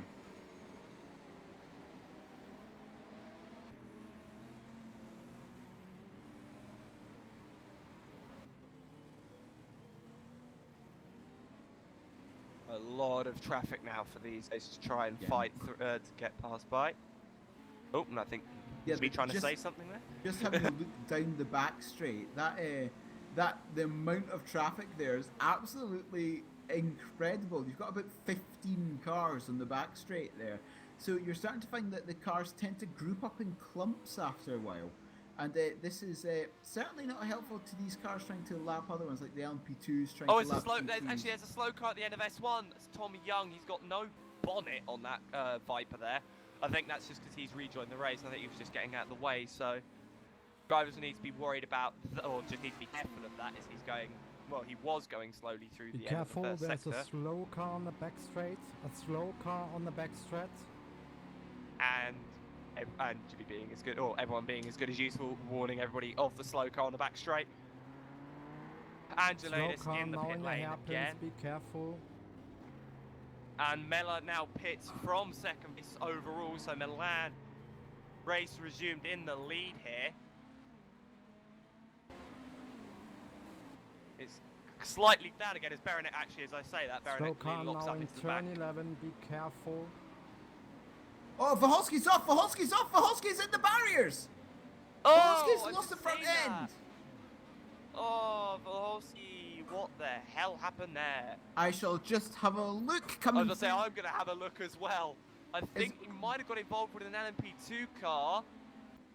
Yeah, Milan hit him! It was Boy, Milan. Milan hit the back of Vaholski. Oh, So boy, the LMP2 Milan. Okay, guys, we come to code 80 in 10 seconds. And the No Code 80 overtaking. again, Code the 80. race leader has hit And the back of good the Milan. Black Hawk. The race 5, leader has hit the back of the Black Hawk 4, racing car 2, under 1, braking for Code 80 turn in 4. 6, the long left-hander. Could Milan be set for a penalty then? I'm not sure what the rules are in that case. He has hit the back of a GT car that was quite high placed, and that was his fault. But Penny Payne comes in from 11th. Nick Newcomb now up into 2nd place in the race, and he has actually made 2 stops. So Newcomb has jumped Mella. That is very good strategy, as Boya Milan is about to lap Mella. Boya Milan is close to lapping 3rd place overall. Indeed, yeah, but Nick Newcomb, as you said, up into 2nd place in that Team Draco car. The driver for the vast majority of the race so far has been Olivier Fortin, but now Nick Newcomb has taken over the responsibilities in 2nd place. So fantastic result for the Draco so far. This is, yeah, a fantastic racing Draco, and they're showing that their strategy is working out for them. Bullett's still 4th. Bullett's actually up to 4th now as Berenek makes his 5th pit stop of the race. So he's made 5 pit stops, still 5th in this race, only a lap down. Sorry, 6 pit stops. Top credit to the RGPL team managing to make this work. Indeed, David Berenek, the only other driver in that RGPL car is Peter Haesler. So obviously we've got to see them. We've got to see Peter come into the pits at some point. The rules is that fight as well. The rules is one driver can only do 70% of the laps in that car. So that's the rules and driver time that we have here. So we've got to see Peter in certainly within the next hour or so. Yep, and Pizzo and Zviers Okay, guys, both so just calm hitting down a bit. from... Calm down a bit. We will go back to green in 10 seconds. And we're going back to green in 10 seconds. Thomas again. Hinds in as well for his 2nd 5, stop.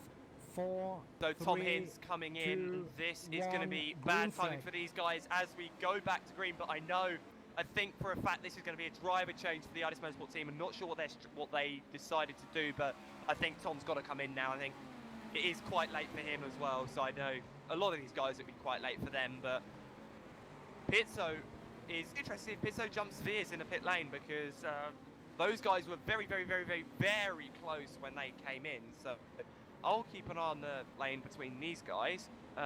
In the meantime, Excellent. Felix Heinen's gone off. Felix Heinen's gone off. Second place in the GT class. Pizzo jumps Veers as well.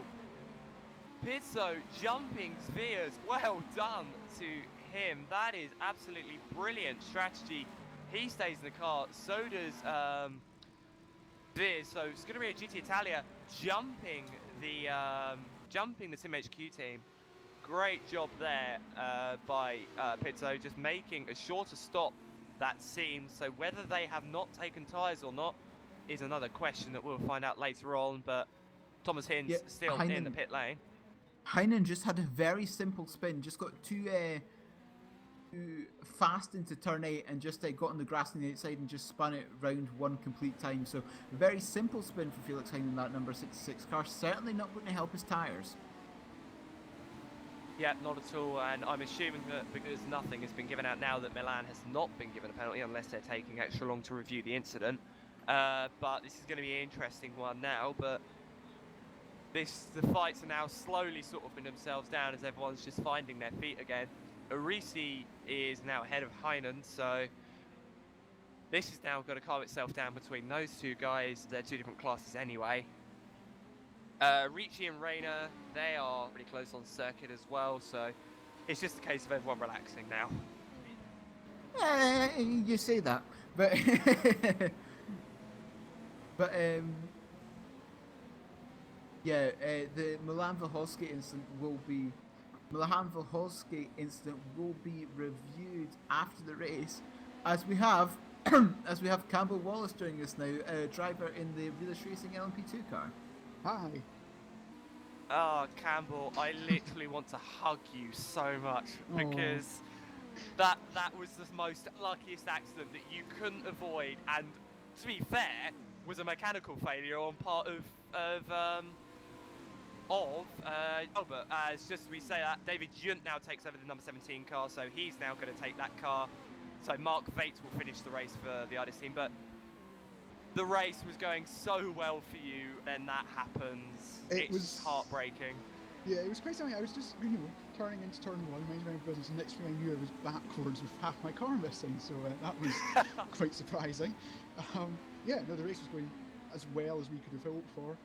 We'd avoided the carnage, we'd made steady progress through the field, and then that happened, but things happen, can't get too angry at it, and it looks like we've not been the only victims of some unfortunate incidents.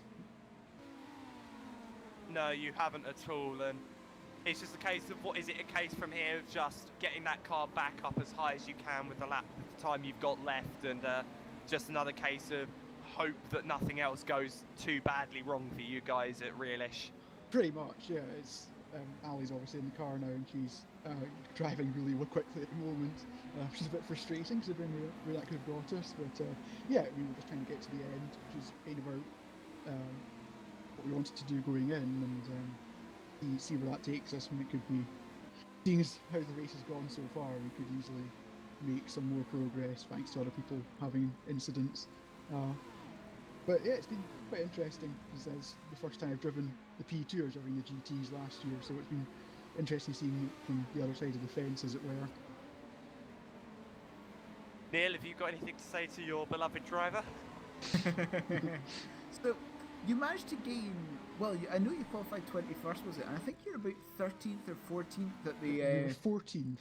At the time of the incident. Was that just through just not being in any incidents? Pretty much, yeah. I had a quite good battle in the opening half hour or so, with some, I can't remember who it was unfortunately, but someone was running around my pace, and we kind of took it in turns to get hit traffic at bad moments. But yeah, we didn't, I don't think I really ever overtook anybody on track. It was just, people had problems, and then I think our pit strategy would have gone quite well because we were on relatively fresh tyres and we were fueled up to go to probably about this point. So hopefully we'd have made a bit more progress there. It was just, that was our plan going in. We weren't really planning to doing anything too wild. We just get to the end, avoid trouble, because we were expecting chaos in this race because it's such a tight track, and it's really easy to get, as a P2, it's really easy to get stuck behind GT cars in pretty much all of the infield. And so you see people doing quite bold moves which don't always work out. And we were hoping that by not doing that ourselves, we'd be able to make steady progress. And that's kind of how it proved to be. Yeah, because personally, when I was... Oh, sorry to interrupt you. Einau's just spun out and taken out Vestrom. I'll see this in the stream in a few minutes. Yeah, Einau in P14 has taken out Vestrom, who is 7th.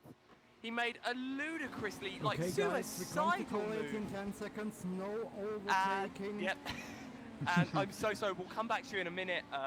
We'll come back to you in a minute. But Einau making a suicidal move, hitting Tortella. Luckily, Tortella didn't get involved, but Vestrom just had nowhere to go, and it's just... Oh, I'm sorry. And is this now we can actually come back to you, because like is this just what you expected, or did you just expect to be a lot cleaner than this? I don't want to put my foot in it, but I mean, like, as I was saying, this is a really tricky track for overtaking. Through most of the infield, there is one line, and particularly in the turn 9 and 10 hairpins, you're going so slowly, like you can't even go through there on, you can't even go through there on the pit limiter. You have to slow down slightly. So the aero grip from the P2s is nothing. So you're kind of stuck behind the GTs. And even at the beginning of the lap, there's just one line for most of these corners, unless you're feeling really brave. And if you're feeling brave, you'll try to lunge somebody, and that's where I think we're seeing a lot of these incidents happen. No, because I know when I came up behind GTs, I just waited. You know, it's better to lose a couple of seconds behind a GT than to risk your entire race. Yeah, and I completely agree with you there. I was watching a lot of these guys and seeing a lot of the guys waiting, especially through the double hairpins where people could have had suicidal lunges to try and get past. Yeah. Everyone waiting one by one to go through their name, getting them at the exit of turn 11.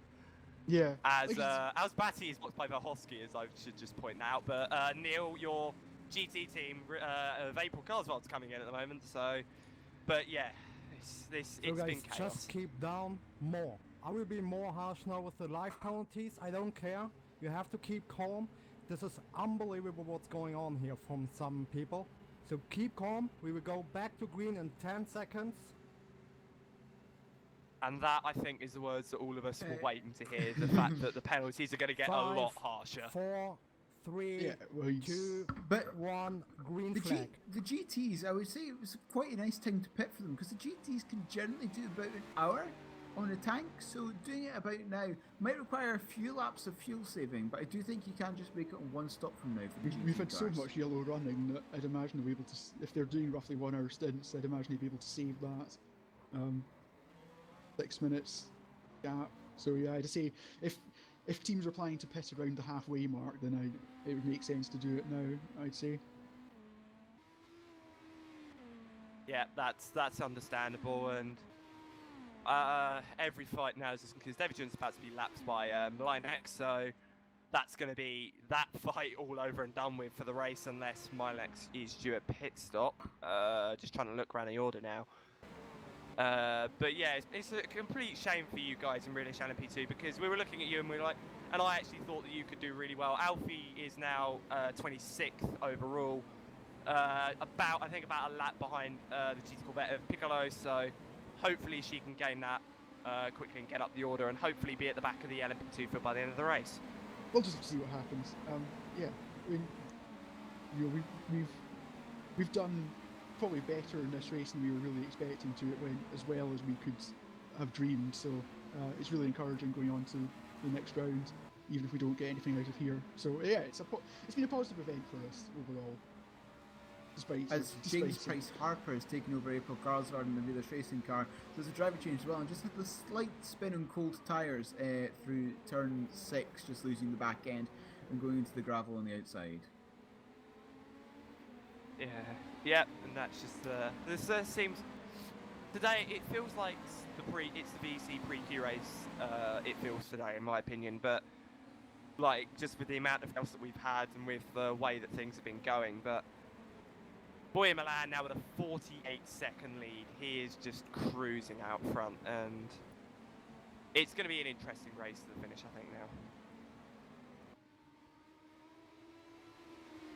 Oh, and Carlos Reyna's out as well. So Carlos that's Reyna in the number 64 Yep. car Yeah, I don't know why was he's out. He's just in 25th place. Yeah. Well, 25th place overall, I should say. I Yeah. shall just have a quick look to see what happened. Just pulled into the pits. Interesting. I have no idea And as there- Campbell Wallace has left us, but he just pulled into the pits. I have no idea what Oh, happened. maybe with that. he could have had an issue then that he pulled in the pits to safely. So like he pulled into the.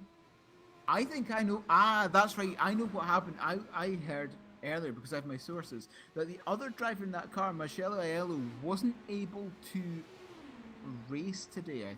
So I think they only had Reina, so they've just pulled it in. So because they can't fulfill the 2 driver requirement. So I think that is going to be it for the number 64 Atlantic Motorsport car. That's a shame that that's it for them. They're actually having a really nice race. They're actually running in the mid pack of the GT field, so they're having a really nice race. As Alfie obviously now up to 25th. Tony Meller's out as well. Meller's out. Meller is out of the race. This is big. What's happened to Meller? He's just disconnected. He has literally just disconnected from second place. From second place, the Ghost Motorsport car. A fantastic run so far today. Just out of trouble all day essentially.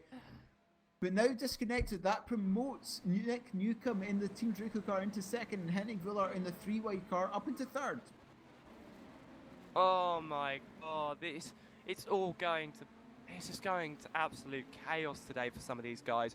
Boy Milan must be going, yeah, I've got this race confirmed as long as I don't crash into anyone. Well, Because, well, we say that, he's nearly hit the back of a GT Viper. And Tony Meller, I think Tony Meller might have had a game crash actually, because he's only just left the game now. So he might be able to rejoin, I'm not sure on that. Milan is close to lapping the entire field at the moment. Henning Villar in third place is just coming through turn 12 now, while Boyleman is coming through turn 12 now. So very close between the two of them. We could see a Boyleman lap third place overall in the not too distant future. I've just, Neil, I thought I'd just make you laugh a bit, just seeing what April just put in the YouTube chat. Oh, holy crap, that was brutal. I think that sums up this whole race so far. Yeah, it was. It's very. It's sometimes. It seems like so far. This might be a very wide, assumption, but it just seems like the P2 cars just haven't got any patience.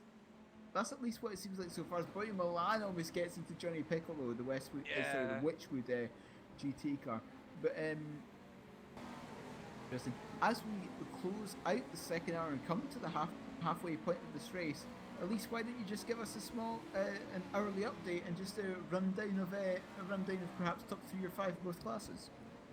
Well, as we are now coming to the halfway point here of the first round of the second season of VLMS here at Indianapolis Motor Speedway, it looks like it's pretty summed up at the moment in LMP2 with Boyer Milan with a commanding 1 minute and 7 second lead over second place Nick Newcomb, who jumped Tony Meller in the recent set of stops, and Meller has now rejoined the race, so he will rejoin in 11th, hopefully.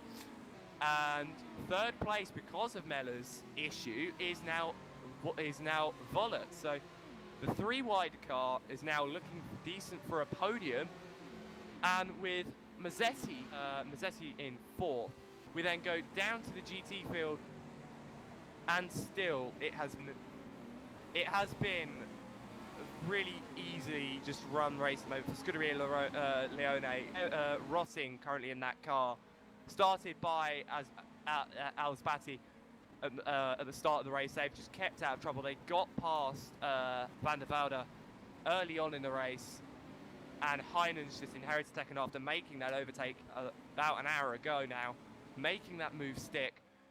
And third place is Owen van der Sloot for the Simtech GT team. That car was started by Alexander van der Velde, and they are still running third. And the core team have now improved up to 4th overall in the GT. Yes, that's the top 5 in each class. We still have the race to go.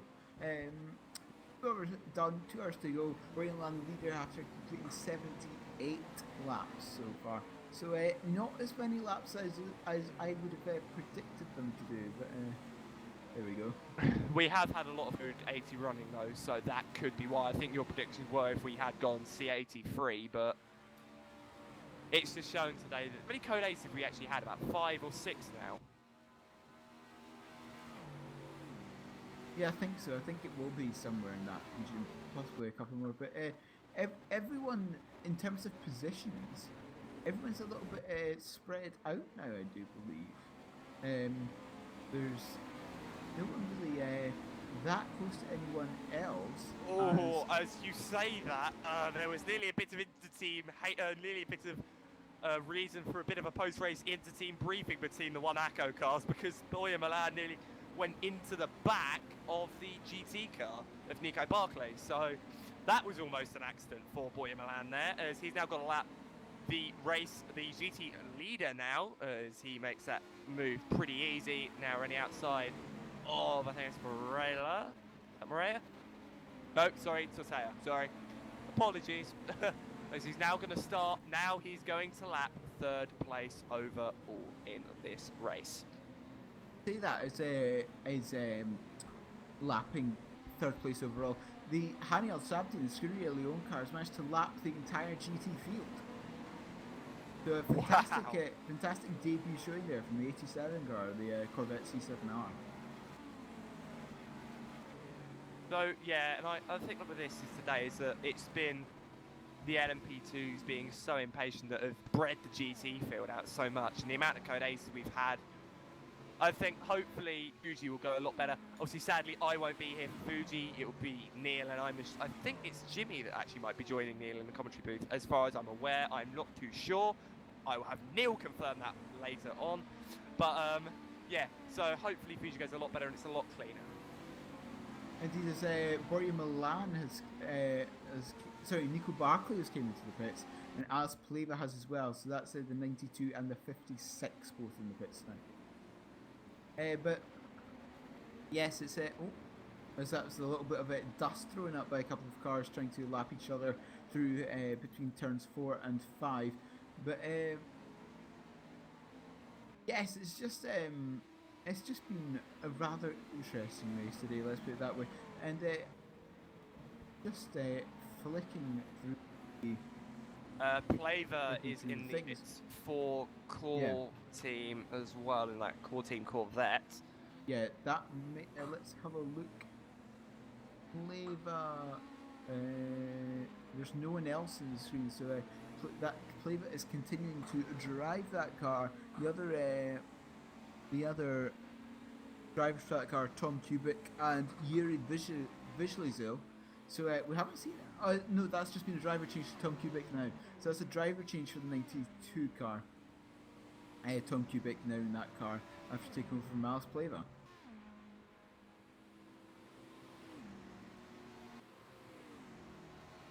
At least everything's slightly calmed itself in a bit now, and we can finally talk about the race at hand. Just watching some cars, very nice. Just going too wide round the oval. It's rather extraordinary sometimes, because you saw 2 and even 3 wide earlier on. So doing 3 wide in these prototype cars, actually doing it 3 wide right in any car around the banking at Indianapolis is rather hairy. So to do it in these multi-class scenarios is rather extraordinary. Also, I'm not sure if you're aware of this, there is apparently a chance of rain. Oh, for the love of God. Now? I don't think apparently. There is. I don't think there is. No, this is for next week, I believe. So that's for rain.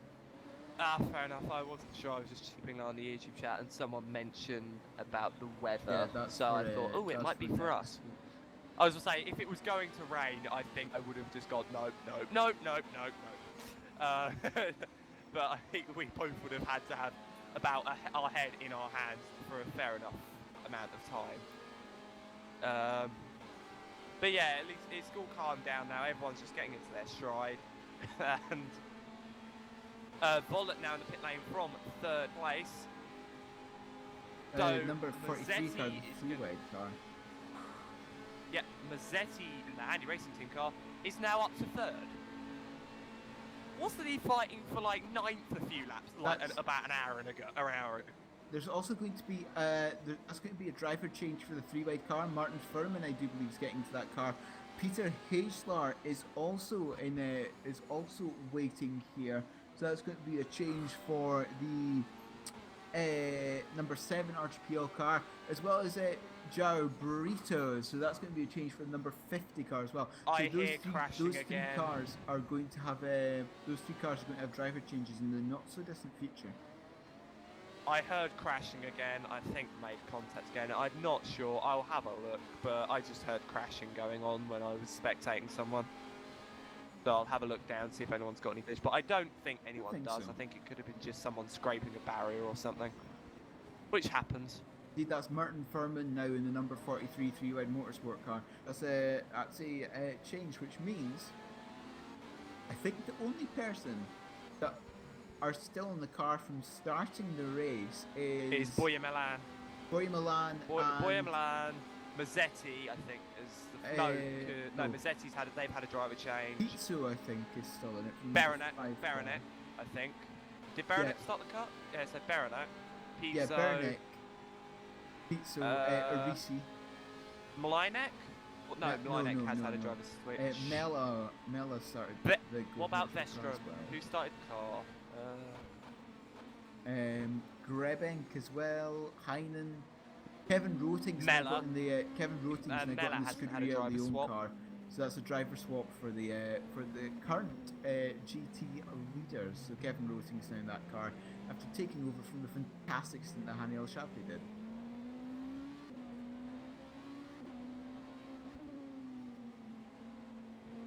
And Arwin Taruna is now in the One Acco car after taking over from Nico Barkley.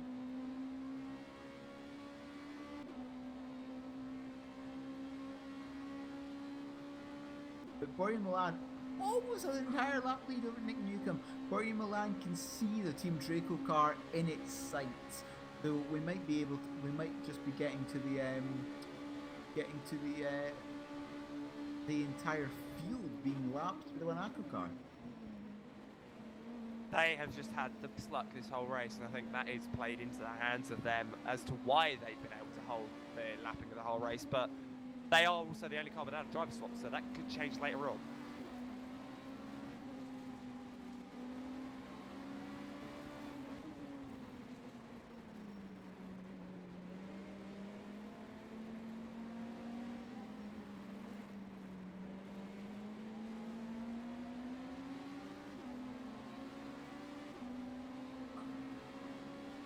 The Borja Milan is now just chasing down Nick Newcomb. Nick Newcomb actually lost almost 5 seconds on that last lap. I think most of it could be attributed down to traffic, but Borja Milan is now coming through turn 11.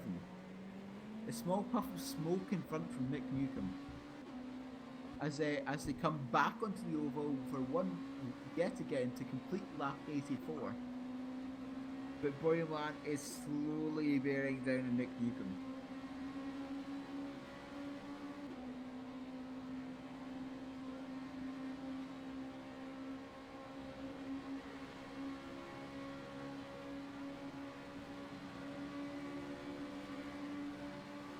As Grebenks had a spin in the middle sector, I'll have a look what happened. Number 61 car, currently in 4th place in class, the Troy Andona Automotive car, and just got a bit wide through turn 5, just a little bit too fast, and when he tried to rejoin the track, just spun it straight across the track. Very lucky that nobody was there, but lost quite a bit of time to the car behind him, which is James Price Harper. But still quite a sizable gap between the two cars at the moment.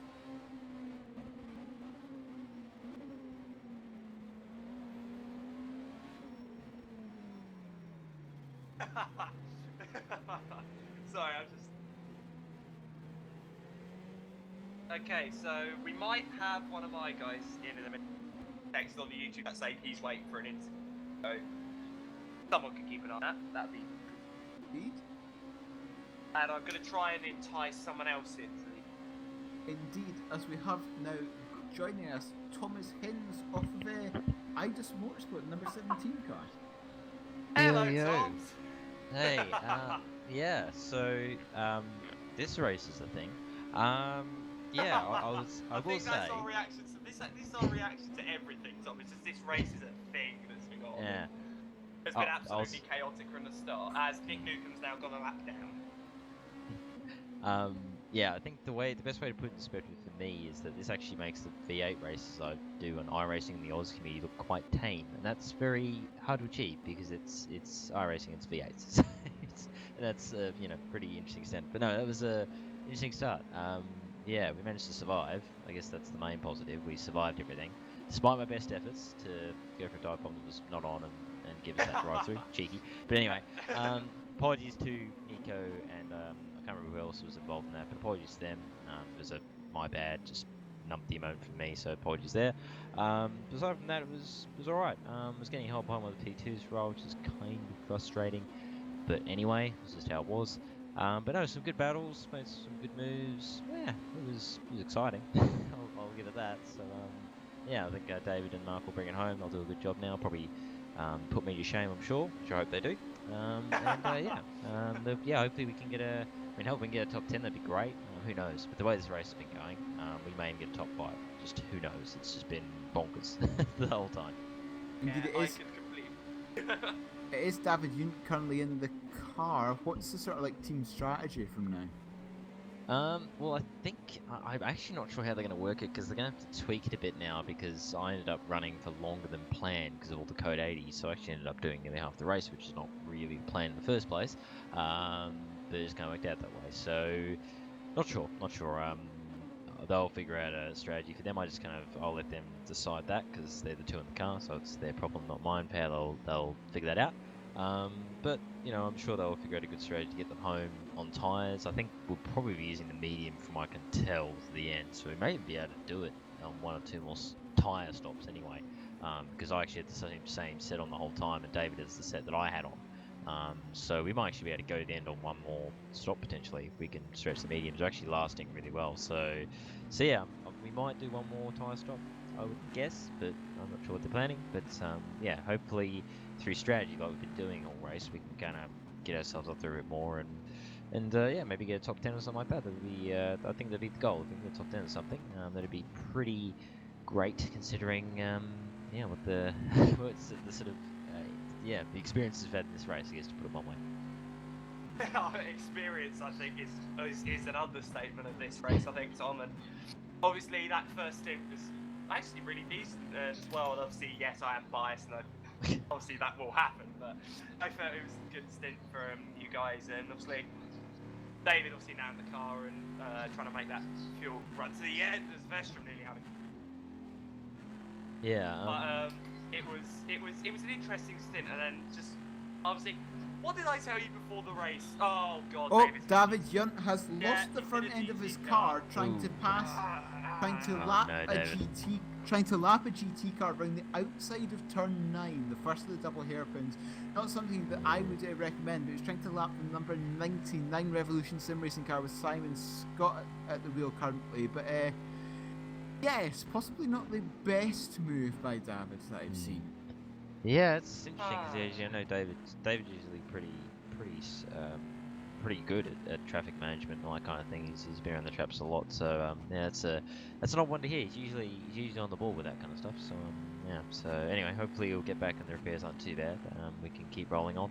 I think if we just get to the end if we can try and avoid major incidents, we could still make back quite a bit because just with the way this race is going, is entirely likely that the leader could get wiped out in the blink of an eye. You never know. So then just endurance racing in general, it can always happen when you least expect it. So yeah, hopefully we'll get back with that repaired. It'll be all good. In terms of that first stint, just sort of going back to the original question, yeah, it was interesting. I felt like I was really slow. I don't know if I feel like my pace is way off here. I don't know. I think I'm just not very comfortable with the P2 round this circuit. It just feels really weird. Maybe it's just me. doesn't feel too comfortable to me. So I wasn't too up with my pace in the first stint, to be honest. But kept clean, and thanks to that, we're able to sort of chip away, and with some savvy moving, we're able to get back up a couple of spots as well, which was good. You know, I think considering things, I'm content to at least have gotten through without any major damage, in my end anyway. I did get to drive through that cheeky dive bomb. Again, take blame for that. I'll take that one on the chin. Otherwise it was, I guess it was good enough, I guess. As I said, I thought I wasn't too quick. I was a little bit disappointed that my pace wasn't a bit better, but I'm a little bit out of touch with RF2 recently, with just how things have been, so I'm probably not quite as quick as I used to be. But hopefully with this and VEC doing a bit more, I can get some of that pace back maybe. David now in the pit lane, just getting that all repaired. Awesome. Obviously not the Yep. weekend that any of us were looking, hoping that we could get through it clean, but then the first dive bomb and then everything else. Well, but yeah, it's looking good so far for the rest of the race. But did you expect this race to be as chaotic as it was, or did you expect it to be? Again, this is no. I'm not giving any disrespect to SRC at all on this. There's some amazing drivers in SRC, especially this season. The quality of field is just phenomenal across all of VEC and VLMS. But this track, multi-class with 40 cars, it doesn't matter how good the drivers are. There was always going to be carnage. I don't know. That's just going in. This was just my guess. I just think the track with multi-class is it's just not a good combo. I don't think. So that's my. But yeah, I don't know. When it coming in, I was kind of thinking it's probably going to be quite messy.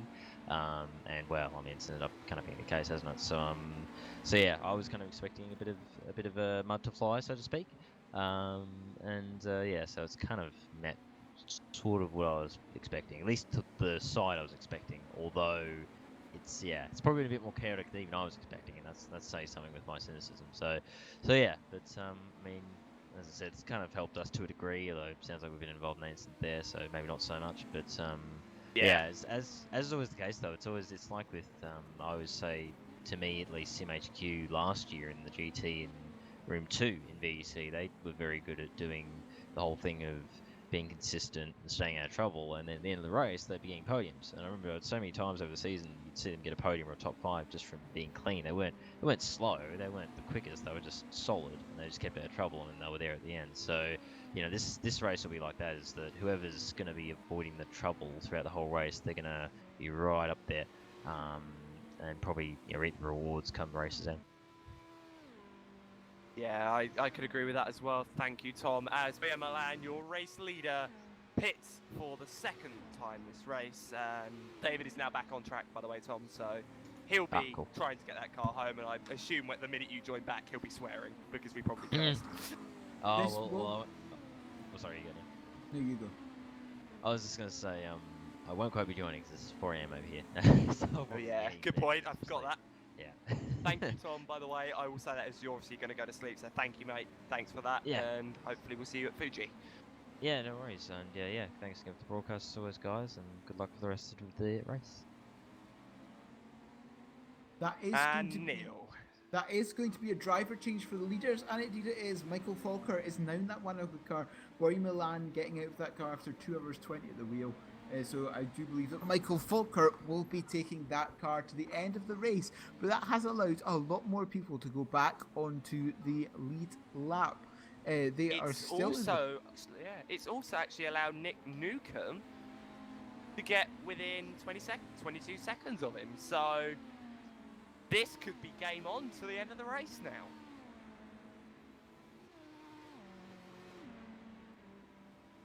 It has allowed him within 22 seconds. It's allowed, I think it's allowed up to 5th back on the lead lap. Daniele Pizzo. Top 5 on the lead lap. So the fight for 3rd is now in action. This is Mazzetti versus Beranek. Beranek having 7 stops to his name, and Mazzetti having 2. We've already seen this. Battle rage on number 23 car. The drivers being Marco Mazzetti and Claudio Casteri. But we've seen this battle before already. But it had Shane Burke, and I think it had someone else in it at the same time as well. Indeed, number 7 car, Team RGPL, of David Bernick, gaining on Marco Mazzetti, gained a second on that last lap. Will he have a look into turn 8? No, far too far back through turn 8, then through the slow double hairpin of 9 and 10. And he is definitely closing, especially through that slow speed section, just eating up chunks of time compared to the 23 car. Through turn 11, back out onto the oval. It looked like the 7 car had a far better run than the 23, trying to go around the outside, coming back onto the oval. Not going to work, so close between the two of them. And Mazzetti's dives into the pit, so that's allowed Bernick third place.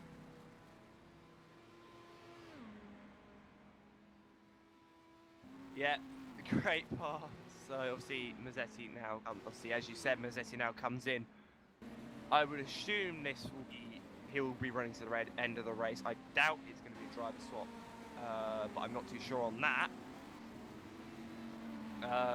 But obviously Furman now in P6. There's he laps Vestrom. Vestrom's still going 11th and 2 laps down at the moment.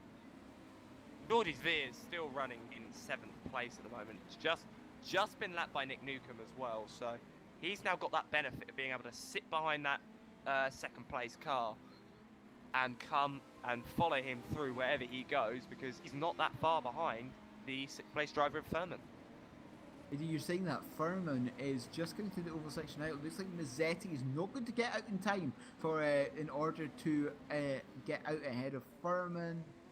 And they're just going to sort of start finish line. And indeed, that puts Mazzetti back down to 6th. Next one is Sveers in 7th place, just coming onto the start finish straight. Mazzetti still not moving, so that's them down to 7th, and it's a driver change to Claudio Casteri. So Casteri now will probably be taking this car to the end of the race. Back down in 7th place, it's now Christian Riva, number 24 Handy Racing Team Green is coming along the start finish straight. It might be very close as they come back out, and indeed the number 24 car has managed to jump its sister car, the 23. So that's Mazzetti from 3rd back down into 8th. And I know it's already been put on the YouTube stream, Curse, but someone's saying no code 80 for some time now. I'm surprised, and I know now the minute I've said that Jimmy is going to be having his head in his hand, praying that it doesn't happen. So we're now just having to wait to see who we've just jinked. As Alfie Ferry and Peverati are come into the pit lane. I'd assume both of them are going to stay in the cars. I doubt there's going to be a driver change unless you know otherwise, Neil. No, because the only other driver for certainly the 45 is Campbell Wallace, and I don't think he can actually get back in the car now without breaking the driver time rule. And Peverati's number 28 car, I'll just have a look who is there. It's Alita and Thule, the other drivers of that car. Neither of them are waiting, so I think that's just standard a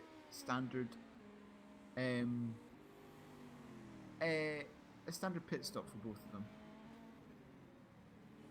Yep, and Sherwin van der Sloot's pitting in from 3rd place in GT, if I am correct. Yes, I am. Oh, as the 2nd place car in GT, Heinen's into the pit lane. He is about a lap ahead of van der Sloot, but I'd assume he'll probably get that lap back. As Price Harp, is not going to get back at van der Sloot. Still about half a lap behind, so let's see what the Realist Racing guys can do, see if they can get a podium. That's going to be a very tall ask from where they are at the moment.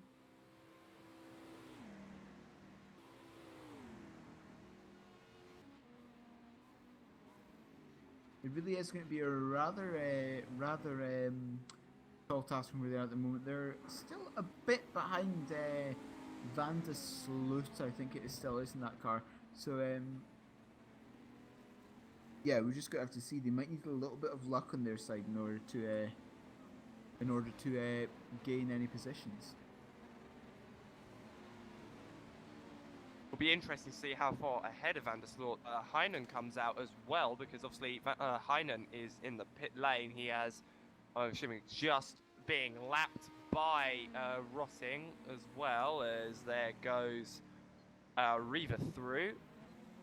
Yep, so Rotting now lap ahead of driver change actually as well, so it's Fruhauf in that car now. And this is going to be somewhat close coming out the pit lane, so Fruhauf hits the pit limiter, turns that pit limiter off. Van der Sloot just coming into the last corner, so no challenge there for second place in GT. Got to watch out for Paravati behind. But yeah, that gap is now coming down between third and second in GT.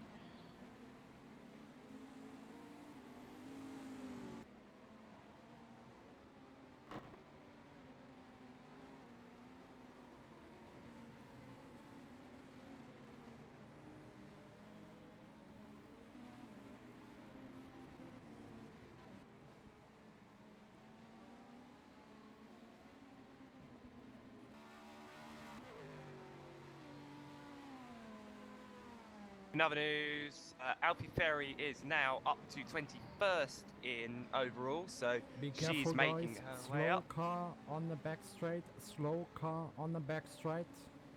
Oh, I need to have a look at who this is that is slow on that back straight. I've not been told anything by any of my colleagues, so I'm not sure about who that is that has gone off. But I will have a look. See, I'm Slow assuming car they go now through in the turn 11. Be careful. supposedly going through turn 11. I'm assuming that will be an LMP2 car that is very slow through 11. As Nick Newcomb comes in, and so does Benetti. They pit Track is from- clear. Track is clear. And that was Lentz, so that is Lentz for, I think that's the Reborn car? Not too sure, I'm sorry Yeah, about that. reborn D2D car, yeah. Nicky Lentz, yeah. Yep, he has come into the lane with no rear wing, so... I would suggest that's not the prime condition you want a car to be in. No, I would say that's the opposite of the condition you want your car to be in, especially a prototype.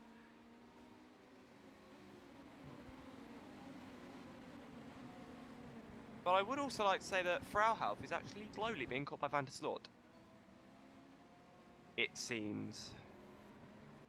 Freihof being in the number 66 screen Flash's car after taking over from Felix Heinen, who started this race and did a fantastic drive all the way up to second, and still keeping on that second place at the moment.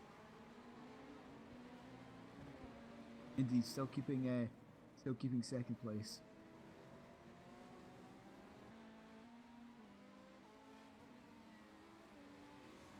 Now, did mine actually make a pit stop, or was that a stop and go penalty? It did not seem like a stop at all. It seemed more like a stop and go penalty, or it was a splash and dash of fuel. But Mlinek in and out of the pit lane bit quickly.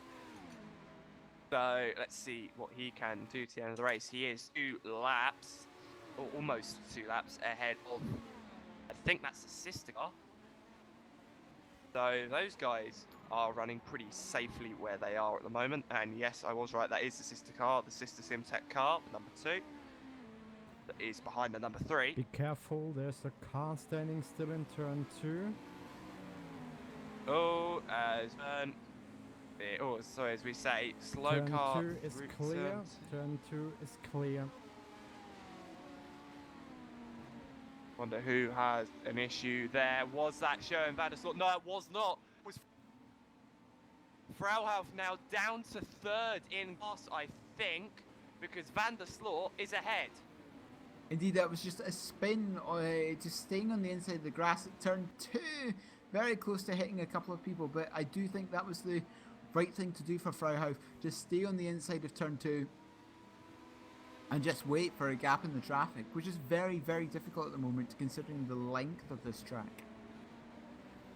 Yeah, thankfully getting out without any problems. Mellor still in that car that is currently now P8 overall, so Mellor's making some places up here and doing a great job in doing so, but getting out of the way, Mellor is 2 laps down to Fulcher, who is leading, obviously, this race at the moment for the 1 ACO car.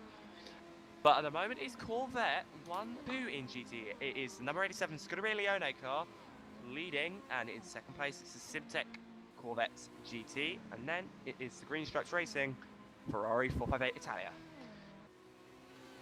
That is the top two at the moment, but we've just seen that we've had Scuderia Leone has essentially dominated this race in terms of GT, and the same with Monaco.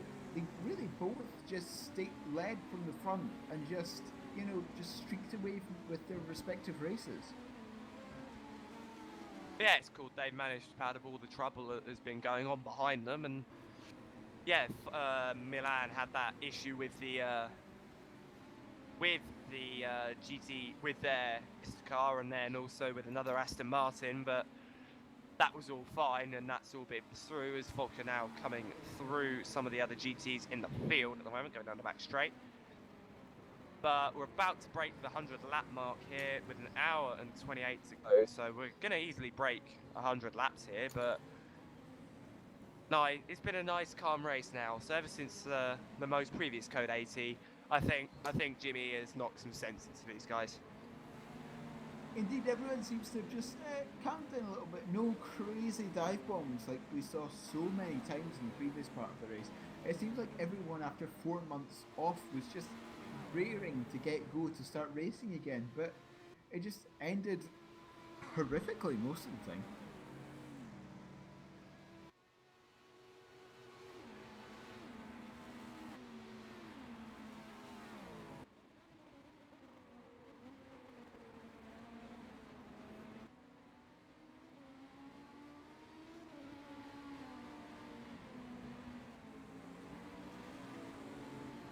Just another bit of something I've seen, that Furman is getting very close to Newcomb, but I think was a bit slow through there. I think he got caught behind a GT car at the worst of moments there, so he's now running a bit slower, and Furman has got a car between him, that's lengths ahead of him, but Newcomb's still stuck behind that core team Corvette.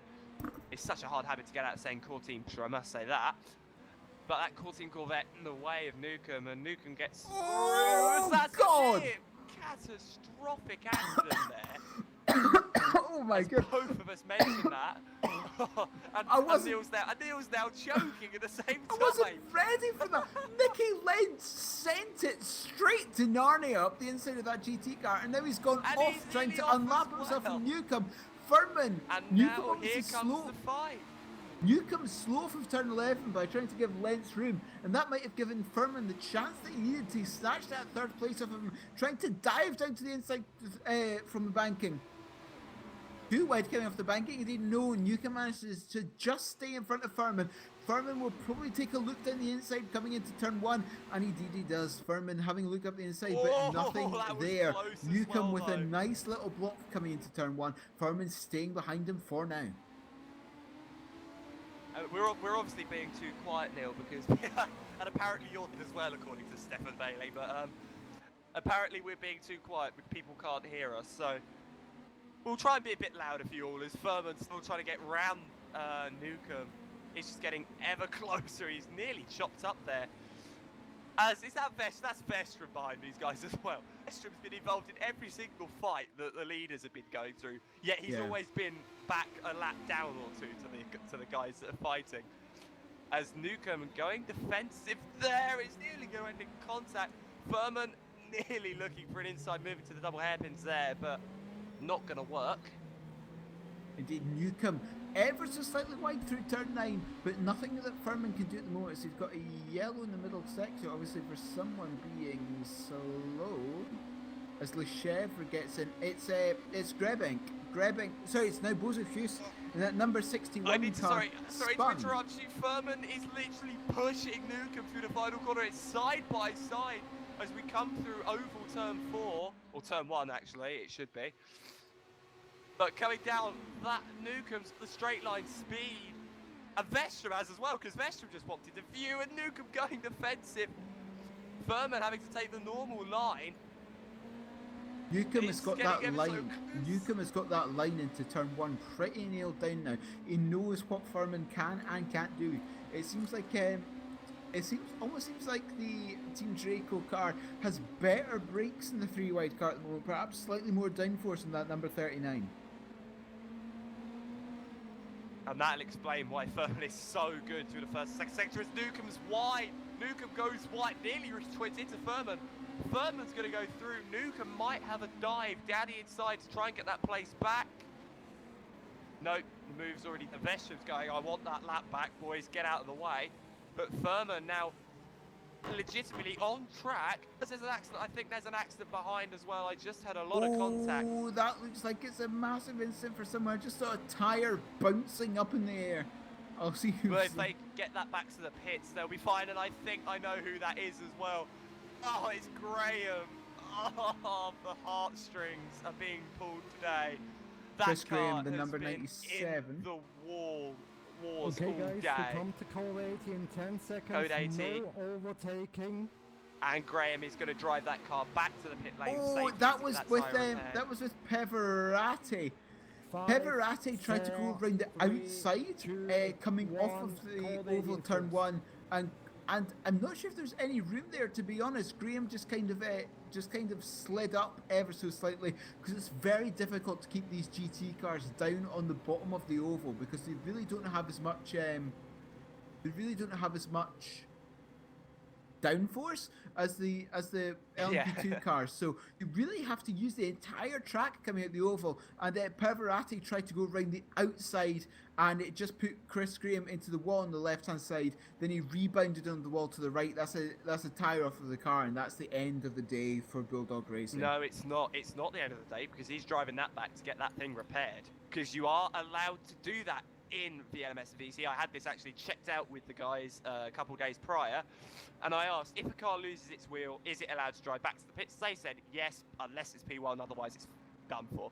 So Graham is perfectly entitled to get that car back Indeed. to the pit lane, get it repaired, and get out again.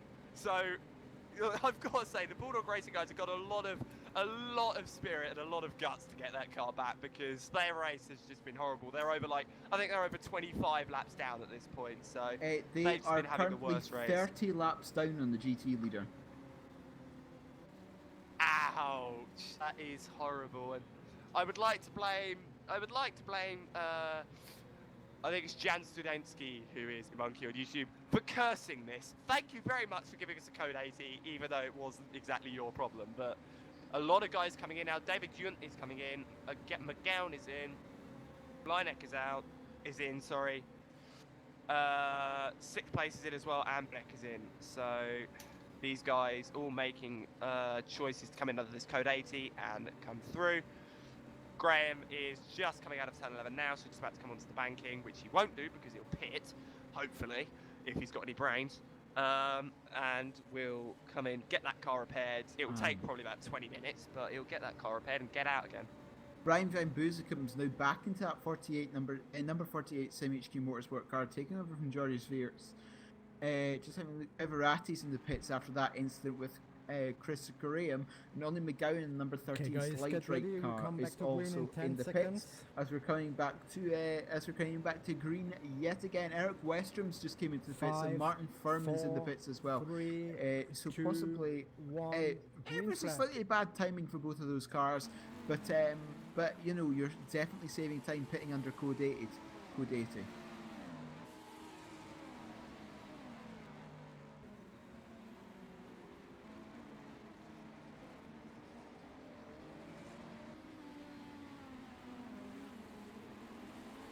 Michael Falker now just trying to make his way around GT traffic. He's got who is this? He's now got in front of him.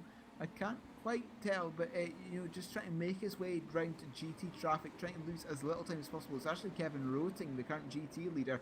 Oh, very indecisive there. Kevin Roting just sort of like sitting in the middle of the track, and Falker had to make a rash decision to one side or the other. Dove to the left, and it seems to have worked out fine. But Michael Falker just continuing the job that Borja Milan started. And Andrea Peverati has a penalty. I think with the way his race is going, he's a bit stuffed, mate, but I'm assuming that'll be for the contact that happened. That would with be for the contact Graham. with Chris Graham, yeah. Oh, that RGPL car getting very close to that realist Jeep car. Oh boy, that was close. But as these guys go, nothing is too close until you're actually making contact with the course. So these guys go at it. Nick Absolutely Newcomb crazy. is back up into third place after Martin Furman made that pit stop. He's now got Nicky Lentz behind him in the number 42 car, 17th place overall, 16th in class. But it does mean that now Newcomb has a little bit of a gap to Furman now.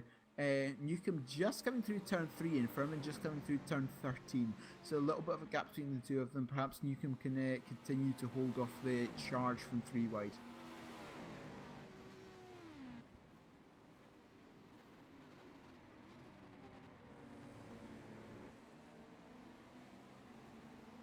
Now we've had all that green flag running, the time is just amazingly quickly. It's now only an hour and 18 minutes left.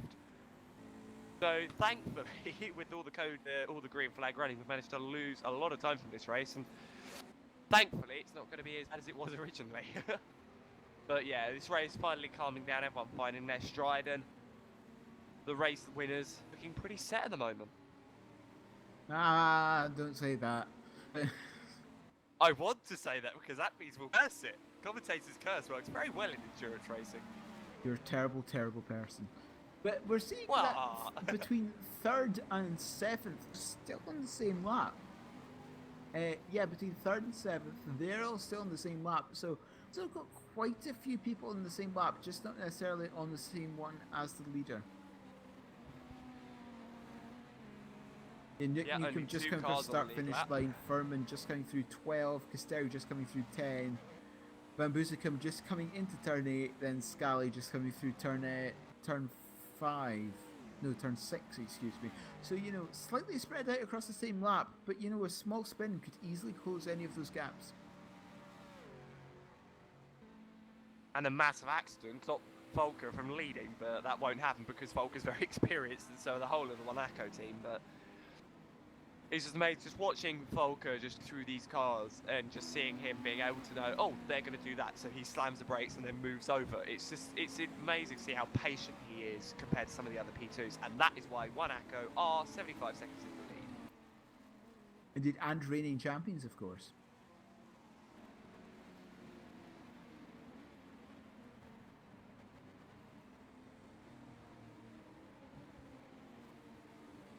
I would just like to give a shout out to RGPL who have done 7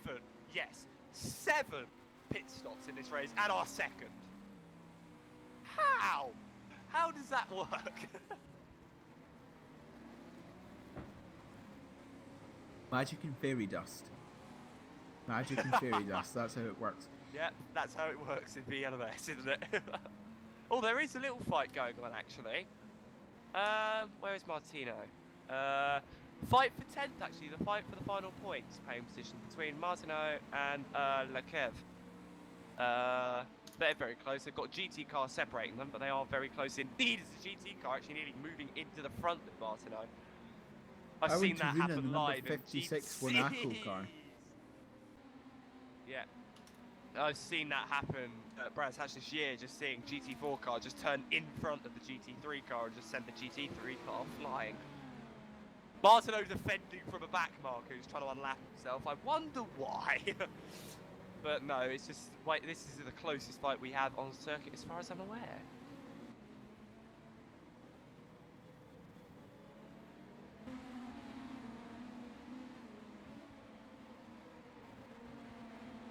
As I say that, Lundvall is closer to Martino than Martino is to Lekev. So this is going to be a fight that goes into turn 1, as long as the Chev doesn't murder the race leader who is lapping Choulet, Scarlett, who is in 7th. Keep reading the names wrong. Lundvall closing up on the back of Martino. Lundvall looking towards the inside. Fantastic straight line speed in the part of the Seawolf Network's motorsport car, and past Martino before you even get to turn 1. Textbook moving slipstream there, but that goes to show that the Seawolf Netrace motorsport car has very low wings by the look of it. Yeah, they've been showing to be running very, very low wings all day, and it's just been a case of them trying to get as many places up as they can. And nice, Lekev has obviously lost 2 places. Those guys in that car have lost a couple of places because of that pit stop. So the Ghost Motorsport car obviously having some of the worst luck today, but they're now coming up to lap. Oh no, yeah, no, they're trying to unlap themselves from Scale, who is a few laps ahead of them, and he's trying to unlap himself from Volker, the leader. Volker 2 laps ahead of the Scuderia GT Italia car, as they're lapping. That is Hart as well, so they're trying to get the GT car apart. Oh, massive accident! That's both. That's Martineau. That's Martineau. That's Lundvall. That's Senhal. That's Jacobs. All out, I think. That's a massive accident. Oh, Lundvall's going. Martineau's kept going. McGowan. Yeah. Yeah, McGowan has got. Okay, Luckily, guys, he we was already in the come pit to lane, call 80 in and 10 Code seconds, 80 no straight overtaking. away. I would not blame them for that. Code 80 straight away, 5, and 4, 3, 2, 1. Code 80 in force. It was Gabriele De Angelis, the number 76 car, the GT car, GT Witchwood. We're going through turn 12, and to be honest, it looked like that it just drifted out and hit Linus Lundvall, who's on the outside, had nowhere to go. Lundvall manages to save it completely, has no damage whatsoever. However, Martineau was not so lucky. The Corvette started spinning up the track, and Martineau had nowhere to go.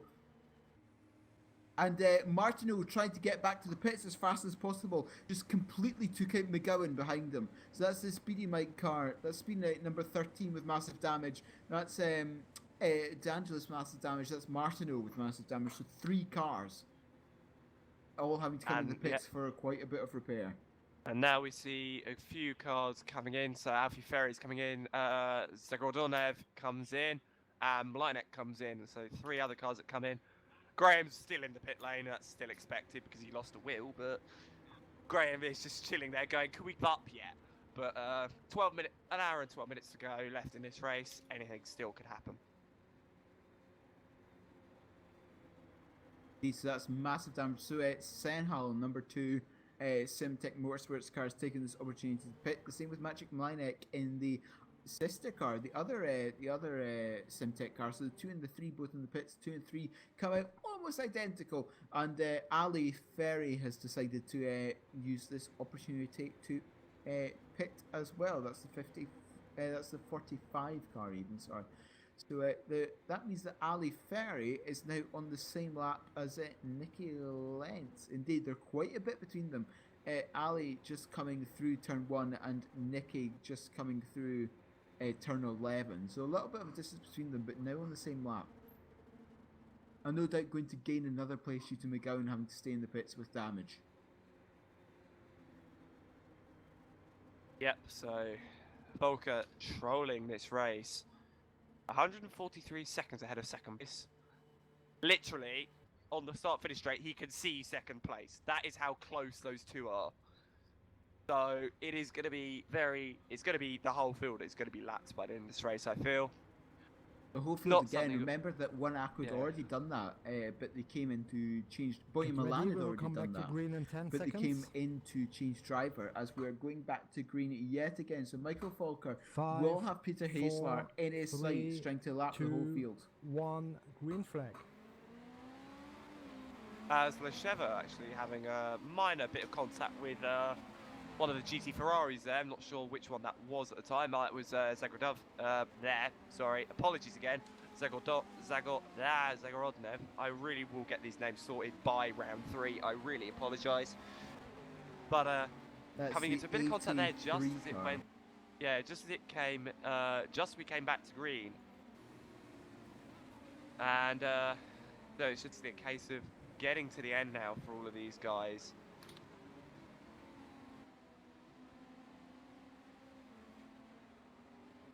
As Grealish Racing Car is being lapped by Newcomb, who's in 3rd. Oh, speaking of Newcomb, is that who I... No, it's not who I think it was. Sorry, that is the other. That was the other orange car I was thinking of. The other orange. Apologies there. Well, there are 2. There's the Handy Racing car of Sestari, and then there's Reba. So I somehow get those 2 mixed up from a distance. Oh no, Reba is a Handy Racing car. Oh, there are 2 Handy Racing team cars. That'll explain. Yes, they are. Yes, there is. But Michael, This shows how much I pay attention to the entry list, doesn't it? just having a look on that last lap, Michael Falker managed to get a little bit of time with Peter Hagler, just 4/10 that last time round. So perhaps it was just from where the code 80 was called. But that Monaco car slowly pulling in the number 7 Team RGPL. And Linus Lundvall actually getting a penalty there, so that'll be for the massive accident that we saw. How many if we were going to play a drinking game, how many accidents and how many penalties were assigned, I think we'd all be in A&E by now. Unless you're Neil. Or Josh Anderson. But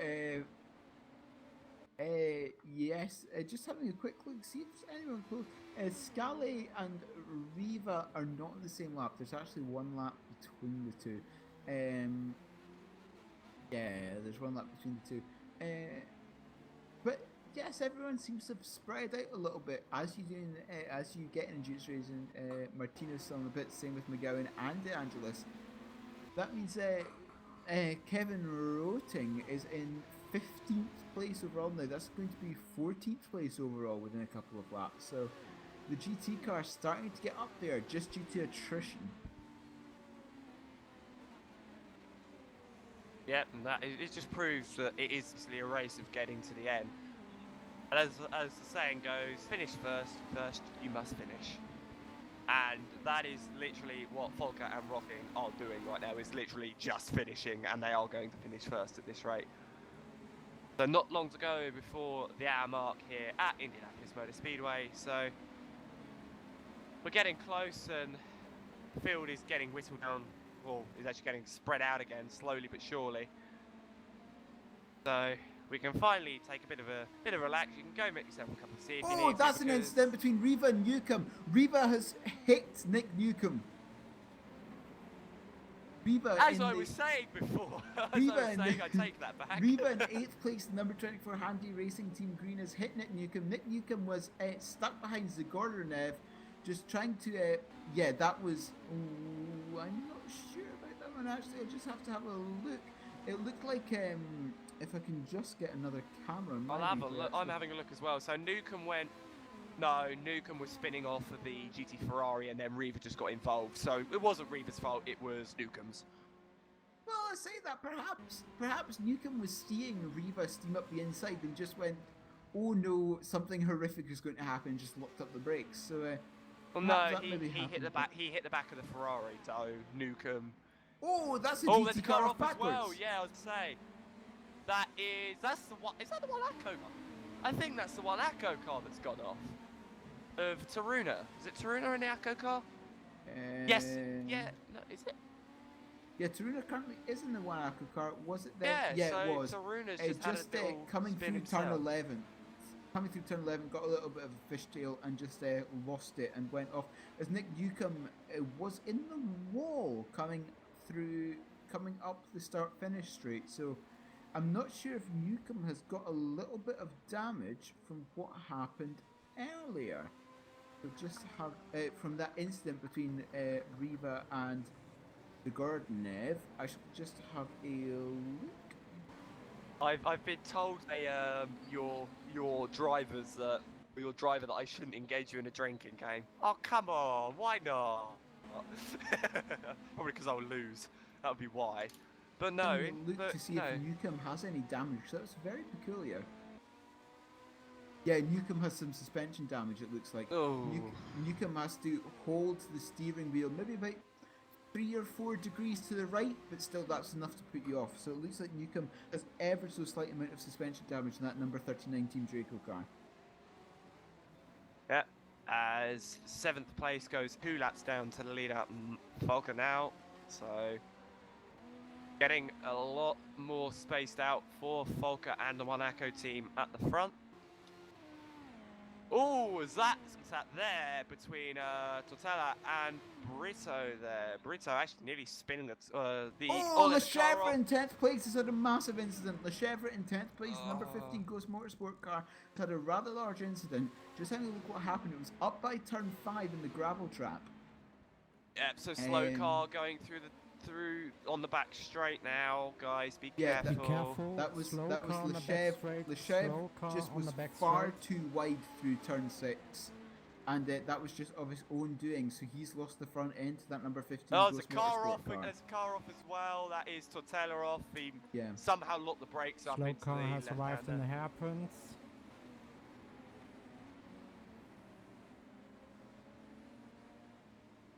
Great to know that the minute we point something out, it gets instantly relayed over.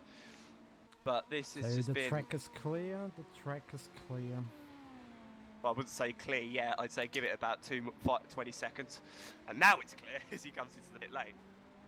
But yeah, so Lesheva coming to the pit lane, and actually From Ludval. 10th place, Ludval. that was for the last points paying position.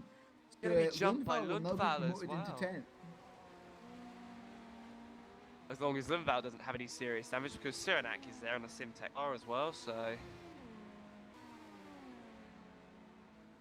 The Sheva may actually lose a good few pieces here. Especially as he's still stuck behind McGowan, who is still not left the pit lane yet, so that Speedy Mike car with basically zero aerodynamics whatsoever. And I do think that, having a look there, I think James Price Harper was ever so slightly. I'll just have a quick look again. Oh no, that was just a driver error, that one. Just got in the gravel slightly coming out of turn 11. Just a little bit of driver error there. But James Price Harper and Ali Ferry are about to come together again, so hopefully the Realish Racing cars won't take each other out. Yes, hopefully. Yeah, I was about to say, because she, not she, sorry. Sorry, I'm getting the genders wrong now. But as a Realish GT car gets lapped by the GT leader, and now Alfie gets through easily. No contact there, so Neil can happily have a sigh of relief as Yep. Alfie gets through. So, But yeah. any hopes of that Realish GT car winning at this rate is seeming to be going down the drain. well, mind you, I'd be very, very surprised if the GT car won. But and now still in 4th place, Marcus Frauhauf is in 3rd place in the in a GT at the moment. Just coming across the start finish line actually, and James Price Harper's just coming through turn 8. So just about half a lap between the two at the moment. Thomas Lechevre's DNF'd. Oh, so they've given up. I think they've just gone, yeah, we're at the points, we give up. But that's a shame to see them literally give up so quickly on it. Davidunt's just been lapped by, oh no, is he? No, he's just been unlapped by Martino, as I just came across it when I was just scrolling up through the field. So, Martino might have to get out of the way in about 2 seconds after unlapping himself, so. That's just the problem. You unlap yourself, and if you haven't you've got to get out of the way again. So Lesheva out this race. He is going to go behind Davidunt. So Davidunt now up to 12th. Does mean that Linus Lundvall in the number 46 Seagulf Net Race Motorsport car is into 10th place in class, which means that they will be getting that last point.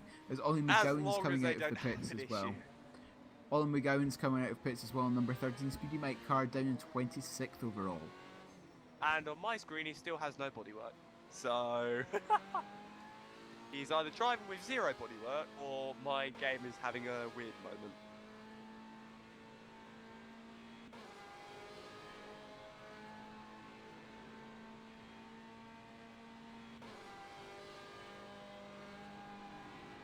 Chris Graham's still in the pits after that incident on the banking with Pavarotti, caused him to lose a wheel. So I think that will be maximum damage stop for that number 97 Bulldog Racing car. I think it's about 20 minutes if memory serves me correctly.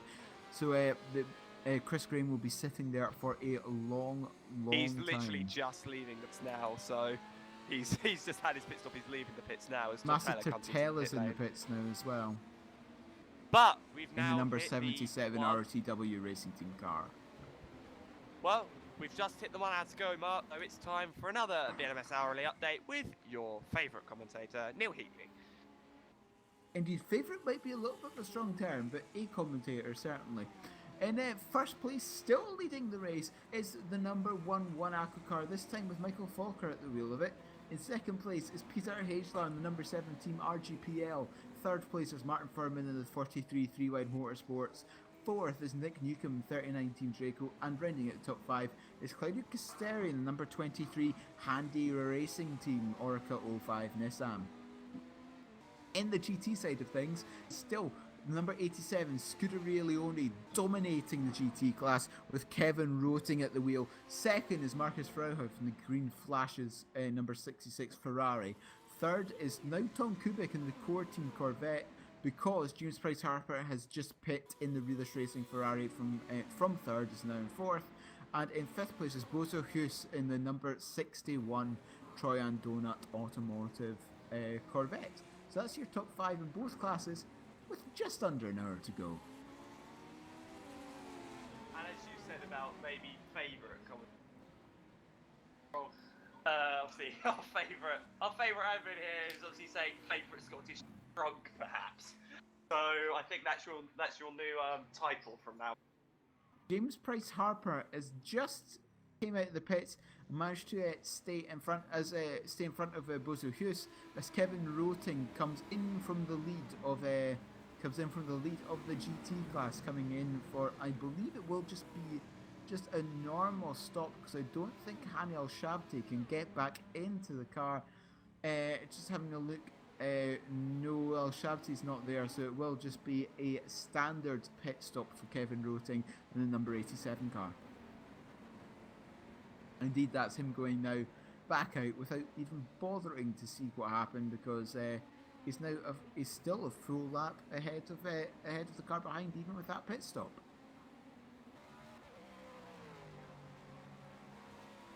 And as Falco is now still trying to get through traffic here, Martino has come in lane or not.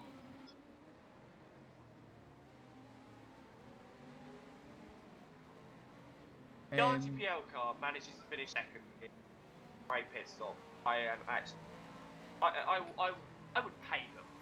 I will say that on live broadcast. I would pay them. Oh, Frauhoff took an excursion along the inside of turn 2, outbroke himself for turn 1, had an excursion through the grass in turn 2, came out right in front of one of the Handy Racing Team P2 cars, but managed to have no damage whatsoever as Magic Mlynek was up the inside. Ferrati is right behind him in the number 58 Texas Corsa Corsa Porsche. But a little bit of a hairy moment there for Frauhoff in the Green Flashes 66, third in class.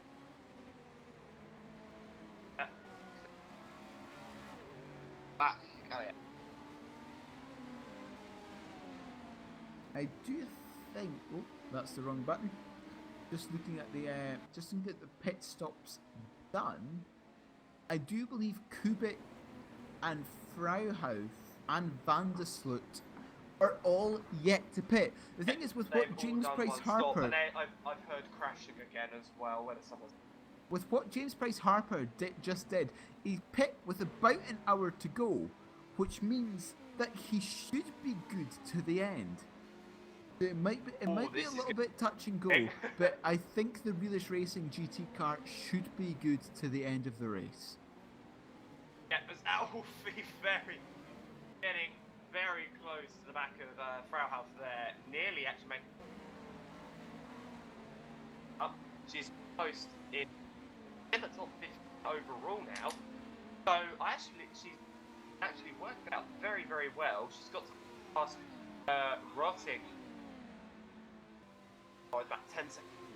That is in bet, so very careful as well. As Brito is as well for Ben's car and hits the back of Martino coming out of his pit box. Okay then, that's one of the weird things. Hey, but you know. But yeah, so he hit back of the car, exiting the pit. Right, one Acco. Oh no, it's one Acco being lapped by an RGPL car. I was about to tell them to be careful of each other as contact. Taruna spins. So that's the one Acco car having a bit of an excursion there on the inside. Rejoins into the one Acco LMP2 car. Oh, one Acco have destroyed each other. Indeed, Arwin Taruna in the number 50. Arwin Taruna in the number 56 car got a little bit of contact, I think, from Peter Haysler and number 17 RGPL, was stuck on the inside of turn 6, tried to get go, and indeed just lightly bumped Michael Falker in the LMP2 sister car. I don't think there should be that much damage on Michael Falker. That's going to be a very interesting intra-team meeting at the end of this. I shall see if Michael Falker has any suspension damage from the inside. No, it looks fine for the Wanako car, so it looks like it might have just been a slight superficial tap, no lasting damage for the P2. Very, very light touch on Wanako element. But I do actually think the Wanako, never mind, I was about to say I think the Wanako GT car has got a bit that was very, very close, and I think the Wanako guy is going to be having a bit of a word there with that rejoin, but wrong place, wrong time for the Wanako guys. That's what happens. But indeed, that does. Michael Falker is still almost a lap in front of Peter Haysler. They've really just been, just keeping that gap to about 80 seconds at the moment. Michael Falker obviously not pushing that hard at the moment, but Michael can see Haysler just in the distance occasionally. But having looked down, Kevin Roting still in the lead of that GT class. Marcus Freihoff in Van der Sloot in second, Freihoff in third, Kubik in fourth, and James Price Harper in fifth. James Price Harper, I think, should be fueled to the end of this race. Just looking at the YouTube chat, two things going on. One is giving me a bet to will give me €10 if I call Wanako Taco from now on. I'm tempted to. No, don't do that. I know, boy, he'll just murder me whenever I do anyway. That's all that'll happen. And Chris Williamson. That reminds me, when is the realist collision? Well, there's still... There hasn't been one yet. Kevin Roting had a very, very interesting... I just saw that from had a very interesting experience with Suriname. I was about to say, I was on board with the SimHQ car, and I just saw the Suriname have to dive left to avoid it. That was very, very close indeed.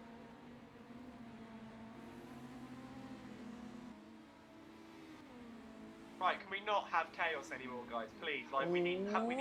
Oh, again, Kevin Roting almost taken out this thing by the SimHQ Motorsports P2 car, driven by Brian Van Bosicum, currently in 6th place. Very, very interesting. Starting to get down within the last hour of this race. Perhaps these P2 cars starting to take risks again. Yep, getting within that final hour now. Everyone's going, we need to put paces up and fast. So everybody, please, for the love of God, don't be idiot. Like, we can't afford any more code 80s, and you will probably... But as I say that actually, ever since they were told to behave or penalties were coming, and they have behaved themselves. Yeah, it's been fairly clean since that happened. Chris Graham's back out 50 laps down off the lead of the race, 42 down off of the GT lead, and 21 down off of the car in front of it. So yep, certainly perseverance on the part of Bulldog Racing. Yep, as they are just being lapped by Nick Newcomb. Something that's worth looking is between Nick Newcomb and Claudio Casteri. Yeah. I was going to say, they are very close on circuit right now. And if these Claudio two come Casteri, together, SimHQ could be top 5. Casteri looking for the slipstream, moving towards the inside of Newcomb while they're both trying to lap a GT car. Was a fuse, but indeed Claudio Casteri has managed to get through, has managed to get past Nick Newcomb. That's a change. Casteri in the 23 car up into fourth in class, and indeed 4th overall. Nick Newcomb in the Team Draco down to 5th. Yeah, but it was a yellow flag pass, so I'm not sure what the rule on that, but I know Newcomb was passed into by Sestari, and Sestari passed under a yellow flag because of whether the race directors take a look. I'd like to point. But yeah, so it's going rather well. I don't know. So Nuke now obviously down to 5th.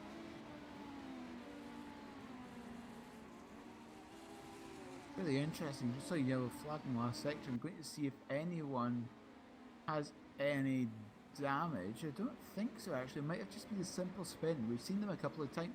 We've seen them quite a few times so far, actually. Just a simple, lazy spin into any of the corners, especially turn 11. It's very easy to do. Tom Kubik is in the pits, and that's a driver change to Vizlazel in the number 92 course team car, and Armin Taruna is also in the pits, as well as David Hart. So James Price Harper up into 4th in class, using that strategy of pitting with an hour to go. That was close. And Nukem actually pushing wide. Nukem was actually pushed. Nukem actually pushed Tornella wide. So that was a bit of a close shave for him. Pence has just happily sat down in 13th. Van der Sloot is in from Van der Sloot is now in the pits from 2nd in class, and that's them now down into 3rd. Van der Sloot in that Simtech Team Netherlands number 63, the Corvette C7R, down into 3rd place in class. If we can just have a look at where he is, he's still stuck there. Frauhaus has literally just gone. He's now in 18th, but I still believe he's a full lap ahead of James Price Harper. We'll see. Yep, he is once they come through. As that's SimHQ off in the grass down by turn 8. Indeed, I do think that's James Price Harper going past, and it is. There's still. There's a yellow flag and a double hairpins as well. We're gonna have a look at that. That'd be for SimHQ, I think. No, was it the double hairpins or? Oh no, it was someone hitting the barrier. Actually, I had a massive. No, that was number 88 car in the barrier. Careful, there's a slow car in turn 88 11. being the Raging Racing car. Miguel Santiago Rui, Felix Antoine Fortin at the wheel of them. So the 88 is in 33rd place overall after such a great qualifying effort, after being such up there for quite a lot of the time. It's now had a few unfortunate incidents, and it means it's down in 33rd overall, not scoring any points. But indeed, it's now Tjeerd Vedema in that 63 car, the Simtech Racing Netherlands car. That's been a driver change for them to make sure that you've just got a fresh driver for the final 50 minutes of the race or so. Very weird seeing Tjeerd Vedema in a GT car for me. I've always Tjeerd in Audi to be exact. Great to see him in a GT car, and he's literally just been lapped by the GT League as well. So Hart's about to exit the game. Is he going to? Blackhawk Race Ferrari. Oh, I think that's going to be a fight we could look at. Hart's racing car, because he's come out right in front of him. There's Linex unlapping himself.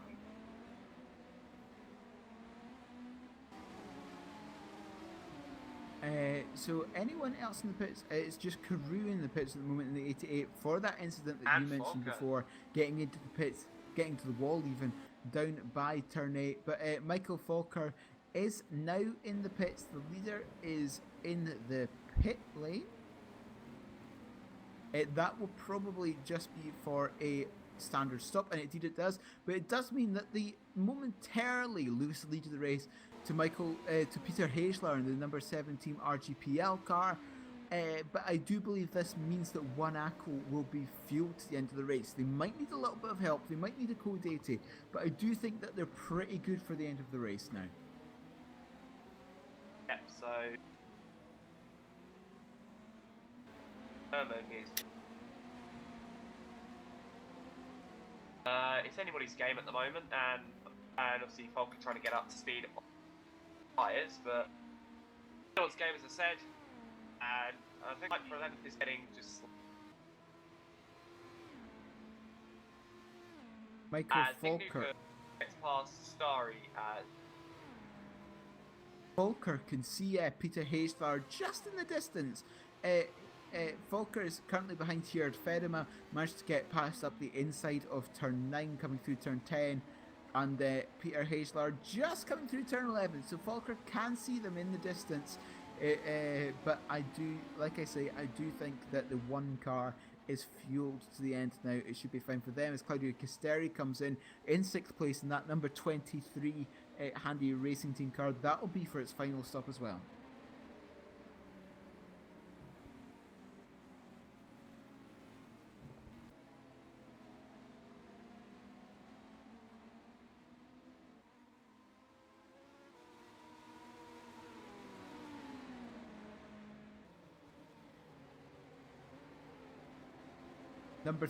The car in 3rd place at the moment is a 3-wide motorsports car of Martin Furman. Just in 3rd place on the same lap, just 10 seconds separating the top 3 at the moment. But of course, that is slightly augmented by the pit stops having taken or not taken place, as the case may be. And Nick Newcomb just 37 seconds behind Martin Furman. So very close between the top 4 at the moment. Brian Van Vuzicum in the 48 number 48 SimHQ Motorsports car in 5th place, a minute and 4 behind the leader. But this is mainly because that Volker is the only one to have made a pit stop out of the top 5 at the moment. So we'll see that Volker retaking the lead, no doubt, very soon, as Ali Ferry comes into the pits from 14th in class in number 45 Reelish Racing LMP2 car. Just coming in, that'll just be for a standard stop, possibly changing tyres, but certainly just fueling it up.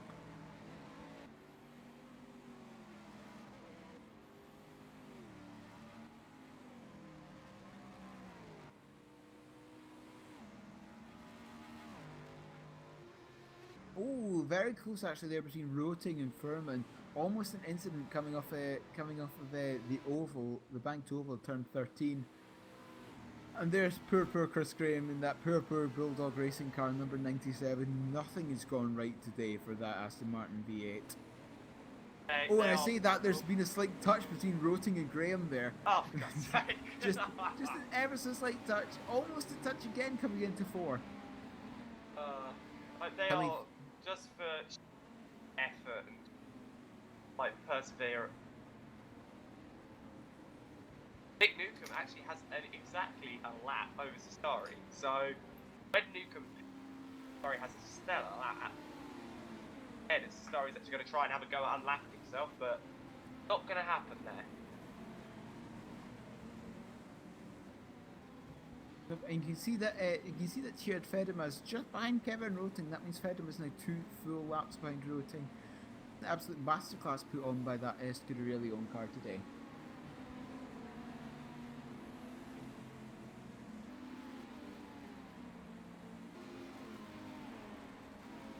Maciek Malinek now still in that number 3 car, the Simtech car, 8th place at the moment. That is 1 lap behind the leaders. But you know, had a few incidents at the beginning of the day, but has managed to sort them out in the most recent part of the race, and has managed to keep its nose fairly clean for the most part. Sorry, now unlapped himself on the same. Oh, he's down to Newcomb, but that surprised me that he lost that to Newcomb. No, he's not. He's on the Nick Newcomb coming into the pits now, number 39 car. That'll be for that car's final pit stop as well. You say that as Michael Volker managed to gain a little bit of time in Peter Hayslar that last lap. I think Hayslar will have to come in at some point in the near future, because you're more than certainly within the final pit window for these P2 cars.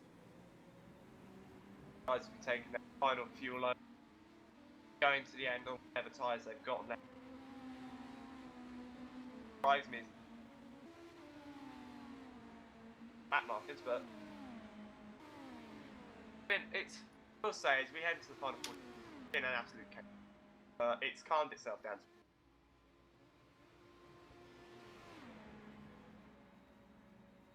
Peter Hayslar still in the lead.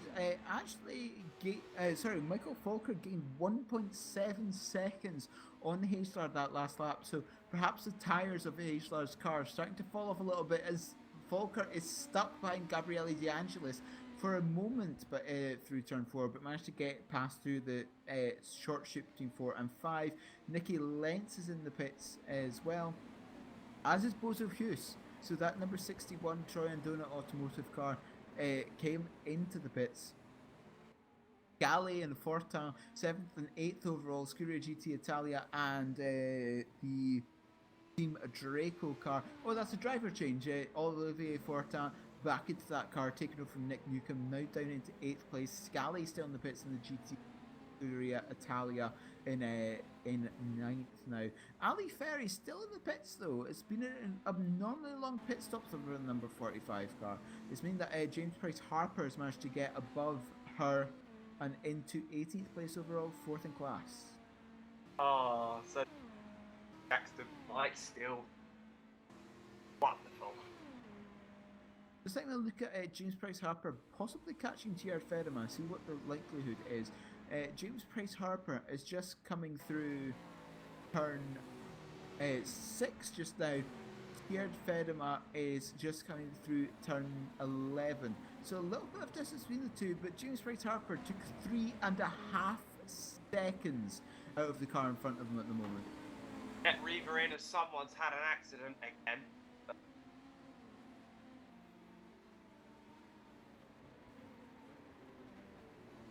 Someone has barrier somewhere. Be careful, guys. There's a car standing still in the start-finish straight. Oh, Then we will come to call 80 in 10 seconds, so no overtaking. That's Roting! Roting stuck on his side at the start-finish straight! It's a GT leader! Oh my god! What the hell just happened?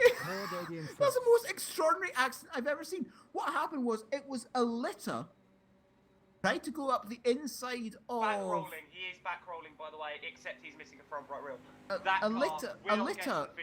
A litter tried to go up the inside of the RMS ACAS car through turn 13, where there was no room whatsoever. I would say that the fault of that was almost...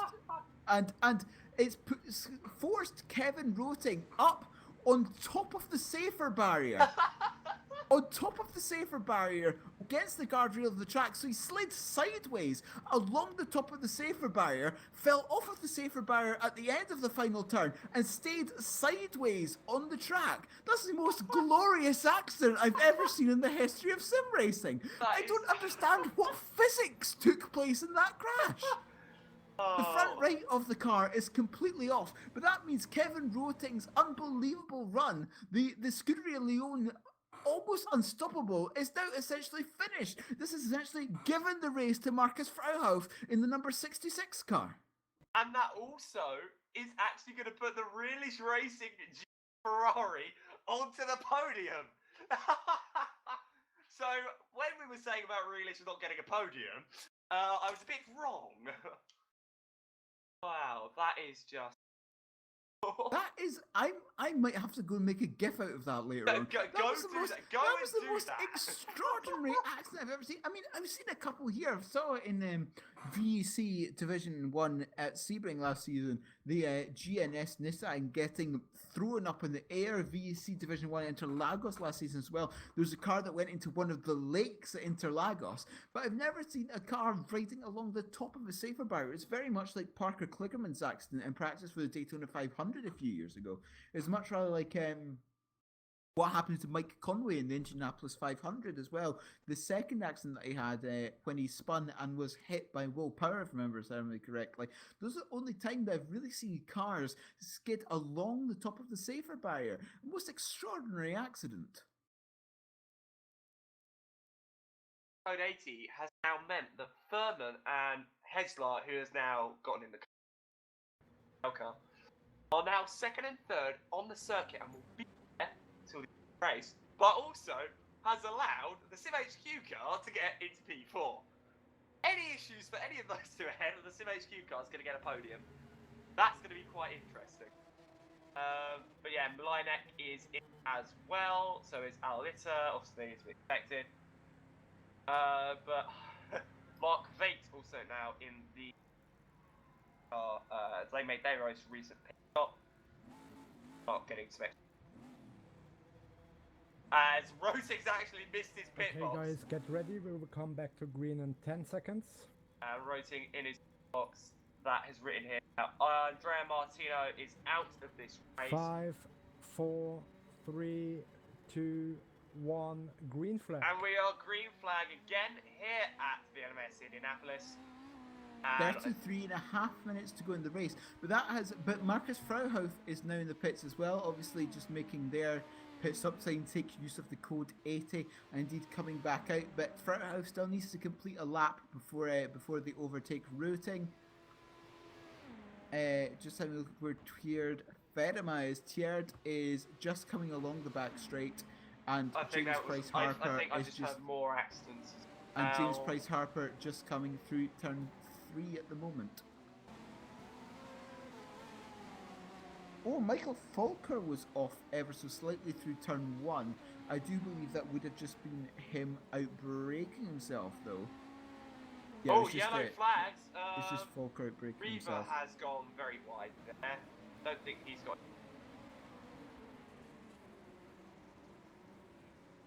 There's bodywork at the double. Oh, Furman's in. Furman is in. BYD dear. Motorsports car. He went off. That bodywork I just saw at the double hairpins, he's gone off. Greg Hall, if you're still watching this stream, I think you might want to go and tell the guys at SimRacing.Club because they are going to get a podium. Furman is in the pits. As long as Van Busco doesn't have any issues, set to take podium here. And that is just wow. And I think there's also a three-way fight. Yes, there is, as Graham's trying to get out of the way because that's what Graham has to do. There is a three-way fight for 5th place. Malinek, Fortin, and Sestari. Guys, these three got absolutely mugged by that code 80. So these guys are all going to be going for it. This and 7th on track at the moment. And Fortin with an amazing run on that Simtech car. Gonna go down the inside. I think no, he's not. He's gonna fine. One by one through the double hairpins. Race never fails to surprise us. Yeah? Sorry, as you were saying, Neil. This race has just been absolutely bonkers. If I figure out what button makes me have my HUD back up again. This race has been absolutely bonkers. Kevin Roting still in the pits. Tjeerd Vedema now just coming through turn 13, ready to take second place. There's still a wheel in the circuit, but yes, that's now Vedema in second place in that Simtech. And Fortin's going to car. go down the inside of Malinek into turn 1. It's going to be tight. There's contact. Fortin around. Malinek over the first, going over the grass. And Owen Taruna is out as well. That is the Wanako car. Wanako. I think that might have been that wheel that you saw. No, I think that was still Roting. I still think that was Roting's wheel. But Malinek now under pressure for Sestari as Fortin is now going to have to close up to these guys again.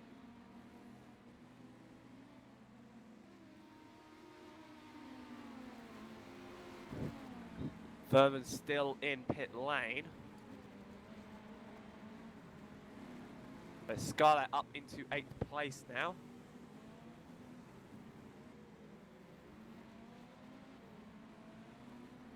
This race is just throwing up surprises. Half an hour to go.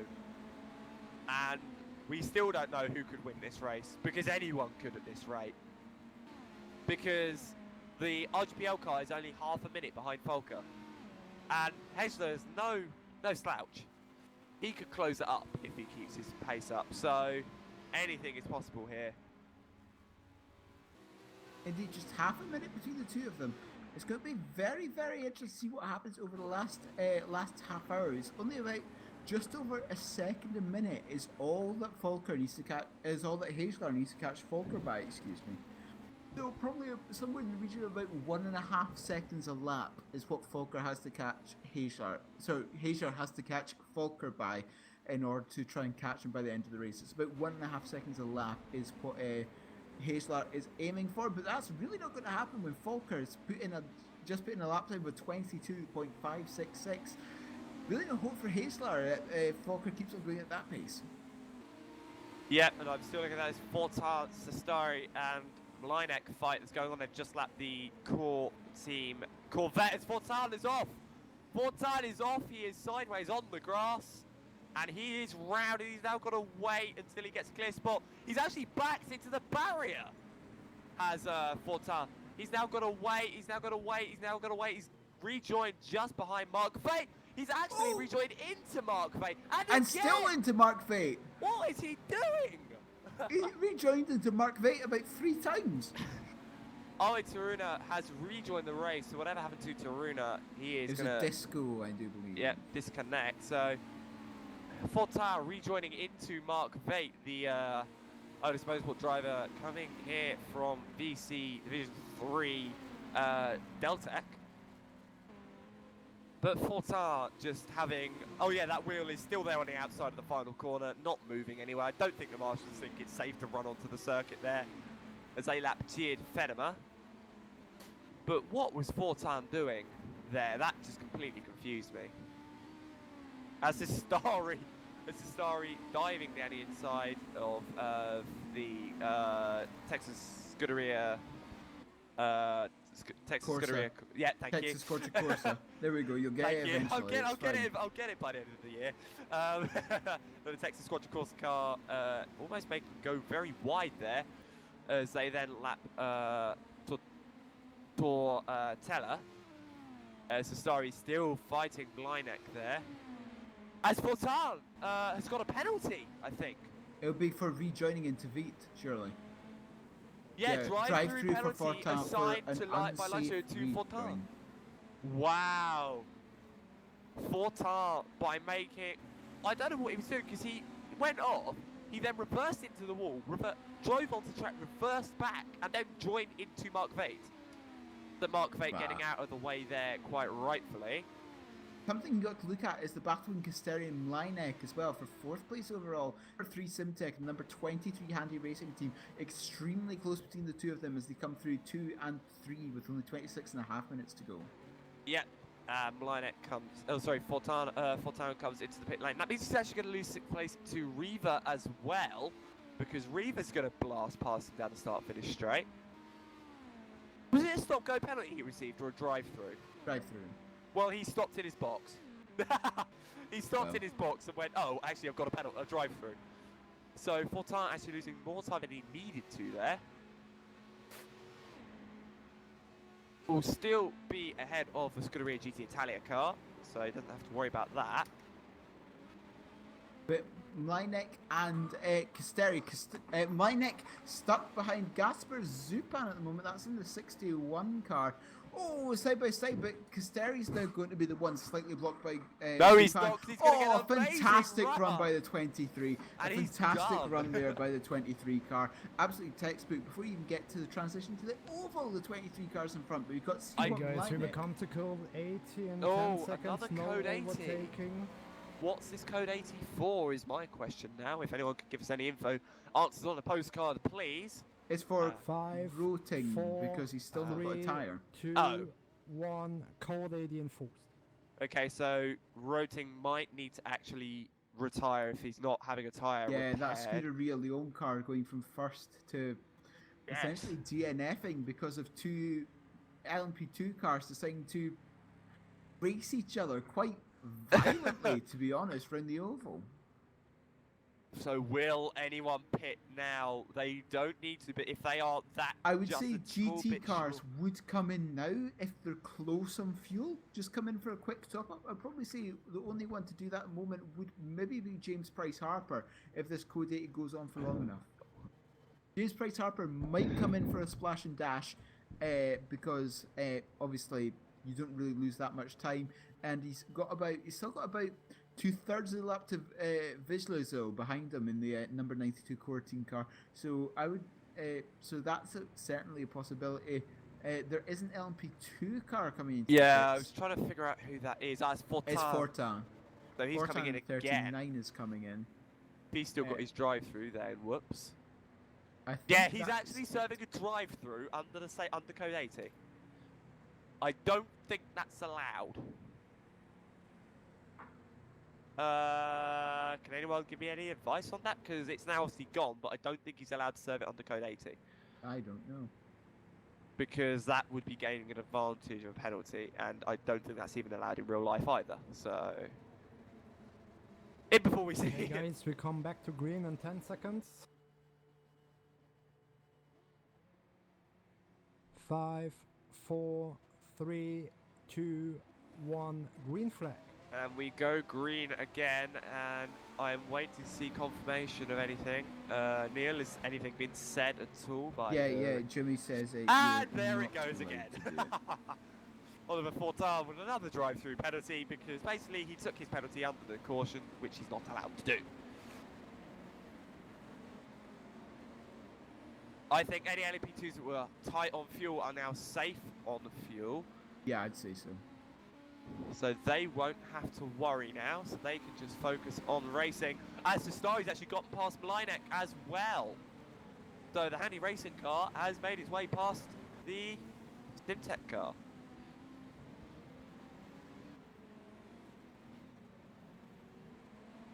As the Starry round the outside of as the guys lapping the Blackhawk Racing Ferraris, Brito is in the pit lane.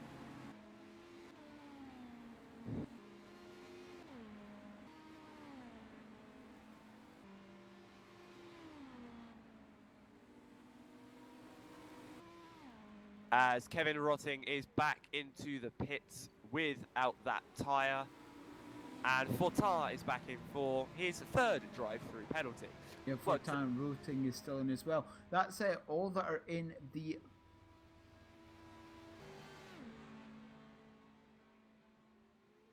That's all who are in the pits at the moment.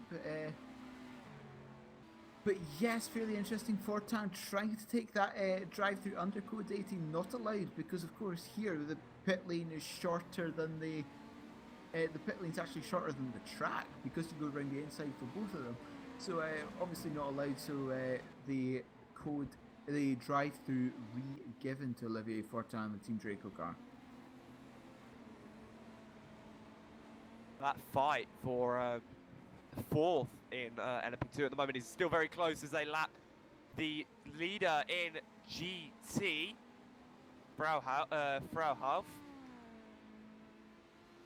As Wallace is back in the Realish Racing LMP2 car, I've just noticed now, about 11 laps down and a few seconds off the Realish Racing GT car. So Chris Williamson, the Realish Racing accident could still happen, but we don't know. Hopefully Neil is having his head in his hands, hoping not. Why would you do such a thing? Because we are evil. But it's not really useful looking at the last set of lap times between Bryce Harper and Fedema, because it was partly under code 80, partly not. But it's I do definitely think that Bryce Harper is closing up on Fedema. Fedema is just coming into turn 1 now, and Bryce Harper is just going onto the banking. So I definitely think that the 54 car is catching the 63. So we might still have a rather nice battle for second place in class in the GTs. We just have to see how this plays out. That tyre is still on the outside of the final corner as well, so that's going to be quite interesting if anyone hits that at all. But Linek getting very close to Starry, and any mistake for Gian Fenema could result in Jamie Price getting another podium spot, P2. Yeah, third place for the GT at the moment. A fantastic job done by April Carlsvard and James Price Harper today. Obviously extremely happy with the podium, and I'm definitely sure that we'll be celebrating in a team speak after this. Yes, very good result so far after qualifying all the way down. I certainly think it was outside of the top 10. I think it was about 11th, 12th or so. But a very good job just by staying out of trouble in the race today. Yeah, I feel the Idos team could have been in the points quite happily with the issues if they hadn't have. Obviously, if David hadn't have hit the GT Viper, sorry, and if Tom hadn't have got the drive-through. So things happen. We get over it and we get on. We focus on Fuji now, but Mark Vate's doing a stunning job in this car. If ifs and buts were nuts and bolts, IKEA would not have to buy anything. Yep. Or something along those lines. If ifs and buts were candies and nuts, then we'd all have a Merry Christmas. Oh no. But I think Fortan and Scally are on the same lap. Indeed they are, so it's a very close battle for 7th place now. As they just come through turns 5 and 6. Scally trying to go up the inside of Gabriel De Angelis, number 76 Corvette Witchwood car. A couple of GT cars between them now, and the gap is ebbing and flowing a little bit, but Fortan and Scally might be something to watch in the near future. Yep, as Scarlet now goes past the Witchwood car and is going to aim to get past the core team Corvette in quick succession. As Fortan now has LMP2 traffic.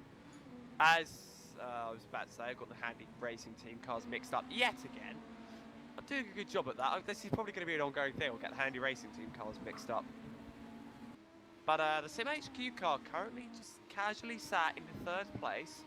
A lap down to the race leader and a lap down to 2nd place as far as I'm aware. Actually, no, not so much. Sorry, I take that back. But doing a great job, just running his own race. We didn't get to see Greg Hall driving the car as he was not needed. He is basically a reserve driver for those guys, as I was told. So, but that gap between the IGPL guys and the one Akko, the Taco car, is actually going up. So Volker doing a very good job so far.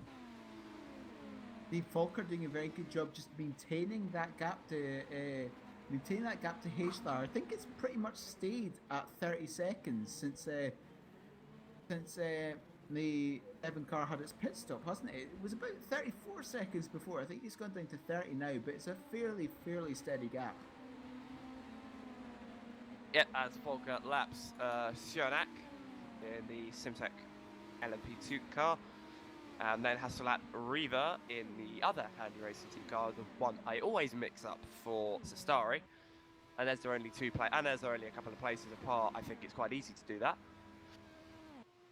But Volker just dominating this race in the one Akko car, as Zastari has just been lapped by Hedgelar, sorry. And Malinak is struggling to get past the Texas Quadricorsa Porsche, so that's a mouthful and a half. So that gap is going up. So we're losing our little battles now. I do think no, you're saying that though, but last lap, Price Harper caught Fedema by a second. The gap currently between the two is 18 seconds. So, I'm not sure. Price Harper may just run out of time on Fedema. We just have to see what the last lap was. The last lap run by Fedema was a 31.648. And as Price Harper comes round the oval this time round, let's see what his lap was. It was, as he crosses, a 30.5, so 1.1 seconds taken out of Fedema that last time round. Is not going to catch him at this rate, I believe, because I would say these cars, just doing rough mathematics, have about 10 laps to go. The GT cars, I would say, have about 10 laps to go.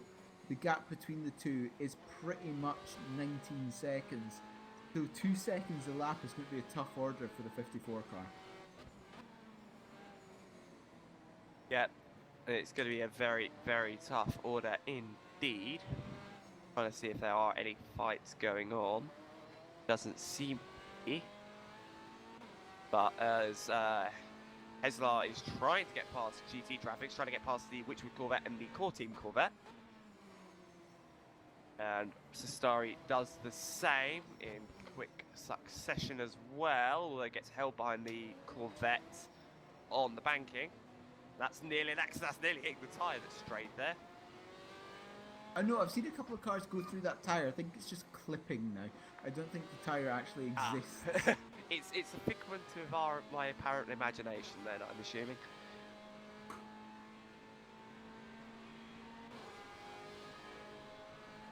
But yeah, so shout out of the race to SimHQ with their guys, just running their own casual race, running in third at the moment with just under 15 minutes to go, just over 14 minutes to go.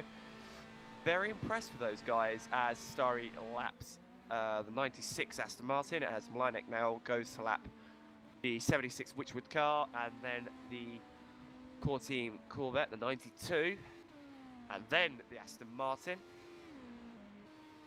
goes down the middle and has Sestari in his sights, but Sestari is still being gapped by the RGPL cars. So what's going on there?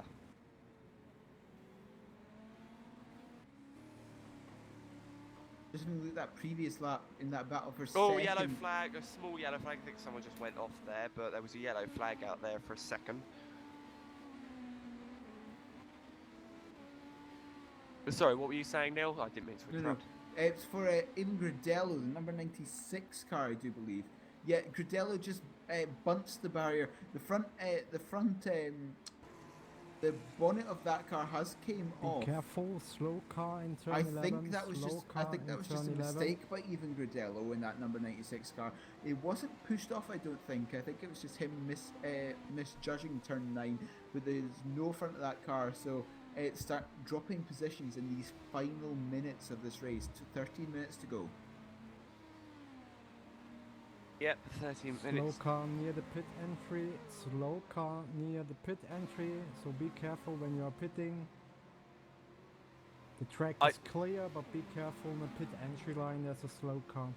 I doubt anyone would be pitting at this stage of the race unless they've had a massive accident. So, but still, must be said, as Sestari's looking to unlap himself from second place here. This is quite interesting because pit the RGPL line car is now clear. Second place car is getting in the way of Sestari. Actually, it is very slow indeed. What problems is that? Is that car very low on fuel? I don't know. I think the RGPL car should be fine. I think it should be fine on fuel. It might just be that they've decided they can't catch Volker, so they're just going to essentially just drive the car home safely because they're running a couple of seconds off their fastest lap times at the moment. Perhaps they've just decided we've got this second place in the bag at the moment. Just Sestari bring it dives home down as the they've allowed, inside. as allowed Sestari through. So I think Hagelar is now just keeping the car in one piece. Yep, and they have done an absolutely amazing job, and I think I'm going to owe them some money after this because eight pit stops and a second place. Is it too late to change my bet to 8 pit stops and a win? Because the one Acco car could still have an accident. You never know. So I could still be right. But no, it's been a great drive by these guys, just keeping themselves out of trouble, unless you're IGPL where you've had 8 pit stops, and keeping themselves up there. And as you see, Starry ahead of Hedgehow and Mlinek probably about to be let through by the IGPL car. Don't think RGPL are going to be going, yeah, keep ahead of the SimTech car, just get out of the way so we can have a safe final few laps as Wallace gets past Price. So that's a move done. Don't think there was any accident there. I don't think it was any accident. I think that's a good point. I think it's pretty much fine. I don't think there's going to be any realish accidents now. Because I doubt Campbell can lap James in the next 10 minutes again. So I think we should be fine. Yeah, and Mlinek goes to the inside to let Mlinek Perhaps Campbell through. could have a small incident with the SimTech car. Of course, I don't want that to happen, but it could happen. As the leader comes up to lap James Price Harper. Just coming through turn 11, what the Michael Falker will be able to lap him just coming down the inside between 11 and 12. Very easy move. One of the prime passing places, one of the prime lapping places, I should say rather, between the GTs and LMP2s here at Indianapolis. Yeah, and the timer has hit 10 minutes to go here at Indianapolis Motor Speedway. Not long to go, everybody. Keep yourselves calm. One Acco, feel free to have an accident, it would help out, would get RGPL a win. Actually, if the top two could have an accident, then that puts SimHQ on the victory. That'd be their first victory ever, as far as I'm aware. so that'd be quite fun. But no, obviously, everyone just keep yourselves calm, keep driving as you're driving, and as I say that, one Acco car, as the GT car goes off. I curse the GT car, not the P1 car. You're a terrible, terrible person. I hope you Hey, know he this. didn't have an accident, he just went off, he just went wide. So, not my fault. As I said, I was mentioning the top two, not the one Acco GT car, as Lens nearly plows into the back of Mark V at the same time. So, these guys are going to be angsty as Campbell Wallace has an that was an accident as incident. well, and I think that's someone in 20-something, as I can see there. That's someone having an incident. Yeah, so I heard that, and I saw a thing not exactly moving very far. I think it is a Texas Squadron Corsa GT car. Yeah, that's the Texas Squadron Corsa GT car. Just rejoined the circuit now. Oh, that's all of the braking markers for turn 8 no longer there. I was about to say, I could see there's one there. There's one there, so That's what it was. None of the braking markers for turn 8 are there anymore. So, does anyone want to warn the drivers of that? Just be careful, there are no braking markers for turn 8, so as there's a car off again. That's the one Acco car off again. What is up with the one Acco car? but as we wind down these laps, Elise, who are your cars of the day in both classes? As much as obviously in GT, it's going to be great. It's going to be the car of Graham. I'm trying to remember the team names because you know me, I'm useless. The Bulldog Racing guys, like just the perseverance is what it takes in endurance racing, and the fact that they are like 50 laps down. No, it's fine. Go on. The fact that they are, obviously, I'm assuming that was a pretty close call for the realish car there. That was having a bit for of a... Magic Meineck in 5th place. But go on.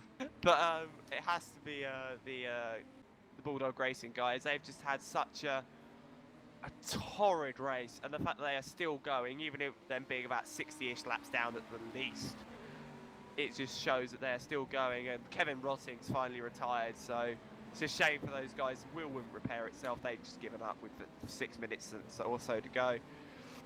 And in LMP1, oh sorry, LMP2. God, I'm in the wrong series. In LMP2, I'm actually not sure. I don't know. Because everyone, obviously, it's not going to be the top two because they've just had, well, it's not going to be the leader because he's just had his own way.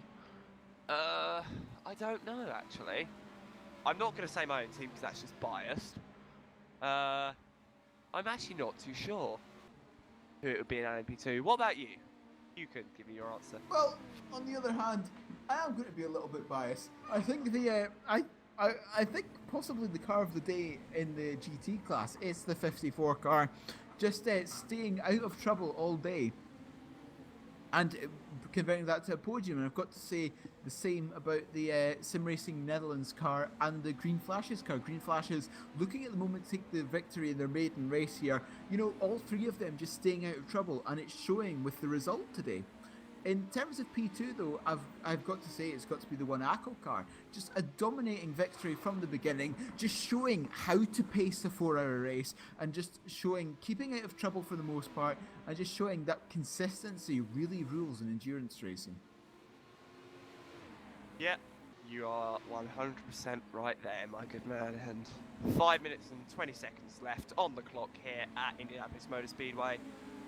Everyone's starting to wind down. Everyone knows we've got a few laps left. We've broken the 150 lap barrier, so we also want to be careful. But that same can't say for Sestari and Blynek, because they've managed to close up to each other again with 5 minutes to go. So this is going to be the fight that we've got to focus on till the end of the race. They've got to lap the GT leader, and I think a couple other, an LMP2 car ahead of that, I think. Yep, that is going to be the Scuderia GT Italia car, if I am correct.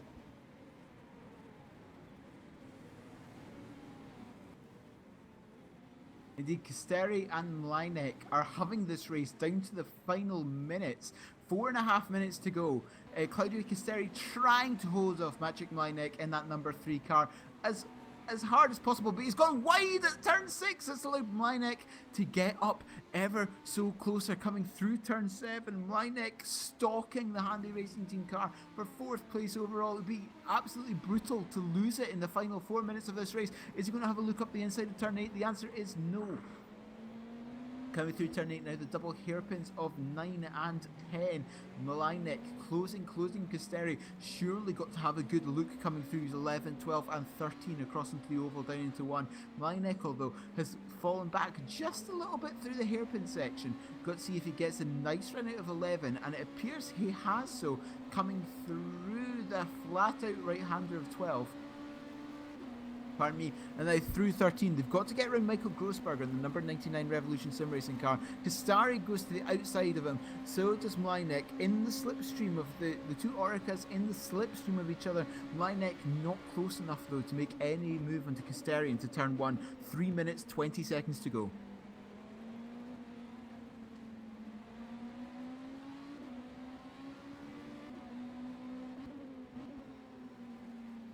Kastari though, trying to still hold off, coming through 4 and 5. They've still got lap traffic in front of them. This time it is a prototype though. It's Scali in the Scuderia GT Italia car. Coming through 6, and I do think that's the Realish Racing GT car as well. Coming through turn 7, Mlynek with a nice little run there. Seemed to get in a little bit faster, but is slow in, fast out is the mantra of many racing cars. And same here, Kastari has a massive lock up into turn 8, That trying was to actually lap the James Realish Price GT Harper. car that locked up. Yeah. So Right. Price Harper locked up They're and nearly try- got hit by Starry. They're trying to lap James Price Harper, but it's not. Oh, Kastari trying to go around the outside of James Price Harper coming through turn 11. It's going to work. Maciek Mlynek might have just used James Price Harper as a pick, coming nose to tail through turn 12. Mlynek far closer than he was last time. Got to see what he can do on the oval. Coming through 13, the 9.2 degree bank of Indianapolis oval turn 1. Turn 13 here, turn 13 and the final turn. Closing. Can the 3 car do anything? 2 minutes to go here. Goes, looks for the inside. Is he going to go for the lunge? GT car He is. in the pit lane as well. He's gone for the lunge. It's gone through. He's done it. It's And gone yeah, through, they but got it's traffic. Scali. It's right there. The same. There's also a GT traffic right there, holding up all of these people. Kastari might be able to get this right back. The answer is no. Mlynek tries to go up the inside of the number 96 car, RTW car. Very nicely done there. Kastari now looking for an immediate answer to the number 3 car. Round turn 6, no room. Turn 7, you cannot pass there either. Having a look, can they get a good run coming out of 8? Mlynek only really passed him because of the being held up by James Price Harper, as Michael Falker comes. I do believe this might be the last lap. It's going to be very close. But Kastari, these two cars still have about a lap and a third to go. Kastari still right on the back of Mlynek, but they've got Scali in front of them to help slipstream both of them. It certainly will help Mlynek, but it seems like Kastari did not get a good run out of turn 11 at one of the most crucial times needed. Indeed, David Hart just staying out of the way. Mlynek going down the inside of Scali letting them both through turn 13. That's the other Handy Racing car coming into the pits, obviously 1 lap short in fuel. Kastari trying to use the slipstream coming into turn 1 and is looking to the inside. The answer is no. He's just showing his nose there though. He's nowhere near close enough in order to make that pass.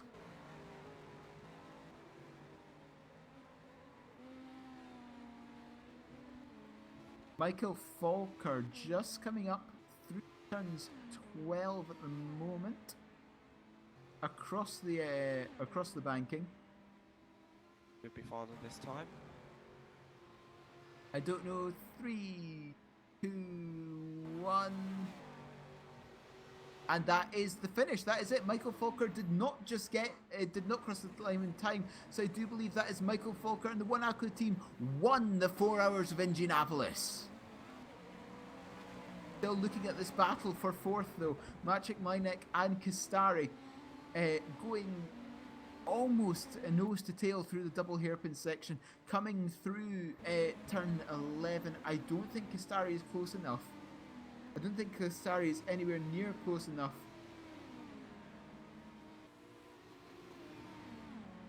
And indeed he's not. It appears that he's not going to get there in time. Indeed, and I do think that is the end for them as well. Marcus Frauhof in the lead of the GT class, just coming through turn 11 just now. Turn 11, through turn 12, up and onto the banking for the final time. Through turn 13, the final bank turn. Marcus Frauhof, the Green Flashes car, number 66, take their maiden win in their maiden race in the VLMS. And that proves that you just have to keep yourself clean in endurance racing. Absolutely phenomenal job by Volker and Frauhof to take the victory in their respective classes. Absolutely phenomenal. Indeed, a fantastic race by them. Still got, and that is everyone finished now, I do believe. So, indeed, that is the 4 hours of Indianapolis here at the Virtual Le Mans Series finished. The winner of the race, the number 1 ACO car, continuing their form from last season. Borja Milan and Michael Forker taking the win. In second place, Peter Haesler and David Bernick and the number 7 Team RGPL car. And in third, the number 48 car, the SimHQ car, with Brian Van Beuzekum and Jody Spheres driving today. In the GT class, taking the laurels, taking the victory, is the number 66 Green Flashes car, Felix Heinen and Marcus Frauhof at the wheel of that Ferrari. In second place was the number 63 Simtech Team Netherlands Corvette with Tjeerd Vedema, Alexander van der Voud and Sherwin van der Sloot at the wheel of that. And running at the podium in third place is the number 54 Realish Racing car with April Carlsvard and James Price Harper having driven that car today. But indeed, Elise, race 1 finished, a rather eventful race in the beginning half of it, but in the second half, just more, the same amount of action, just in a slightly different way. Yeah, definitely. And I've got to say that, obviously, as much as that first half was chaotic and we had about 300 code 80s in the space of about 5 minutes, it was obviously the minute that some of the more, I think, the more experienced guys got into the cars, and some of the more respectful guys got into the cars, everyone managed to, as I just see Taruna doing an F1 style pin entry of turning into the pit box and turning left. I think it was absolutely great racing towards the end of that, especially for P4. And I want to actually speak to some of the guys and just get their opinions on this race. Obviously, as James Price parks up by the podium. I don't think anyone is joining us in the waiting booth, but yes, that is round 1 done. VLMS 4 hours of Indianapolis. 1 ACO and Green Flashes take the victories. Join us again in 4 weeks' time when we visit Fuji for VLMS round 2.